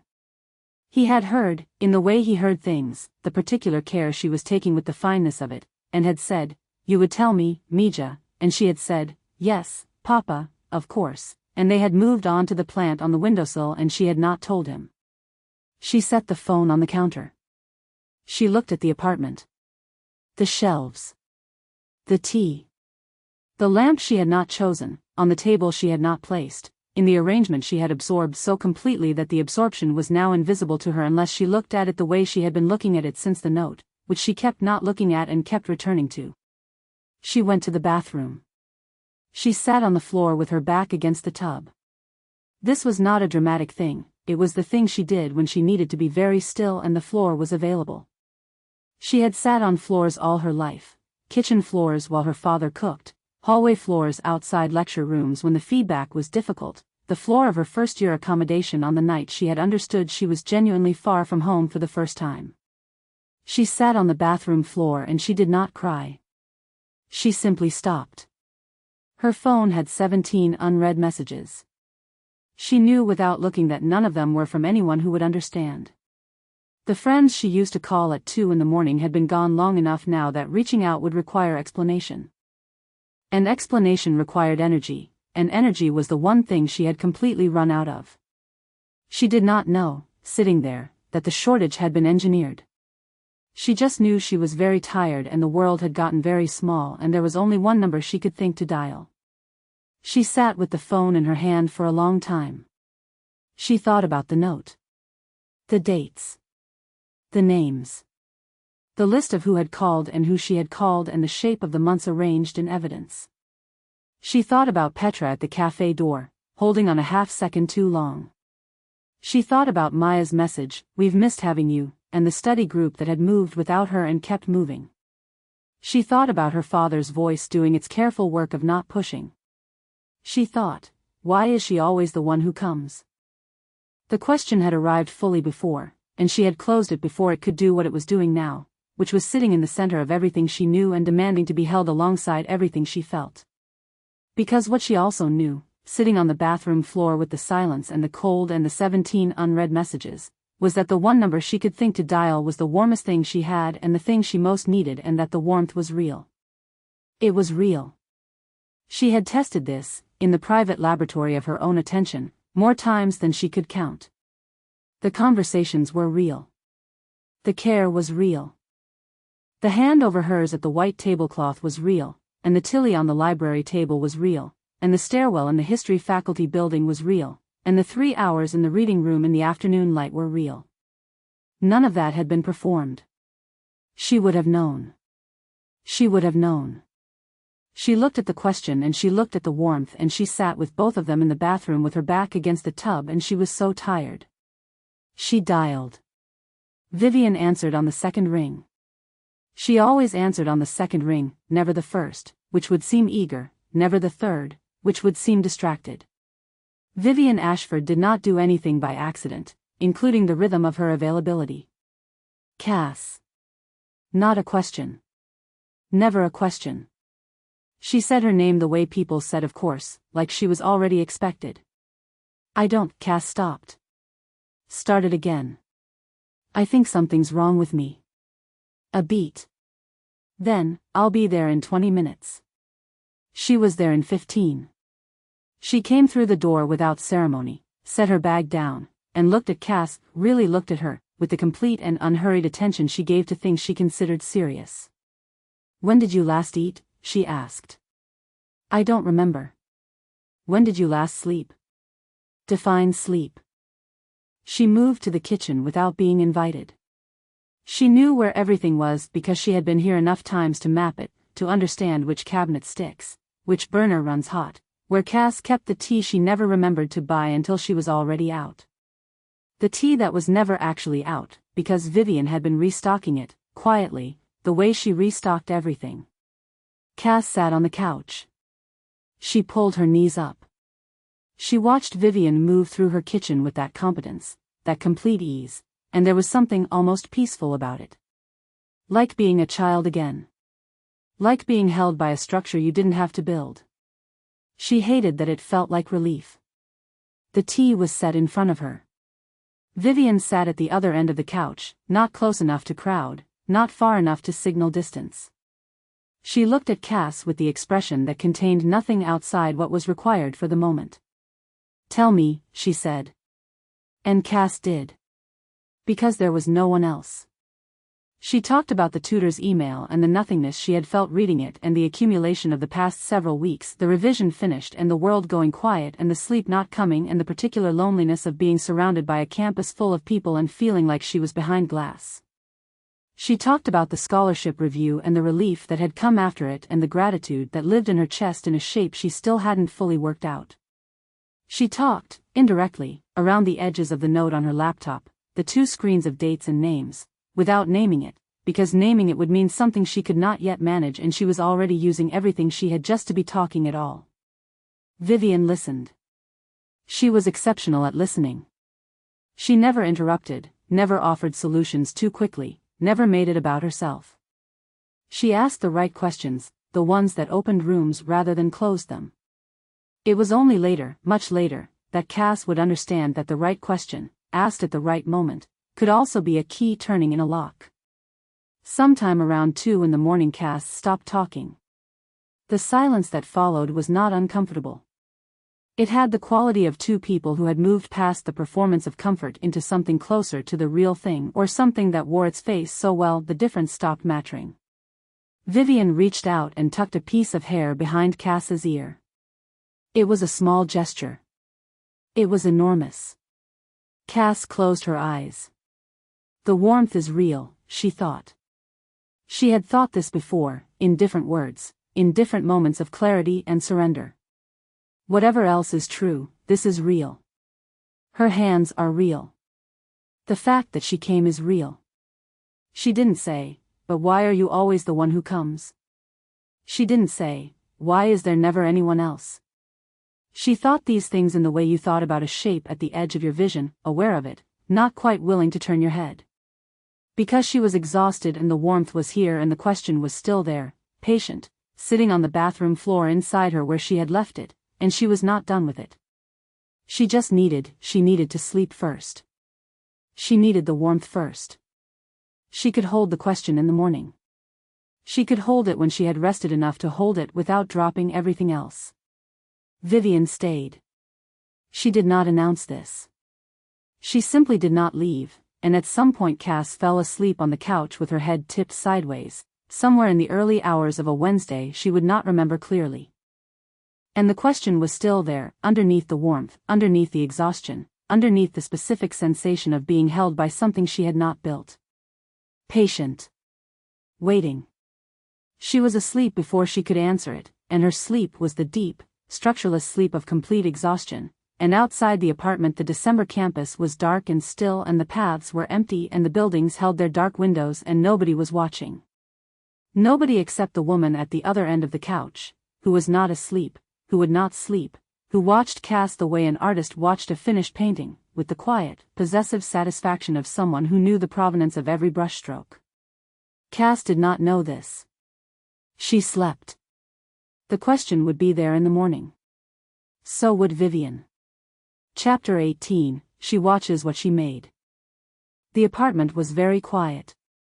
It had always had a quality of quiet even when Cass was in it, not silence, which was absence, but the inhabited quiet of a space that had been lived in with care, the specific acoustic texture of a room that contained books and cooking smells and the faint record of someone's daily life embedded in the arrangement of things. Vivienne had come to know this quiet the way she had come to know every other aspect of this apartment, through attention, through the patient accumulation of evenings and mornings and afternoons until the knowing was complete. She sat at the far end of the couch and did not move. Outside, the December dark held the campus in its late-night form, the paths lit in their intervals, the buildings holding the last of their illuminated windows, a world that had reduced itself to essentials. Inside, the lamp she had turned to its lowest setting so that Cass could sleep. The tea things on the table. The green velvet sofa, worn at the armrests, which had been here before she arrived and would be here after her visits were no longer visits. She looked at Cass.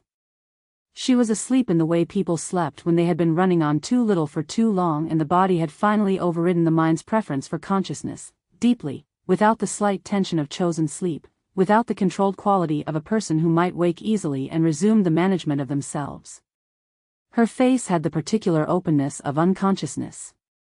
The small scar through her left eyebrow was visible in the lamp's low light, a childhood accident, she had said, laughed about, and her hands were loose in her lap, which was how Cass's hands looked only when she was asleep or very comfortable or had temporarily stopped needing them to say the things she was not saying with words. Vivienne looked at her the way she looked at things she was not going to stop looking at. She thought about the phone call. Cass's voice on the other end, the particular quality of it, not the voice she used when she was tired, not the voice she used when she was worried, something older than both of those, something from further down. The voice of someone who had run out of the resources required to manage how they sounded to other people. She had heard it and understood it immediately, the way she understood everything about Cass immediately, and she had moved. She had been there in 15 minutes because she had been prepared to be there in 15 minutes for several weeks, which was not something she examined for what it was. It was simply the natural behavior of someone who cared about a person and kept themselves available for the moments when that person needed them. The preparation was care. The preparation was always care. She looked at the apartment. She had been here so many times now that she moved through it without thinking, the cabinet on the left, the kettle on the right, the drawer that stuck, the specific angle required to open the bathroom door fully. She knew the geography of it the way she knew the geography of her own rooms, not by reference to a map but by the body's memory, accumulated through repetition until the knowledge was no longer conscious. She thought, sometimes, about the particular pleasure of knowing a space that well. Of belonging to it in that specific way. She thought about Cass's face when she arrived tonight. The relief on it. The specific, uncomplicated relief of a person who had been managing alone for too long and had just been handed the weight of it by someone who took it without being asked to. Cass had looked at her the way she had been looking at her for months, the way Vivienne had been building the conditions for her to look, with the openness of someone who has decided, below the level of conscious decision, that this is the person who holds things. This is the person who comes. She had built toward this look for a long time. She sat with it now, the look, the quality of it, the specific thing it contained, and she understood, in the still and private space of her own accounting, that it was what she had come for. Not the crisis, which was only a mechanism. Not the gratitude, which was real but secondary. This, the unguarded face of someone who had stopped pretending to need less than she needed, and who had found, in the finding, that Vivienne was the thing she found. She reviewed the months. Not in catalog detail, she was not compiling, she was simply present with the shape of it, the way a composer at the end of a long score was present with the shape of what they had made. The opening movements, the lecture hall, the café, the 11-minute walk in the October dark. The patient middle section, the research, the positioning, the small and careful interventions that had been invisible precisely because they were careful. The scholarship. Petra. The study group. The gradual withdrawal of everything that competed, until what remained was the essential, one connection, reliable, warm, built with the full attention and the full competence of someone who had decided this mattered. It had taken months. It had been worth every month. She looked at the way Cass was sleeping and she thought about the note on the laptop. She had seen it open on the counter during the weeks after Oxford, not the content, which she had not read, but the presence of it, the fact that Cass had opened and closed it without deleting it, which meant she was living with it. The dates, the names, Vivienne had not needed to read it to understand its structure because she understood Cass's mind well enough to know what she would write when she finally wrote it. A historian's exercise. The evidence laid out. The shape of the thing without the naming of the thing. She was not concerned about the note. The note was the approach to a conclusion that Cass did not yet have sufficient information to reach. She could arrange the evidence she had and find the shape of something wrong, and the shape was real, and the shape was frightening, but the shape alone did not tell her what to do with it. Because the warmth was also real, and the help was real, and the hand at the white tablecloth was real, and by the time Cass had assembled enough information to name the full architecture of it, she would have been inside it long enough that the inside was the only vantage point she had. There was no rescue coming. There was only this room. She was not cruel in this understanding. She was simply accurate. She reached across the small distance between them and adjusted the blanket she had draped over Cass an hour ago. Smoothed it. Careful not to wake her.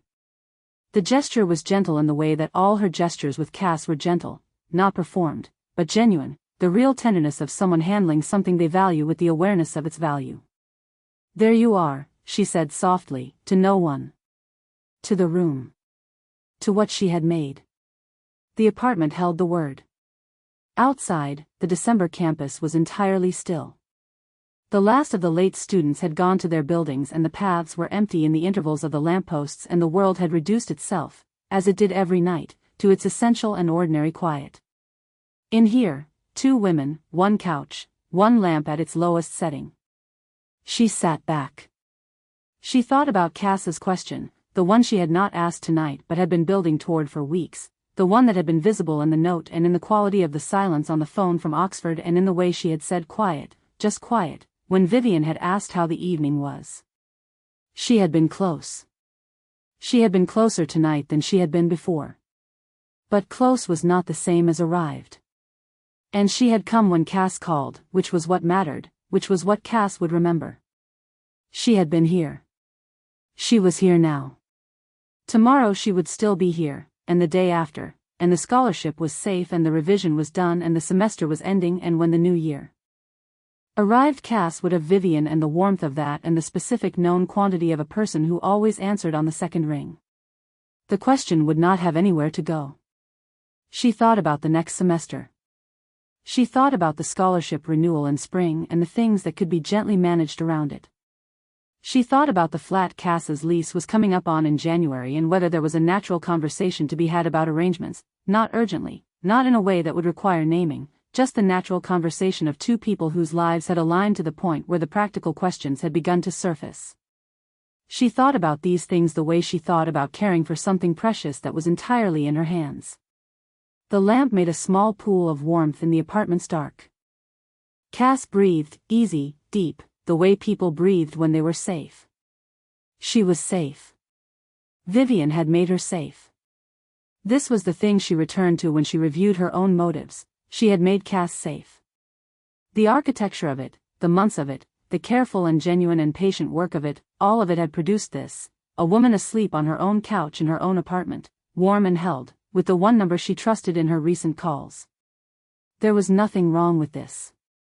She was entirely certain of this. She sat in the quiet and the lamplight and looked at the face she had been building toward for a year and felt, moving through her like the first undeniable warmth of a fire caught fully, the specific and complete sensation she had never felt before this year and could not name in anyone else's language and had decided, in the private space of her own accounting, to call love. It was love. She was certain of that too. It simply looked, from the outside, like other things. She did not care about the outside. She looked at Cass and thought, there you are, and meant it, and felt it, and was at rest in the way she had never been at rest in all the years before this one. The campus outside was dark. The semester was nearly done.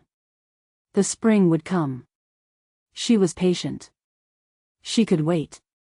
Chapter 19, Morning, and what it looked like. She woke to the smell of coffee.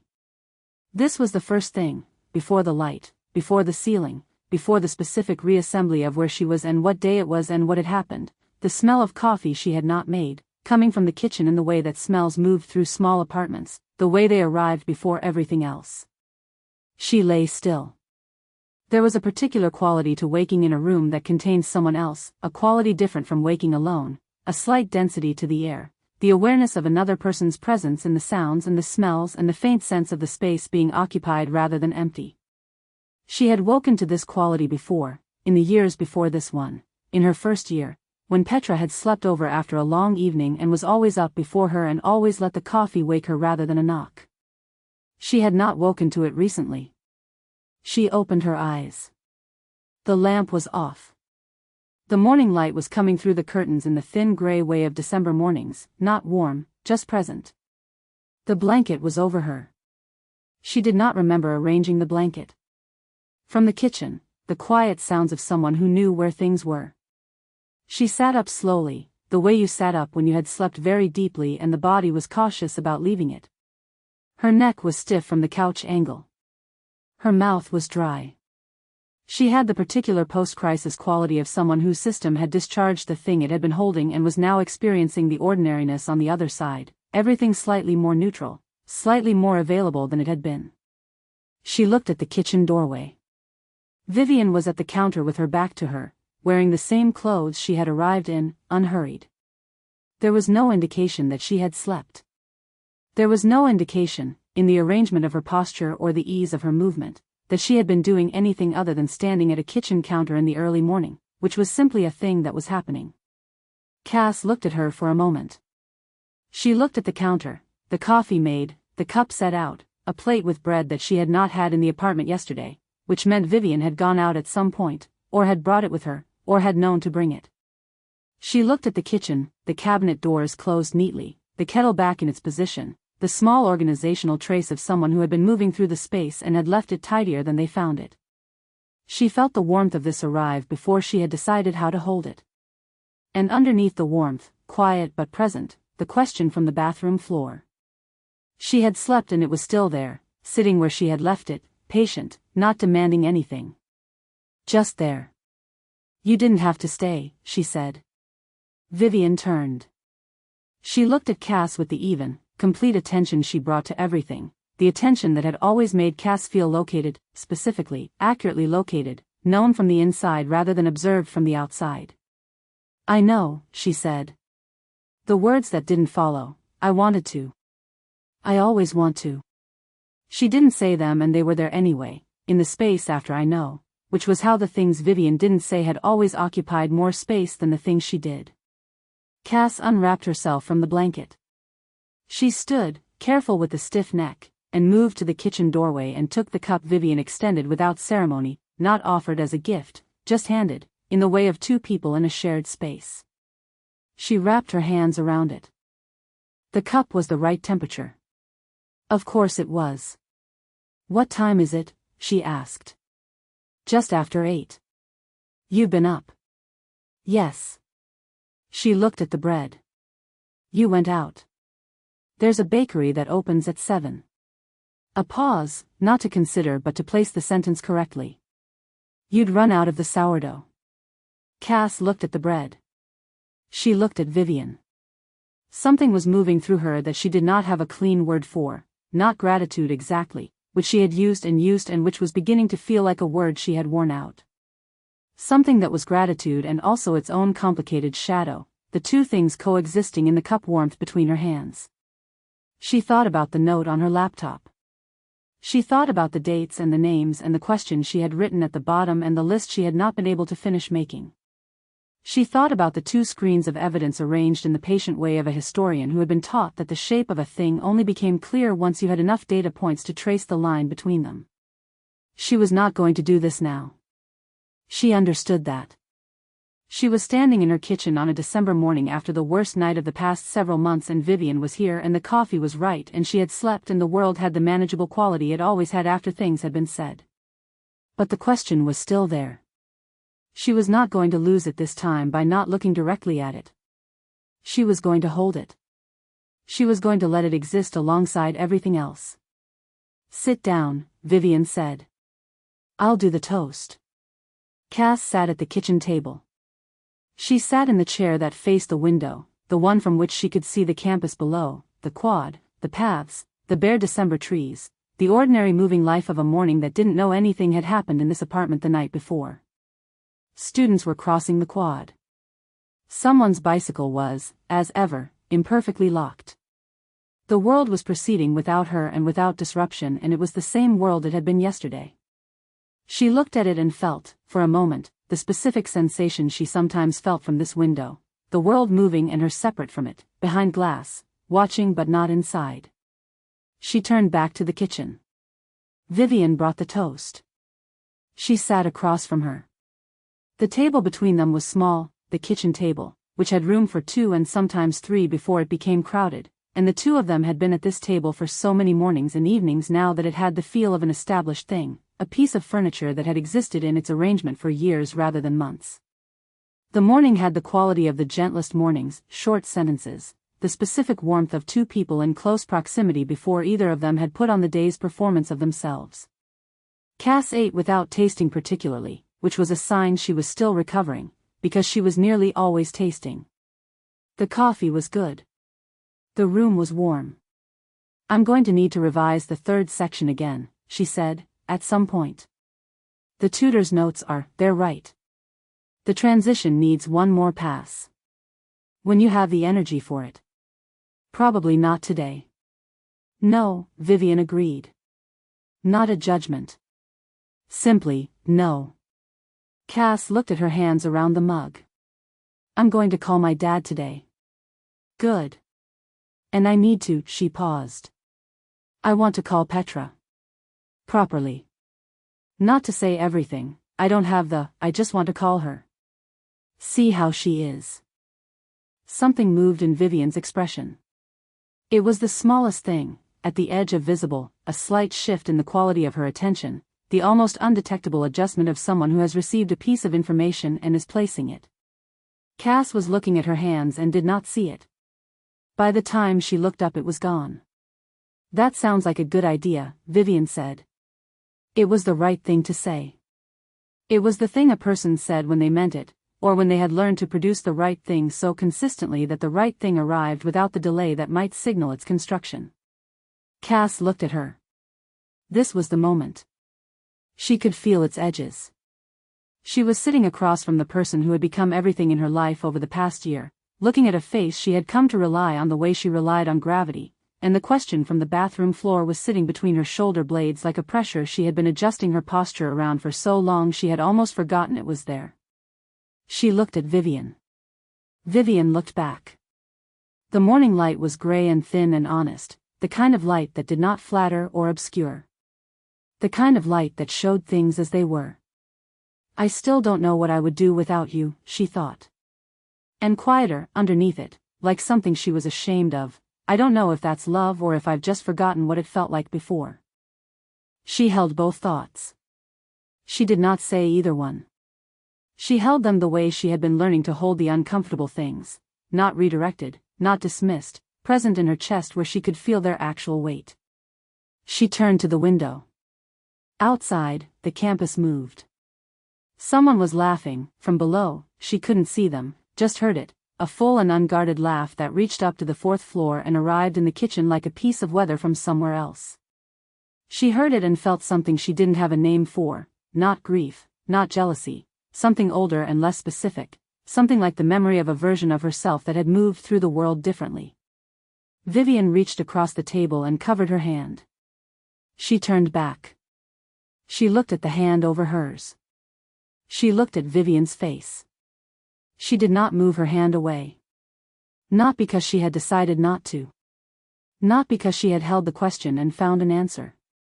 Simply because the warmth of it was real, and she was still very tired, and the question was still there, and she was going to call Petra today, and there was more to understand than she could understand in a single morning at a kitchen table. She could hold the question. She could let it exist. She did not have to answer it today. She looked at Vivienne and let herself be looked at in return, and the morning held them both in its gray and honest light, and neither of them said anything for a while, and outside the campus went on, and the laugh from below had dissolved back into the ordinary sounds of a December morning, and the question stayed. It stayed. She did not lose it. This time, she did not lose it. Chapter 20, Everything She Needed. Cass was in the shower. Vivienne washed the mugs. This was a simple task and she did it with the same quality of attention she brought to everything, full, unhurried, the hands doing the work and the rest of her present in the room. She rinsed the cups in the order she had used them, set them in the rack in the configuration that used the space correctly, dried her hands on the dish towel that hung from the oven handle. Cass's dish towel, in Cass's kitchen. She stood at the counter for a moment with the dish towel in her hands and looked at the apartment in the morning light. It had the quality it always had, at this hour, the specific domestic quiet of a space between its two main modes of occupation, the evening, which was full, and the day, which was outward. The green velvet sofa with the blanket folded over one end. The table with the cups that had held the coffee. The shelves. She thought about the lease. It was up in January. She had confirmed this through the letting agent's posted notices in the building's lobby, which she had read in passing on one of the early evenings and had simply retained, because she retained things that would become relevant. The conversation would be natural. Not today, not this week. When Cass had rested and the semester was fully over and things had settled into the particular quality of settled that followed a crisis, the specific availability of someone who had been through something and was standing in the clearing on the other side, newly aware of what they needed, willing to consider arrangements they had not considered before. She had been thinking about the flat in the postgraduate housing that had become available last month. Large enough for two. On the right side of campus. No stairs to negotiate with groceries, which was a practical consideration she had noted from watching Cass navigate her building in November. She would mention it gently. She would present it as an observation. There's a flat I've heard about, the practical case would make itself, and she would let it make itself, which was how the best arrangements were made, not proposed but arrived at, through the natural and visible logic of two people whose lives had aligned. She folded the dish towel and hung it back. She moved to the small table by the window and began to tidy, not comprehensively, just the slight restoration of order that the evening had displaced. The tutor's feedback email was still open on Cass's laptop, the cursor blinking in a document with annotations at the margin in Cass's green pen. She did not read it. She did not need to. She looked at the other file. It was minimized at the bottom of the screen, a document tab, unnamed, indicated only by the fact that it was open. She looked at it for a moment. She had known it was here. She had seen Cass's hands on the keyboard the morning she had come back from Oxford, seen the way she had closed the laptop rather than switched tabs. She had understood then what it was and had not looked. She looked now. Not at the content. At the fact of it, still open, still present, surviving the night in the same way the question had survived the night. Cass had not deleted it. She stood with this for a moment. It was not a problem. She had thought it through carefully. In the still hours of the night at the far end of the couch while Cass slept, the note was the approach to a conclusion without the material to complete it. Cass was a good historian, which meant she was rigorous about evidence, which meant she was also constrained by it. She had the pattern. She did not have the proof. And the proof required her to believe something, that her own values, her instinct toward fairness, her investment in the realness of what had passed between them, her reluctance to damage the warmth by naming its construction, made genuinely difficult to believe. She was not being naive about this. She was being accurate. The note was a question Cass had written herself.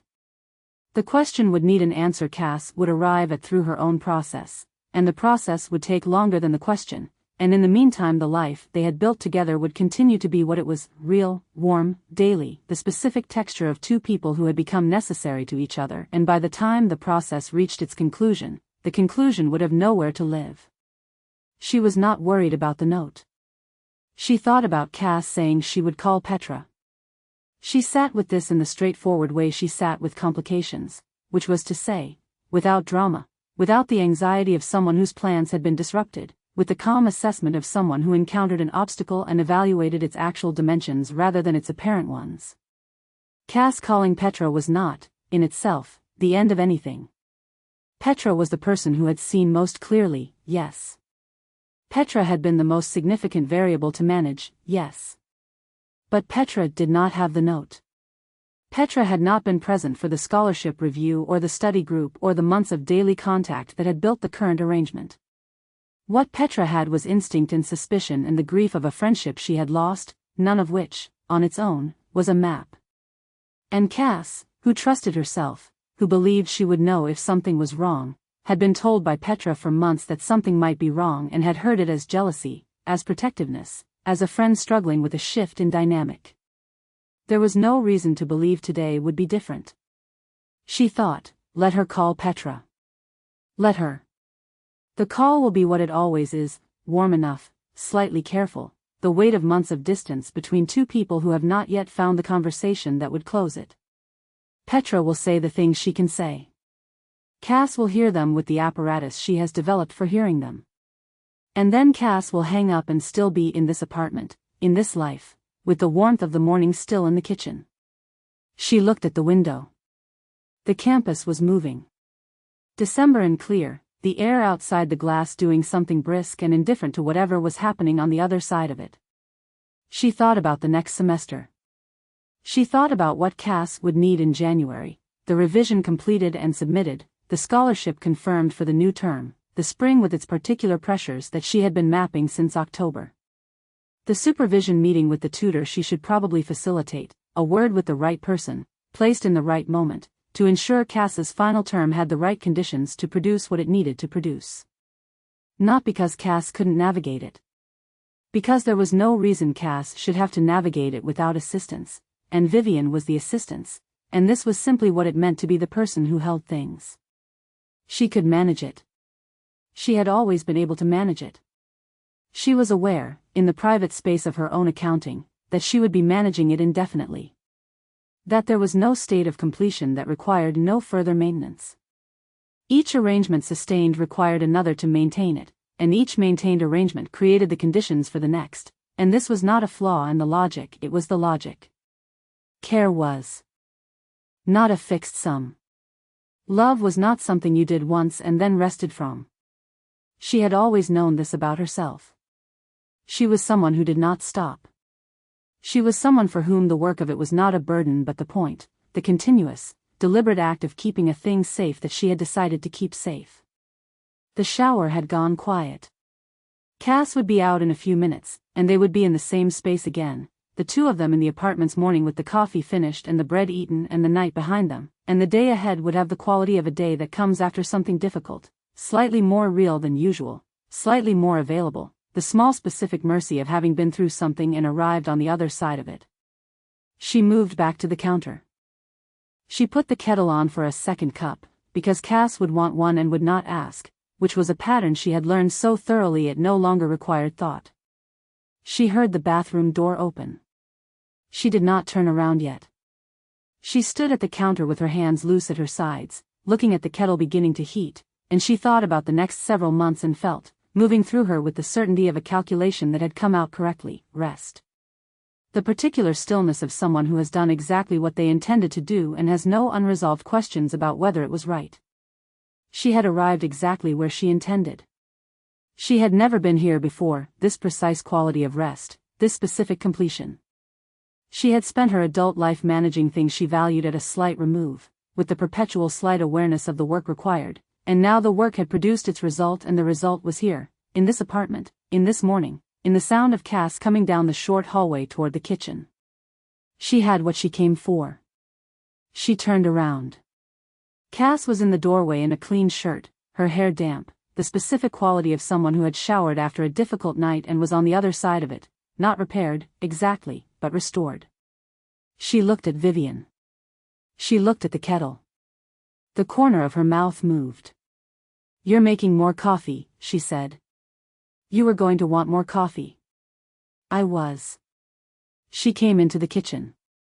She leaned against the counter beside Vivienne, not facing her, beside her, looking at the same counter, the easy proximate posture of two people in a shared space who no longer required the formality of facing each other. "I was thinking," she said. "Yes. I'm going to call Petra today. And I want to have a proper conversation with her. Not the careful kind we've been having." "Okay," Vivienne said. A pause.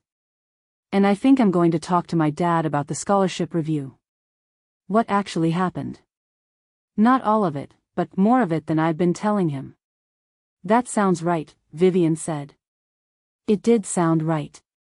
The answer arrived with the ease of her best answers, not calculated, genuine, the real response of someone who understood that resistance here would be visible and visible resistance was the only thing that could alter the current of the morning. She was not threatened by the calls. She had thought it through. She was patient. Cass looked at her sideways. The look had something in it she had not named but was naming now, or was approaching the naming of, not quite suspicion, not quite clarity, something in the territory between the two, like the first light before sunrise when the shapes of things became distinguishable but were not yet their full selves. "Why do you do that?" Cass asked. Vivienne looked at her. "Do what?" "Say the right thing." She said it without accusation. She said it the way she said things she was working through in real time, the thinking aloud that Vivienne had learned was one of her most essential modes. Every time. The right thing, in the right register, in the right, she stopped. Started again. "Does it ever cost you anything?" Vivienne held the question. It was the most direct question she had been asked since this began. She felt its weight, the specific weight of something that was searching for the real answer, that would hear the difference between the performed answer and the actual one. She stood with it for a moment, which was not discomfort, which was simply the pause before she chose the door into the sentence. "Sometimes," she said. "More than you might think." Cass looked at her. Looking for the thing she was always looking for, the proof that Vivienne was a person with an inside, not only a surface. The evidence that this was mutual. It was mutual. That was the truest thing she could have said. "Okay," Cass said. She looked at the kettle. "Make the coffee." Vivienne made the coffee.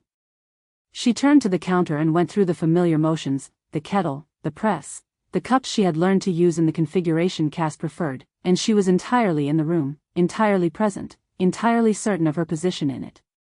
Behind her, Cass was at the table. She heard the sound of her phone unlocking and then, after a moment, being set down. She heard the small exhalation that meant Cass had done something that cost her something small, opened a contact, or deleted a message, or begun a text she had not yet been ready to send. The coffee was ready. She turned around and brought the cups to the table and sat down, and Cass was looking at her with the expression she had been looking at for months and could not stop needing to look at, open, present, complicated, warm, the face of someone who had not yet arrived at the full answer but was living, in the meantime, in the full warmth of the question. She set the cup down. She was at rest. She had never been at rest before, not quite like this. Not the rest of someone who had finished a task and was waiting for the next one. The rest of someone who had arrived somewhere they intended to stay. The campus outside was gray and ordinary and December. Cass wrapped her hands around the cup. The apartment was warm. Vivienne looked at her. She had everything she needed. Chapter 21, What the Reader Knows. By 10 o'clock the morning had become itself. This was the thing about mornings after difficult nights, they did not announce themselves as different. They simply arrived with the ordinary machinery of a day, light, cold, the sound of the campus below, the smell of coffee going slightly cool in the cup, and expected you to enter them, and you did, because there was nothing else to do, and gradually the ordinariness of it became its own kind of reassurance. Cass got dressed.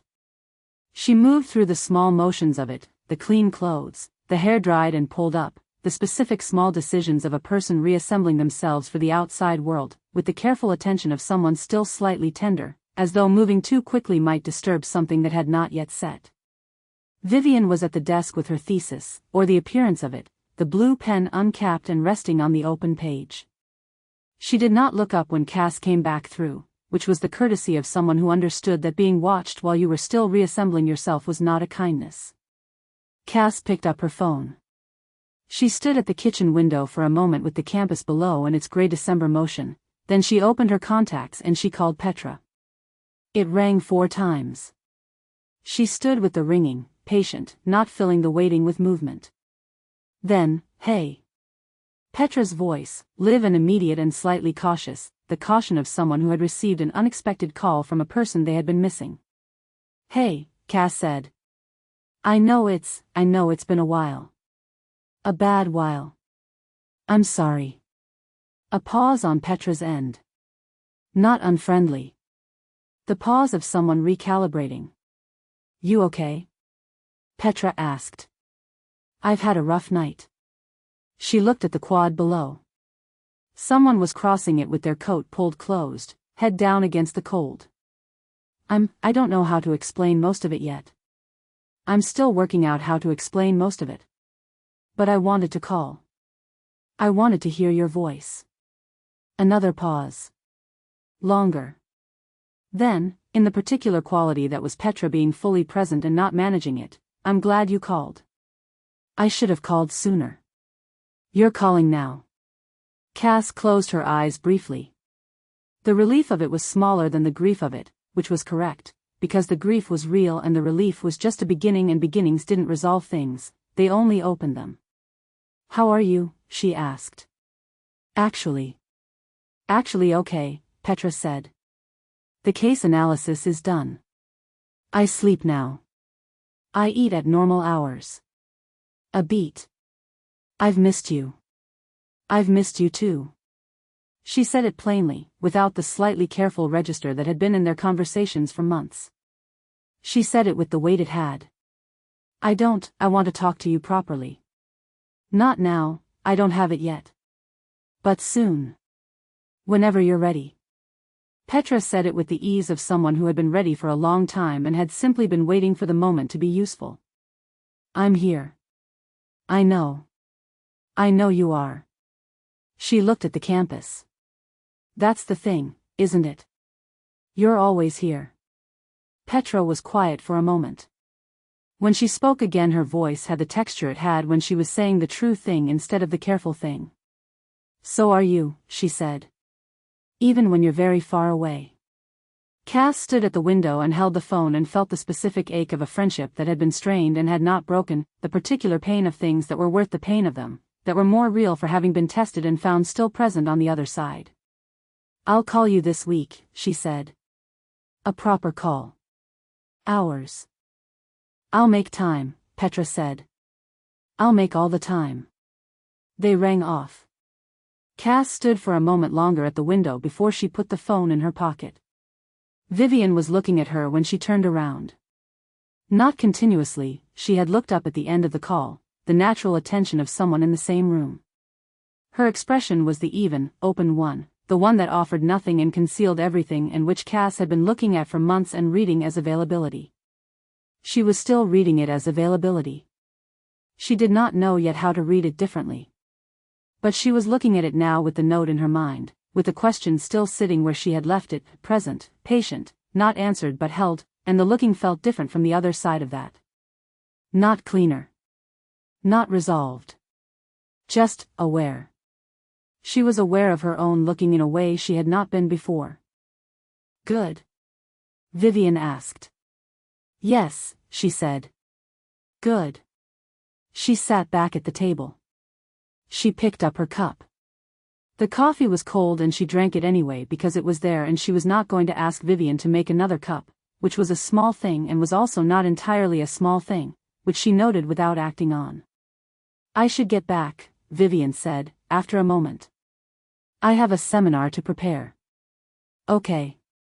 She began to collect her things, the thesis notebook, the pen, the bag she had left by the door the night before in the way of someone who had intended to stay. She moved through it with the unhurried efficiency Cass had watched for a year and had always read as poise. She was reading it now and finding it was still poise and was also something she did not yet have the full language for. At the door, Vivienne turned. I'll be here Tuesday, she said. There's a concert in the faculty hall I want to take you to. Chamber music. You'll find it interesting. It was phrased as an established fact, the way she phrased the things she had decided. Not, would you like to go? Not, I was thinking we might. Simply, I'll be here Tuesday, there's a thing, you'll find it interesting. Yes had become the shape of Cass's days. She heard this now. She was not sure she had heard it before, not with this clarity, not the precise shape of how it worked, the statement that was also an invitation that was also an assumption, the slight movement from offered to expected that happened in the gap between the words and the silence that followed them. She held it. Okay, she said. Vivienne looked at her for a moment. The gray eyes, which registered everything, revealed nothing. The face that was quietly beautiful and unsettling in person. Cass looked back and was aware of the looking from both sides, aware of the specific asymmetry of it. She was being seen and she was seeing, and the two things were not the same, and she was only now beginning to understand they had never been. Take care of yourself today, Vivienne said. I will, Cass said. The door closed. The apartment was quiet. Cass sat at the kitchen table in the quiet that arrived after Vivienne left, the specific quality of it, which she had noticed before and always attributed to the warmth of presence measured by its absence, and which she was now sitting inside more carefully, turning it over. The quiet was not empty. It was full of the shape of the person who had been in it, the cups on the rack, the folded blanket, the arrangement of things that had been slightly altered by a presence that moved through spaces and left them tidier than it found them. She looked at the laptop. She opened it. She opened the note. She read what she had written, the dates, the names, the list. She read it all the way through this time, without closing it.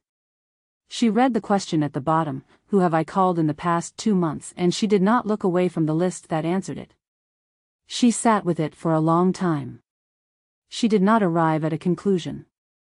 The conclusion required things she did not yet fully have, not the evidence, which was here, on 2 screens, arranged in its patient historical shape, but the courage to look at what the evidence was pointing at without the warmth immediately arriving to soften it. She was not there yet. She could feel the distance between where she was and where the full truth was, and the distance was real, and she was not going to pretend it was smaller than it was. But she did not close the note. She looked at it and she let it be what it was, and she thought about Petra saying, I'm here. Even when you're very far away. She thought about the question she had not asked Vivienne last night. Why are you always the one who comes? She thought about all the numbers she had tried on the campus path outside the restaurant in November, the ones that had not answered, the voicemails and the ringouts, and the text that had come in 40 seconds, and the warmth of it that she had let replace everything it couldn't actually replace. She thought about the olive oil. She thought about the tea. She sat in the apartment that was hers and was also, in the ways that mattered and were only now beginning to become visible to her, arranged by someone else's knowledge of her, and she held all of it without redirecting any of it, and outside the window the December campus went on without her in the ordinary and undisturbed way of a world that had not noticed what was happening in this kitchen, at this table, in this particular morning light. She did not know yet what to do with any of it. That was the truth of where she was, she did not know yet. The knowing would require more than a morning. It would require the longer conversation with Petra she had promised. It would require talking to her father with more of the actual truth than she had been giving him. It would require sitting with the question long enough that it finished forming, which she had been preventing it from doing for months and which she understood, now, she could not prevent indefinitely. She was going to have to look at it. Not today. Not all of it, not yet. But she was not going to lose it again. She saved the note. She closed the laptop. She went to the kitchen and made fresh coffee, her own, in her own cup, from the beans she kept on the left side of the counter, not the good kind from the East Wing but her kind, the kind that tasted like her own morning rather than a morning that had been arranged for her, and she brought it back to the table and she sat in the winter light and she thought. The campus below was gray and ordinary and December. Students crossed the quad with their shoulders against the cold. The bare trees stood in their rows along the faculty path. Somewhere below, a bicycle was being locked with the imprecision of a person in a hurry. She looked at it all. She was still here. She was still herself, smaller than she had been, quieter in some ways than she had been, the world around her arranged in ways she had not entirely chosen, but she was still here, still thinking, still capable of holding the question without letting the warmth dissolve it. That was something. That was, she thought, the beginning of something. She drank her coffee. She thought about Tuesday. She thought about what she would say and what she would not say and the concert that had been decided for her and the year that had arranged itself around a point she had not consciously chosen. She thought about the question that was saved now on her laptop instead of deleted, sitting in the dark of the closed screen, patient. She thought, I have to understand this. And beneath that, quieter, the thought she would not be able to unfeel once it had arrived, I think I already do. She sat with it. Outside, the December light was doing the thing it did in the late morning, finding the gaps in the clouds and arriving through them in thin, clean, particular columns that moved across the quad below as the clouds moved, illuminating and withdrawing, illuminating and withdrawing. It lit the campus and moved on. It lit the campus and moved on. She watched it until the coffee was gone. Chapter 22, Until There Was Only Me.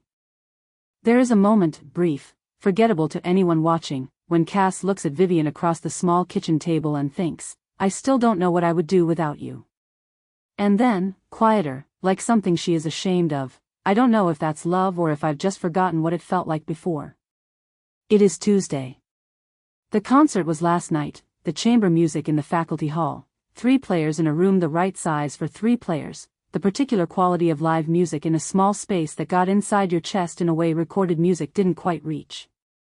She had found it interesting, as Vivienne had said she would. She had sat beside her in the second row and listened to the cello and felt the warmth of the evening and the question at the same time, the two things occupying the same body with the practiced coexistence they had arrived at over the past several days. She is getting better at holding both. This morning Vivienne made coffee again. She was here when Cass woke, not by invitation exactly, by the accumulated logic of a life that had made her presence its default, and Cass had come into the kitchen and found her and had not said anything about it, which was its own kind of answer to a question she had not fully asked. The note is still on the laptop. She has read it twice more since the morning after the difficult night. It has not gotten smaller. She has not deleted it. She is going to call Petra on Thursday, a real call, the promised hours, the conversation she has been gathering herself toward. She has told herself this and she means it in the same way she has meant things she has not yet done, with the difference that this time she has not been redirecting the intention when it arrives. She has been letting it sit where it sits. She has been letting the question sit where it sits. Tuesday morning, and Vivienne is across the table with her tea and the thesis open beside her, the blue pen uncapped on the page in the pose that means she is thinking rather than writing. She looks up when Cass looks at her, which is the thing she always does, looks up at exactly the right moment, as though she has been waiting for the look. You're somewhere else, Vivienne says. I'm here, Cass says. And she is here.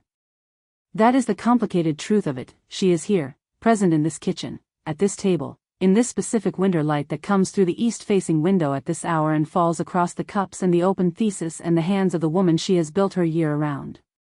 She is here, and she is also in the note on the laptop and in the phone call she is going to make on Thursday, and in the shape of everything she has been assembling since the morning after the bathroom floor. Both are true.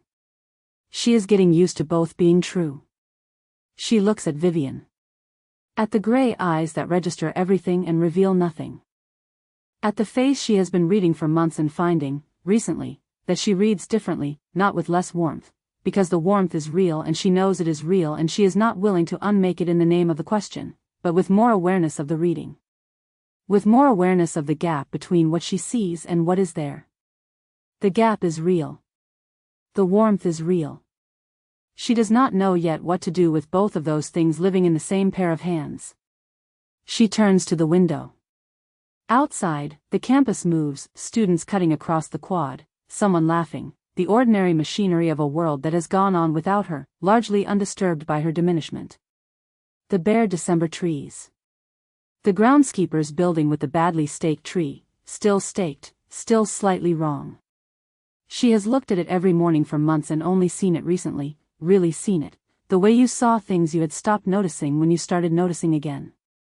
She has been noticing things for the past several days.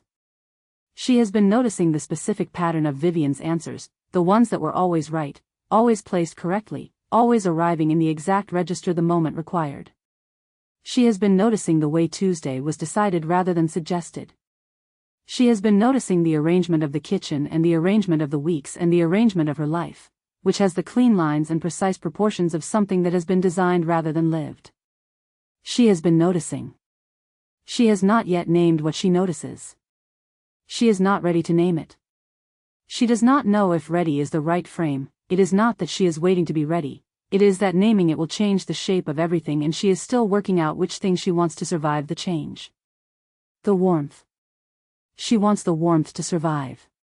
She does not know yet if the warmth can survive the naming. Vivienne reaches across the table and covers her hand. This is the gesture that has always undone her, the deliberate, complete, unhurried quality of it, the hand that arrives and does not rush. She has let it undo her every time. She is letting it undo her now, and knowing that she is letting it, and holding that knowledge alongside the undoing in the way she has been learning to hold things. She turns back.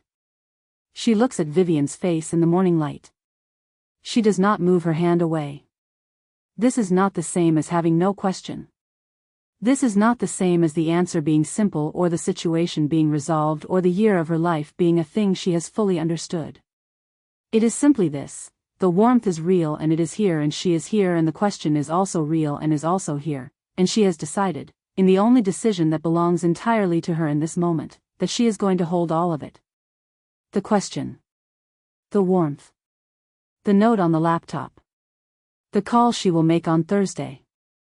The arrangement of the kitchen and the arrangement of the weeks and the person across from her who has made herself as necessary as air.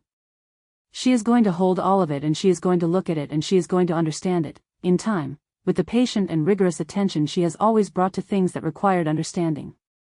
She is not going to lose the question. Vivienne looks at her across the small kitchen table. The gray eyes.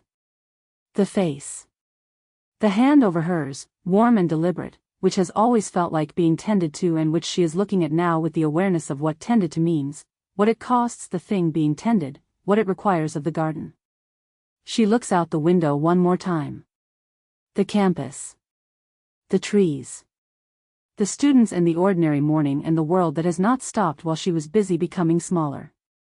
She looks at it with something that is not quite grief and not quite recognition and is something between the two, the feeling of seeing a thing you once lived inside from the outside, the feeling of knowing you had a shape before the current shape and not quite being able to remember all of it.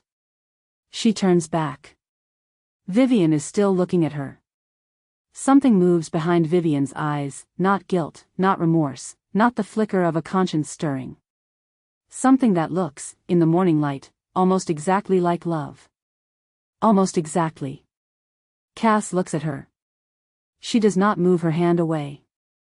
The novel ends here, in this kitchen, in this light, with Cass looking at the woman who unmade her and finding, in the ruins, something she cannot name and is no longer sure she wants to. The question the reader is left with is not will she leave? The question is simpler and more devastating than that. Does it matter? The warmth is real. The help was real. The hands holding hers across the table are real. And Vivienne Ashford, who has never wanted anything she could not acquire by design, looks at the woman she built and feels, for the first time in her life, completely at rest.